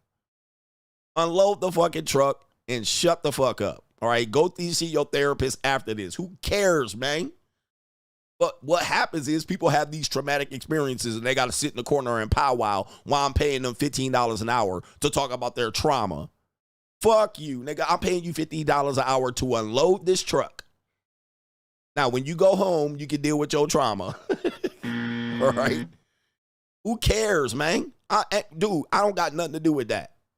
I got nothing to do with that. You're going to trigger me. Okay, when you get triggered, as long as you ain't got postal, don't go postal, I'm going to fire your ass after you go get triggered. In fact, research shows that this is not just anecdotal. Dr. Pinnikus and Kane, they describe vulnerable narcissists as hypersensitive and control-seeking through victim narratives. Dude, this is where they call you the narcissist. And then they're the one seeking control via emotion and trauma. They're the narcissists. In parental alienation research, we see clear patterns of emotional manipulation used as punishment in co-parenting dynamics. Yep. So they punish you. All right. He traumatized me in the past. He yelled at me, and now I think he's gonna yell at my kid. So I got to get him up out of there. And they take you to court. I got to get the kids up out of there because I'm the mother bear, and I'm gonna protect them from him because he used to yell at me when I fucked up. So he gonna yell at the kids when they fuck up. Yeah, that's just manipulation. That's just her being hurt and traumatized. So she punishes not only you, but her and the kids. This is crazy shit. Dynamics. But what's really interesting in all of this, nobody wants to consider this abuse when it's wrapped up in female fragility.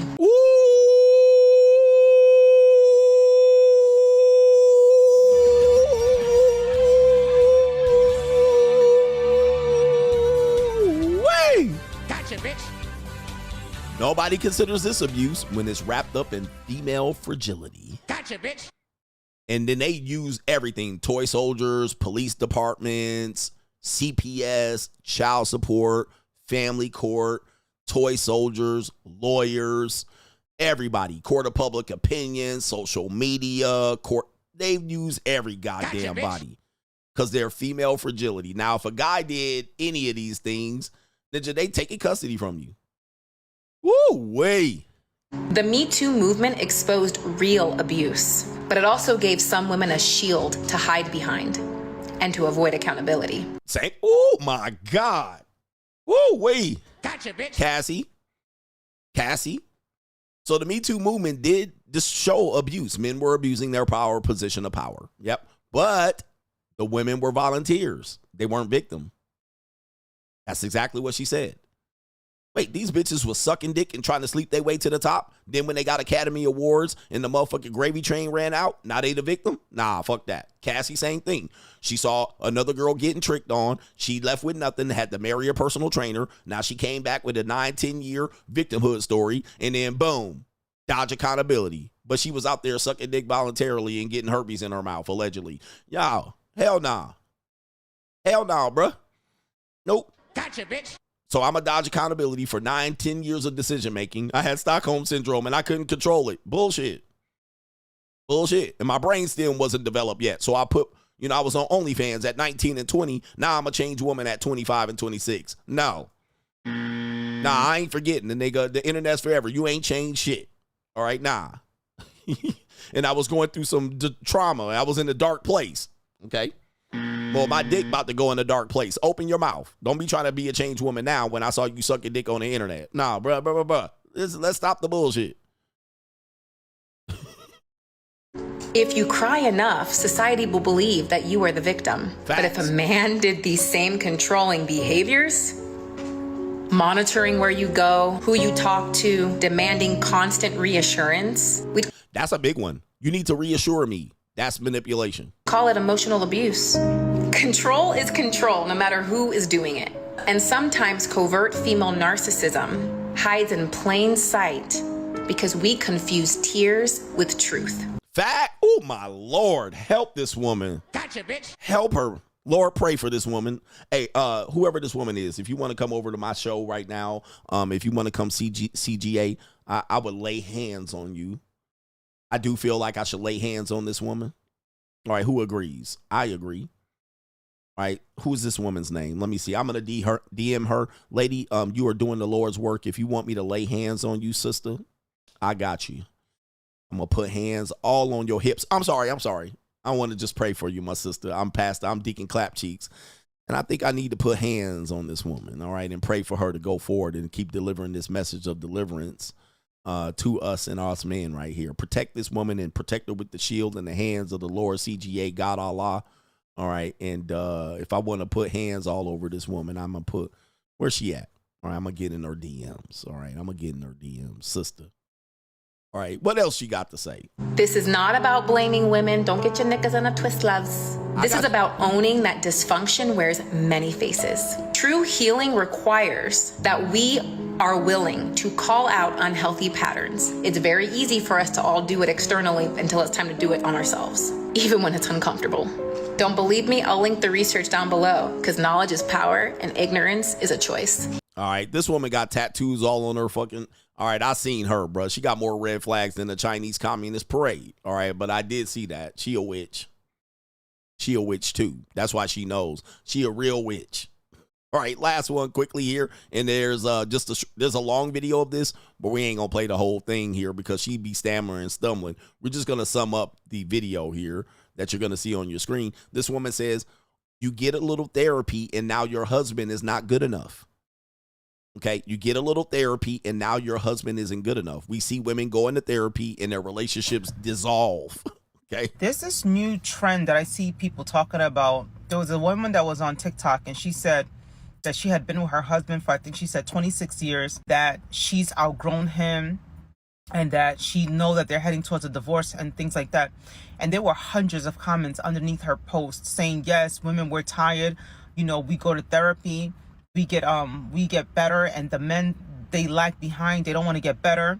And she talked about how they've known each other since the time they were teenagers and everything. So she knows his story and she knows what he's going through. And then the thing she kept repeating over and over, but he's a good person, but he's a good person, but he's not growing and he's not growing. So I want to ask a couple of questions, right? Just to make sure that we're getting a 360 view, right? Yeah, tell me. So during the time that she was upgrading, right? What was he doing? Because I think that sometimes we don't look deeply to see, okay, what were the men doing? Like, when were you able to go to therapy? Like, when were you able to go to therapy? Who was supporting you when you went to therapy? Right? When you went to therapy, did you get support from your husband? Right? When you were, growing and doing all these things, right? Who was supporting you when you were doing that? Oh, they don't want to talk about that. I want you to understand, like, when you have a backbone, like in our husband's cases, right? Yep. I don't know her husband. I don't know the husbands, but because there was so many comments, right? I want to ask some of the wives these questions, right? When you were going through the things that you were going through, who supported you? When you were going through your trauma and trying to heal from your trauma, who supported you? Who was with you? Who was putting up with your triggers, your attitude? Yep. Your emotional manipulation. All right, I'm not going to let her continue, but you get the picture of what's going on here. Who was putting up with your bullshit? Who was putting up when you got triggered? Who was putting up when you were going through misery and you were in a dark place and you had past traumas and he was going through counseling? With who was there? Who was supporting you? Who was financially there? These are great questions because that guy ends up being the guy that she shits on and disses. I'm grown. I'm changed. I'm a new person. I outgrew him. He won't change. And he was there the whole time going through the bullshit. Listening to you say you're going to harm yourself for the 15th time, all right? And be like, baby, I'm going to still work with it. I'm going to be here. And then what happens is the weaponizing of this is the women say, I go into therapy and I do the work. These men won't go get therapy. They're not doing the work. That is manipulation.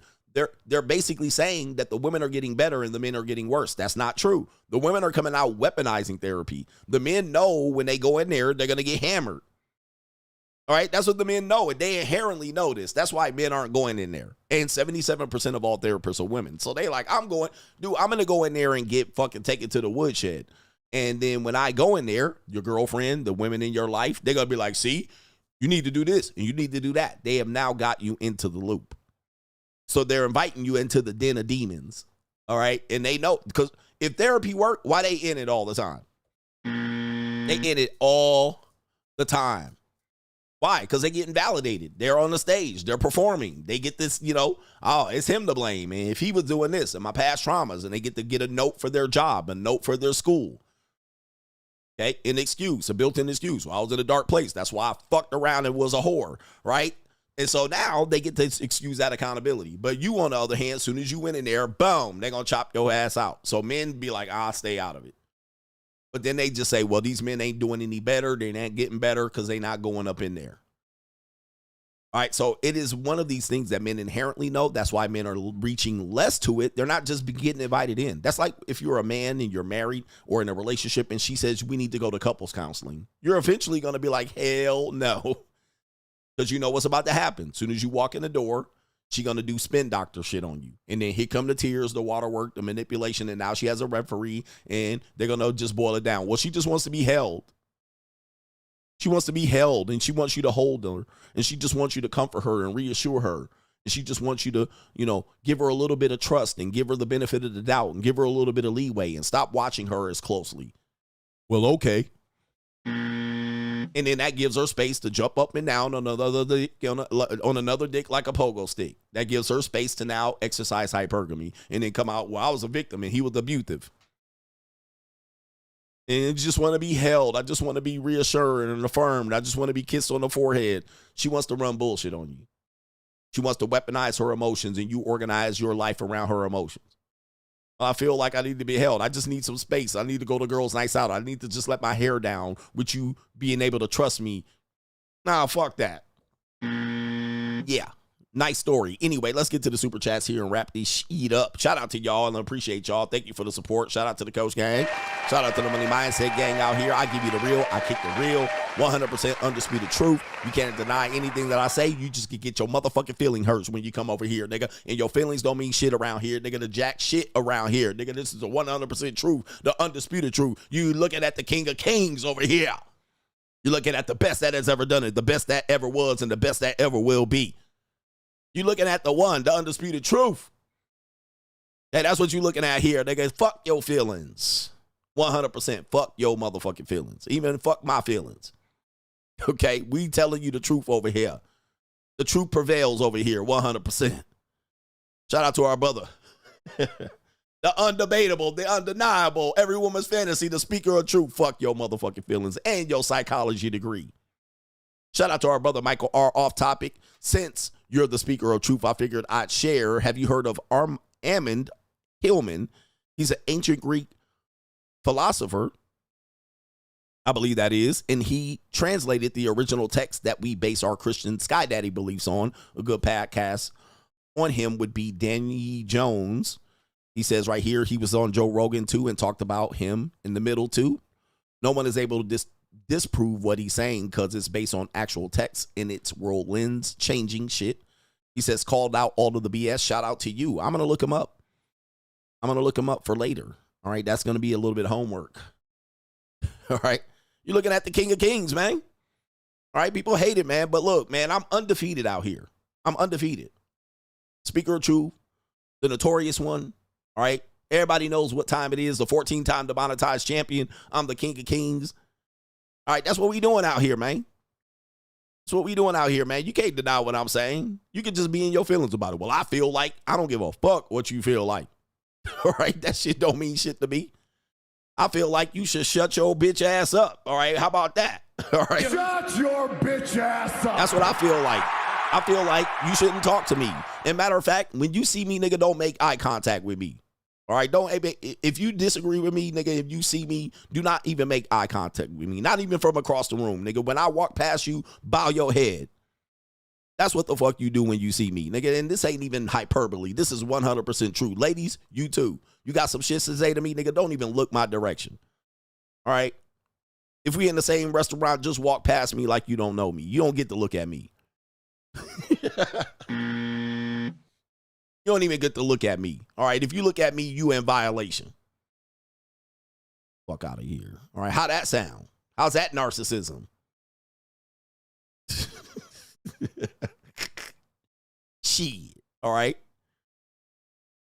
Motherfucker, you ain't even gonna be in the same room as me, nigga. You don't even be in the same room as me. I'm in lounges. I'm in places where you can't afford. So I don't even worry about seeing your monkey ass. If you see me on the street, nigga, walk past me. Shit. Talk to my security first. Hey, man, let me talk to you. Nah, man, talk to my security guard. Talk to my publicist. Talk to my internet girlfriend. Fuck out of here. Talk to me. All right, I'll be talking mad shit on the internet, too. Somebody gonna come see me. Somebody like, man, I'm gonna find you, nigga. All right. Hey, man, and do what? You gonna find me with your bitch? All right, anyway. And fuck this nigga CGA, man. Something got into him, man. He got the big head now. All right, yeah, you ain't gonna see me at Applebee's. You ain't gonna see me at the DMV. Nigga, you ain't gonna see me at Budget Rent-A-Car. You ain't gonna see me at all of these podunk places you go to. You ain't gonna see me at Olive Garden. You ain't gonna see me in Cincinnati. You ain't gonna see me, motherfucker, at you ain't gonna see me at, motherfucker, you gonna see me on the yacht. Nigga, you ain't gonna be where I'm at. So I ain't gotta worry about it. You ain't gonna see me at the motherfucking Toyota dealership. You ain't gonna see me in a downtown. In an apartment complex. You ain't gonna see me in any of these motherfucking places anyway. So I ain't worried about it. You ain't gonna see me waiting for an airport, waiting for an airplane and shit. You ain't gonna see me in coach section of the airplane. You gonna see me in first class. Walk past me, nigga. Don't look at me. You ain't gonna see me at the buffet, the Red Roof Inn. You ain't gonna see me at none of these motherfucking places you guys frequent. You ain't gonna see me at the corner store. You can see me at Wendy's.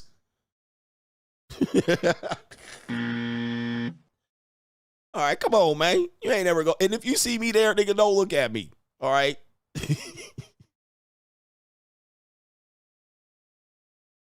Yeah, you ain't gonna see me at the nosebleed section. You ain't gonna see me at the 400 section at the arena, nigga. I'm gonna be down there in the place where you can't even access. You gotta have a ticket on top of a ticket to get to me, motherfucker. You're going to have 2 tickets. They're going to have to scan your ticket 4 times by the time you get to me. Motherfucker with your cheap-ass 400 section ticket. You ain't going to see me up there.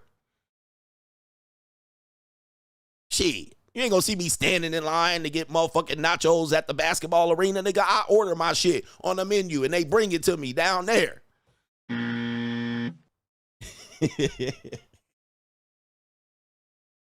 All right, man, I love y'all, man. Trust me, I love y'all. I support y'all, man. Listen, we just talking a little shit.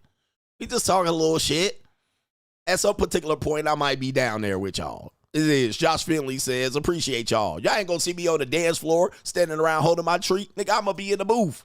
I'm gonna be in the section. Nigga, I'm gonna be in the suites. You don't see me on the 3rd, 4th floor of the hotel. You're gonna see me on the 19th to 20th floor. Where you need a key to get to there, to press the button. Nigga, you ain't even going to be able to press the button. I know what hotel he's staying at. He's staying at the Waldorf Astoria. You're going to need a button. You're going to need a key card to press the button to get to my motherfucking floor. Then there's going to be another door that you're going to need to scan your key card. All right, anyway, I love y'all. Not at Walmart. Nigga, you ain't going to see me at no fucking Walmart. Get my oil change at Jiffy Lube. I can't take my Porsche 911 to the Jiffy Lube and change my oil. You'll see me at the Porsche dealership paying $1,200 for an oil change, not $69.99. All right, anyway, I love y'all, man. You see me at the car wash and shit. Catch me slipping, vacuum cleaning my car, nigga, so you can walk up behind me and put some shit in the back of my head. Nah, bruh. Walk up and tap my shoulder while I'm vacuuming my shit. Nah, bruh. I get the Mexicans to come to my house and shit, and they got to go through the security gate.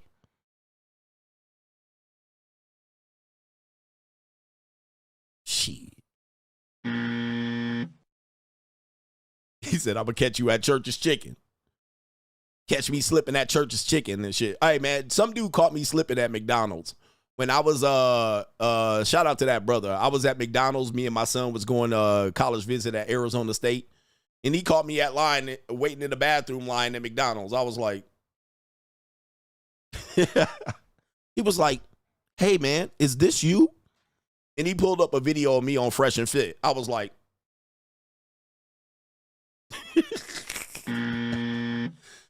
all right.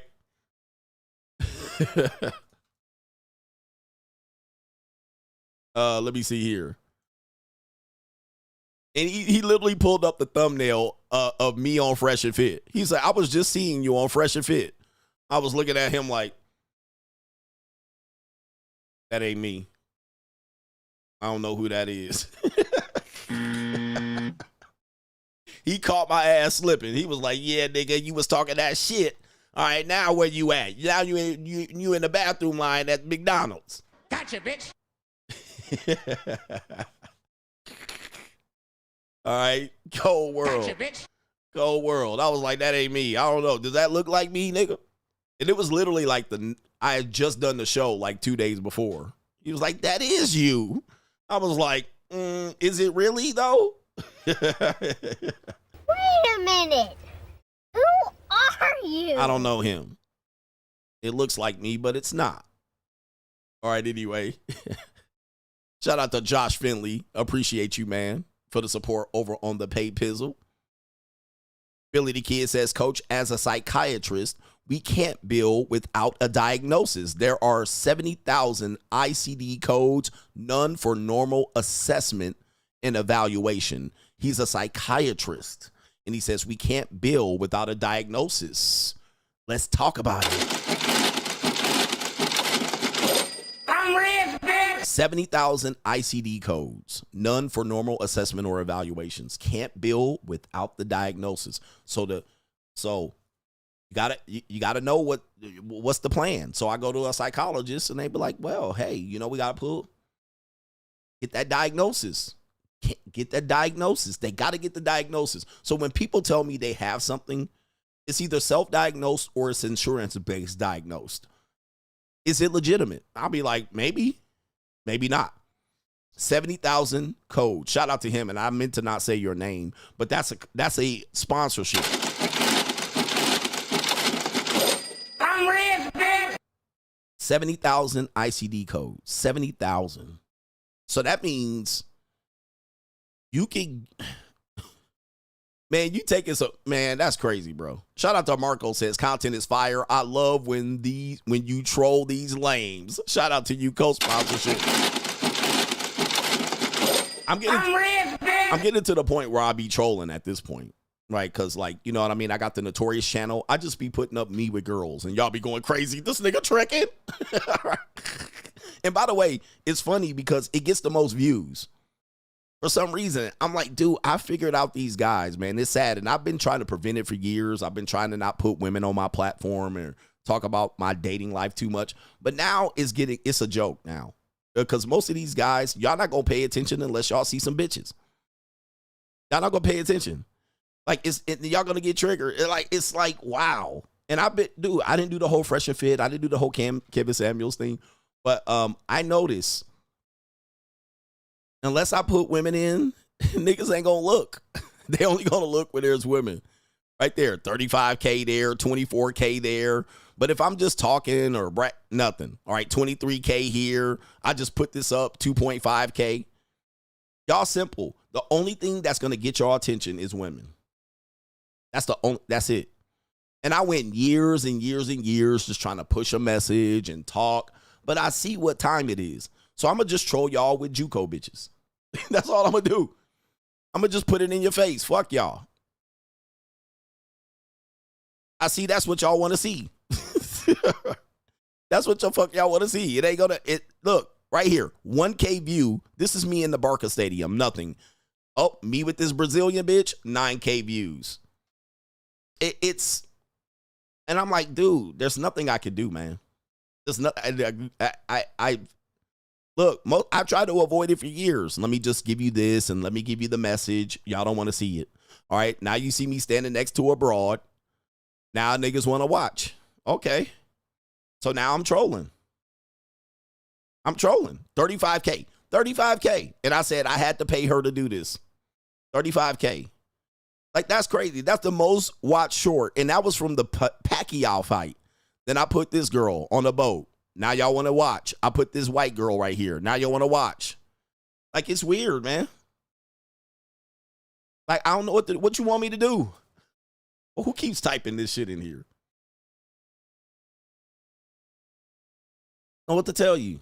I tried to just give y'all the message without the extra trimming, but now I see I'm going to just have to put this shit in front of y'all. Y'all, he's just tricking. He's buying these whores. He can't really get them without it. Okay. Shout out to our brother Marco, says fire content. No government name, says you're right. It was just yesterday that she let me bend her over saying she loves me. I texted next day to check on her. I waited for her to reciprocate, and it's been 12 months. Still didn't get a text yet. Still didn't get a text. 12 months. If you don't respond, if you don't text them, they're gone. Shout out to AOC. AO says content is fire. I love when you troll these lames. All right. And when you see this content more and more, you can't fault me at this point. You cannot fault me. I try to just keep the message. All right. But all right. Mr. Inquisitive, shout out to you. He says, salute CGA. I can't say it enough. Leverage and options is the way. It's that simple. You taught me how to navigate the JUCO in normal relationships, and it all goes back to having your money up in leverage. It's no escape. He says it's no escaping that, fellas. All right. The majority of us can't escape that. Here's another dub. CGA, I want to say one more thing. He says, I much rather pay the cost and be the boss. The whole she's using you for money is a coping mechanism. He says, I'm bossing up my life regardless of a woman and not. I'm bossing up my life regardless of a woman or not. I don't have the options not to boss up. Let's win, fellas. That's all we got. Shout out to you. We'll give you a co-sponsorship. You've been very, very, very helpful. I'm rich, man. All right. And when I say boss up, it is literally me bossing up for me. All right. And women are a result. They're not the main event. Shout out to Joshua Moon. Please clip the you ain't gonna see me rant. All right. Luis Gonzalez says, for the blinky links, coach, keep telling these YMs. Shout out to you. All right. And Lamar Moore says, as a matter of fact, love cost things. Every single time. Yep. Content strategy is where I'm at. Content strategy. All right. At this point, shit, I done said everything I need to say. But with that being said, I got an appointment to get to. Shout out to the Coach Gang. And we'll be back Friday. Yeah, damn. It's already the weekend coming up. Enjoy your rest of your work day. Be out of here. Peace.